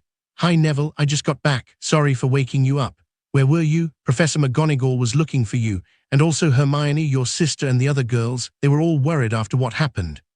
He had forgotten about that. "It seems like tomorrow I'll have a lot to deal with." "I just needed some time alone," Harry said. "Well, I'm glad you are fine." "And thank you," Harry glanced back at him. "Thank you for what?" "For saving me, of course. I thought I was going to get bitten by that scary snake. Until you stop it. It was very cool," Neville said with admiration. "Let's hope McGonagall also thinks it was cool." Right, you are welcome. Let's go back to sleep, shall we? He was not looking forward to the next day. In the early morning, Harry felt the gazes of the school on him as he made his way to his table in the great hall. How nostalgic, he thought. Harry. As soon as he sat down, he was surrounded by girls. This would usually be a good thing, but not when they are angry. What was that about? Where were you? Why did you leave like that? How did you kill the snake so easily? Yeah, can you teach me that? Can you guys slow down and ask one at a time? He requested. Then, Mr. Potter, allow me to go first. The voice of Professor McGonagall came from behind him. After you are done with your breakfast, I will need you to come to my office. I trust you know where it is. Harry nodded. Excellent. She turned around and walked away. Oh, this is not good, Harry. What if this goes on your permanent record? Hermione said with concern. Crushing a snake with one hand? I want that in my permanent record, Ron exclaimed. So Harry sat next to him. Is everything okay? I'm fine, just needed some time alone. He did not want to drag this conversation. But you never came back to the dorm, we waited for you. Ginny said. He did come back, I think it was around midnight. Neville added. You were wandering around the castle until midnight? Lavender asked. Harry, that's against the rules. Hermione looked outraged. That must be why Professor McGonagall asked you to her office. That and the snake thing. Parvati pointed out. Yeah, that was very cool. Seamus joined the conversation. Can you teach me that? I want to crush snakes like that too, Ron requested. You should have seen the face Professor Lockhart was making. He was so terrified of you, Ron chuckled. That's not funny. We were all startled by that snake. I can't believe Malfoy got away with no punishment after using a spell like that, Hermione said. I'm sure I saw Professor Snape whispering to him. It's probably the one who told him to use it, Lavender said. That wouldn't surprise me, he doesn't like Neville, Seamus said. That's because he broke most of his cauldrons. I think this was something else, Parvati commented. He doesn't like anyone from Gryffindor, to be honest. Lavender pointed. So Harry, can you teach me to kill a snake like that? Ron looked at him with interest. No, said Harry. Oh, come on, don't be stingy, Ron whined. I did that without thinking. It's just a reaction to being startled by the snake, Harry explained. It wasn't completely a lie, that was just an involuntary reaction. His mind was somewhere else. Ron said with disappointment. I wish it was me then. Everyone is talking about you now. You got lucky then, that was a black mamba, a very venomous snake. Parvati had studied a lot about reptiles. It was a secret hobby of hers. Harry was smacked on the shoulder. The next time don't just run out like that. You had me worried. Lyra looked serious. I'll keep it in mind, Lyra. By the way, did something interesting happen after I left? He wanted to change the topic away from himself. Ron got excited. You won't believe it. Snape kicked Lockhart's butt in a duel. Yeah, that was the best part of the day, Seamus added. It wasn't like that, Hermione claimed. Professor Lockhart was just demonstrating how to react when you are hit by the disarming charm. By flying away and falling on his butt. I don't know, Hermione. Lavender frowned. I agree, he is not as magnificent as my mother always says, Ginny commented. Chapter 98, Detentions and Engagements. Take a seat, Mr. Potter, Harry heard McGonagall say after entering her small office.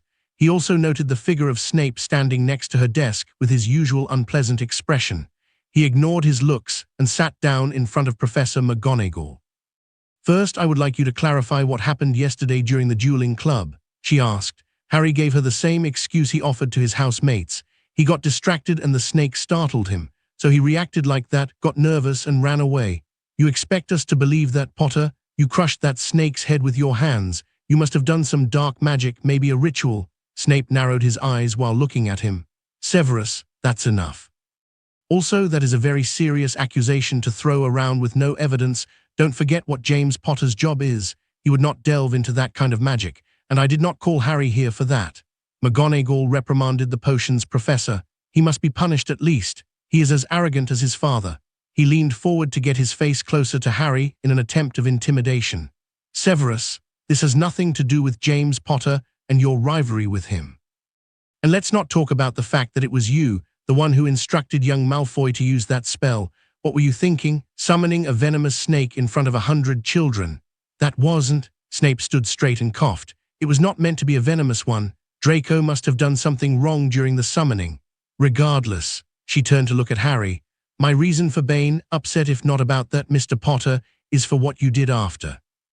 You ran out of the classroom without saying a word. You disappeared completely, making everyone worried, and you broke the curfew when you did not return to your room before 9 p.m. What do you have to say about it? That. I have no excuse for that. I just wanted to be alone for a bit. Harry could not reveal his real reason for being upset. He couldn't exactly say, well, you see, Professor, I just discovered that I may be partially responsible for the end of an entire world and the deaths of all my loved ones. That fact will always weigh on him from now on, but he decided to continue on despite all of that because there are people here whose lives may depend on his future actions. He could not fail again. Then I have no other choice but to give you detention, said McGonagall. Leave him with me. A month of cleaning cauldrons with his bare hands will teach him some humility, Snape grinned. The usual punishment for skipping curfew is 3 detentions and 20 points loss for the house of the student, she reminded him, and so 20 points from Gryffindor, and you will have 3 detentions with Professor Lockhart since this happened during his dueling club. Harry made a disgruntled expression. I have to spend 3 detentions with that man. A month cleaning cauldrons almost seemed better. You will start your detentions this afternoon, then another one on Sunday and the last one on Monday. Be at his office at 5 p.m. Don't be late, she told him. Yes, Professor McGonagall, may I leave now? You may. He stood up and was about to leave when she spoke again. Oh, Mr. Potter, remember that you have the first Quidditch game of the year at the end of next week. There will be practice on Tuesday. Mr. Wood will contact you for more details. Be sure to be well rested and ready for it. Yes, Professor, I'll be ready. Be sure you do. I'm looking forward to seeing your first game, Harry. McGonagall gave him a warm smile. Snape maintained his usual frown. After blowing off some steam and a few dummies at the Room of Requirements, Harry entered the Great Hall of Hogwarts to have something for lunch.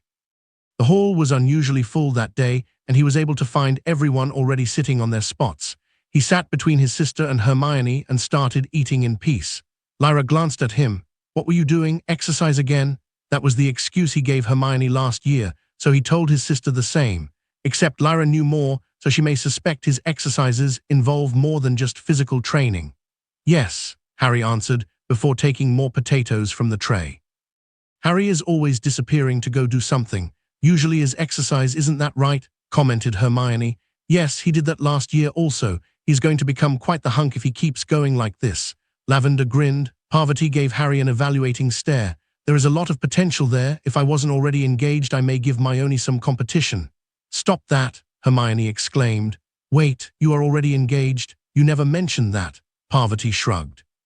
Didn't seem important. Father made the marriage contracts for me and my sister Padma when we were still toddlers, so we have known our future husbands all our lives. We will both get married after we finish our education. But that's so wrong. You should not be forced to marry someone just like that, Hermione said. Hermione, wizard families have different customs to muggle ones, Harry told her. For muggles, this may seem barbaric and outdated, but old wizard families put a lot of value on old traditions. That's correct, Parvati said. My family is very traditionalist, and I don't dislike the fact of being engaged. Having my future already planned means that I don't have to stress myself and worry about it. I'm actually looking forward to my life after Hogwarts. But what about your career? Is there nothing in particular you want to do? Asked Hermione. You ask my sister, she would probably tell you something else. But for me, not really. I just study enough to keep my grades decent, but there is nothing in particular I wanted to do, Parvati answered. Hermione looked at Lavender. What about you? Are you engaged too? Nope, my parents aren't that traditional, so I can date whoever I want, well, in the future. Lavender gave her a grin. Hermione turned to the other side and glanced at Lyra and Ginny. I'm not engaged, of course. Ginny glanced at Neville for a second before looking down at her plate with a blush. Me neither. I don't know about Dad, but Mom would never allow us to be engaged this soon. She is a muggle born like you, Hermione, Lyra said, but for a while I thought they had made a contract for Harry, she added. What, Harry is engaged? Hermione and the other girls became shocked. Chapter 99, Changes in the House of Snakes. You are engaged? With whom? Both Hermione and Parvati leaned forward while staring intensely at Harry. How did I not hear anything about this until now? Lavender looked almost offended. You did not hear my sister correctly. Harry decided to interrupt them and clear up the misunderstanding before a rumor started to circulate over the castle. Our family made a contract with another family. I cannot speak about the contents or which family was the contract made with, but it is not a marriage contract. Yes, that's what I was about to say. You didn't let me finish. Lyra tried to fix it. When I learned about it, I thought it was marriage for Harry. My bad. Oh, so it was just a misunderstanding. How boring. Lavender pouted. So Hermione still has a chance, Parvati said out loud. Stop with that already, Hermione frowned. Is okay, Hermione, she was just teasing you. We know you like Professor Lockhart anyway, Lavender commented. I just respect the man, that's different. She quickly defended. You can't do this to me. The shout was loud enough to be clearly heard from the other side of the Great Hall where the Slytherin table was located. What was that? Ginny was startled by the sudden shout. Looks like there is some drama over the snake nest, Lavender said with interest. That was Draco Malfoy, but who is he yelling at? Asked Parvati. I know her, that's Pansy Parkinson. Hermione looked troubled. She is not, very nice to say the least. Don't make a scene, Draco. Pansy had her arms crossed while looking down at the angry boy. Behind her were two boys and one big girl. Draco, stop embarrassing yourself, one of the boys said with a mocking grin. Don't even talk to me, Not, you traitor, Draco shouted. Or what, are you going to tell your father? Not made an ops gesture. My bad, that's it. Draco pulled out his wand. Theodore Not and the other boy to his side, the one called Blaise Zabini, did the same.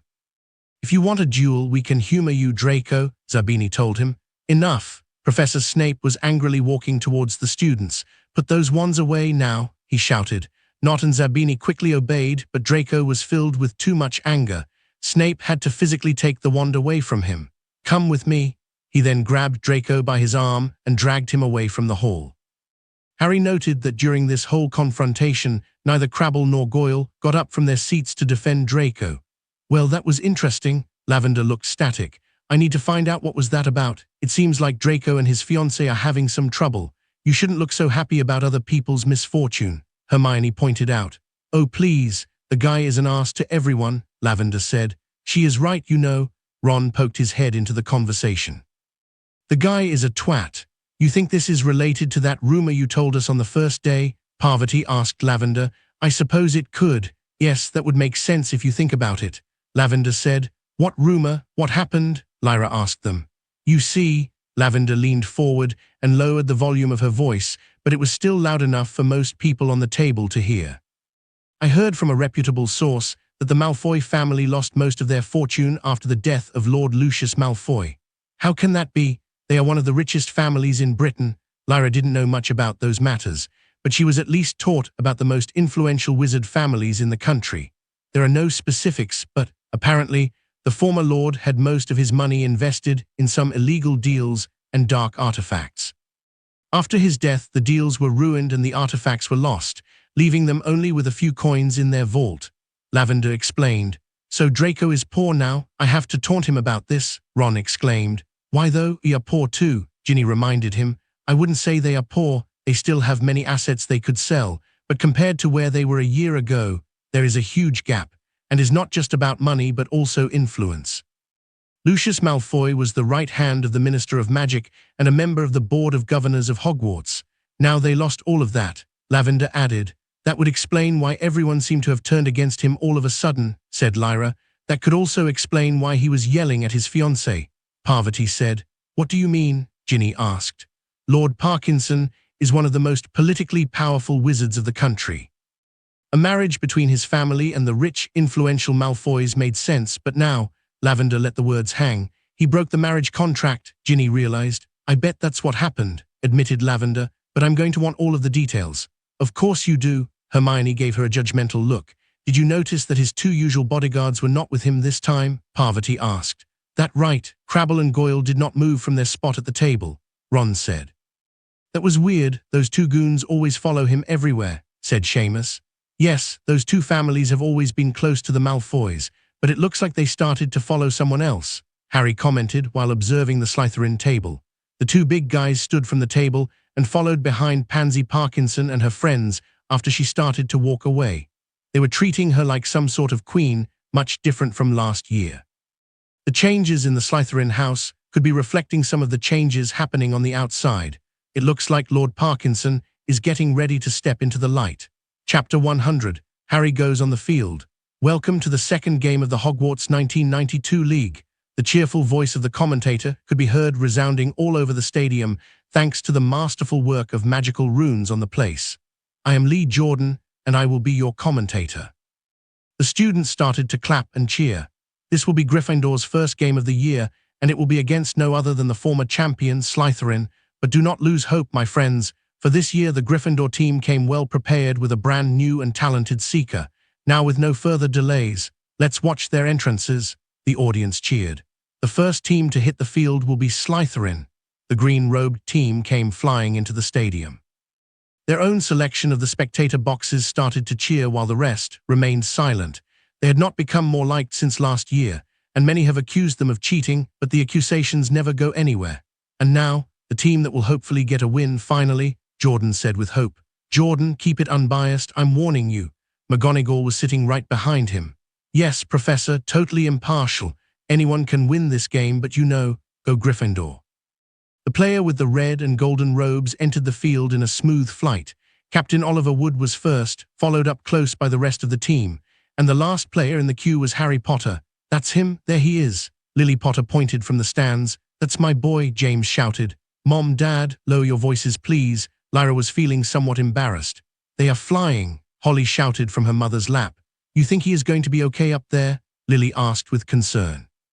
On the other side of the field were the Slytherin stands. It is rare to see you here. I thought you had no interest in Quidditch. Pansy Parkinson was sitting in the center of the first row.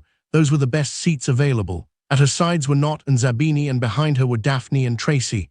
I don't have much interest, but I had nothing better to do today, Daphne said with disinterest, earning a glare from Tracy. Daphne had dragged her to the game, not taking a no for an answer. Saying there was something she needed to see. What about you? Daphne returned the question. Don't have much interest either, but I thought it would be a waste buying these seats and not using them. Pansy shrugged. Buying them, what do you mean? The seats are free for everyone, Tracy asked. You wouldn't know because you never come to see the games. Theodore Nott turned around to look at them. But the front row seats are all private, at least on the Slytherin side. Is just another way to show your status. And you know who was the owner of these 3 seats? Zabini had a cruel grin on his face. I can already guess. Daphne gave Pansy a passing glance, and the girl had a satisfied smile on her face. Malfoy, right? Tracy asked. Yes, Lady Malfoy took my father's first offer without question, Pansy chuckled. Can you believe that he tried to enter the team this year? He wanted to be a seeker, Theodore Nott commented. Like they would let a second year with no experience in the team. He must have been dreaming that his daddy was still on the board of governors. Zabini joked. And now he doesn't even have a place to sit and watch the games. What a loser, Nott smiled. You guys are being a bit too harsh with Malfoy, don't you think? Daphne looked at Pansy. PFF, please, he has been a pompous ass since the day I meet him. If anyone deserves to be taken down a notch, is him, Pansy said. I know that, but still. Daphne knew Draco quite well and how nasty of a personality he has, but she didn't like kicking someone who was already down. After how he treated me last year, he deserves at least this, trust me, Pansy told her. Daphne had no retort to that. He was awful to her last year, there was no denying that. She is right, Daphne, don't waste your time defending that guy, and instead watch this game that you had so much interest in. Tracy's comment did not go over Pansy's head. Oh, so you did have a reason for coming here. Pansy gave Daphne an intense glance. You obviously have no interest in the game. Could it be one of the players then? Shut up, I have nothing else to say. Daphne crossed her arms and sat back down, ending the conversation right there. Pansy smiled. How interesting. Daphne gave her friend Tracy an upset look. Sorry, Tracy whispered to her friend after realizing her slip of the tongue. Meanwhile, the players had all flown into their positions and Professor Hooch was about to give the signal for the start of the game. The bludgers were released first, followed by the snitch, and finally, the quaffle was thrown in the air. Right then, Professor Hooch used a loud whistle to signal the start of the game. Here we go, Jordan shouted on his mic. The first game between Gryffindor and Slytherin has started. Go Gryffindor, Jordan.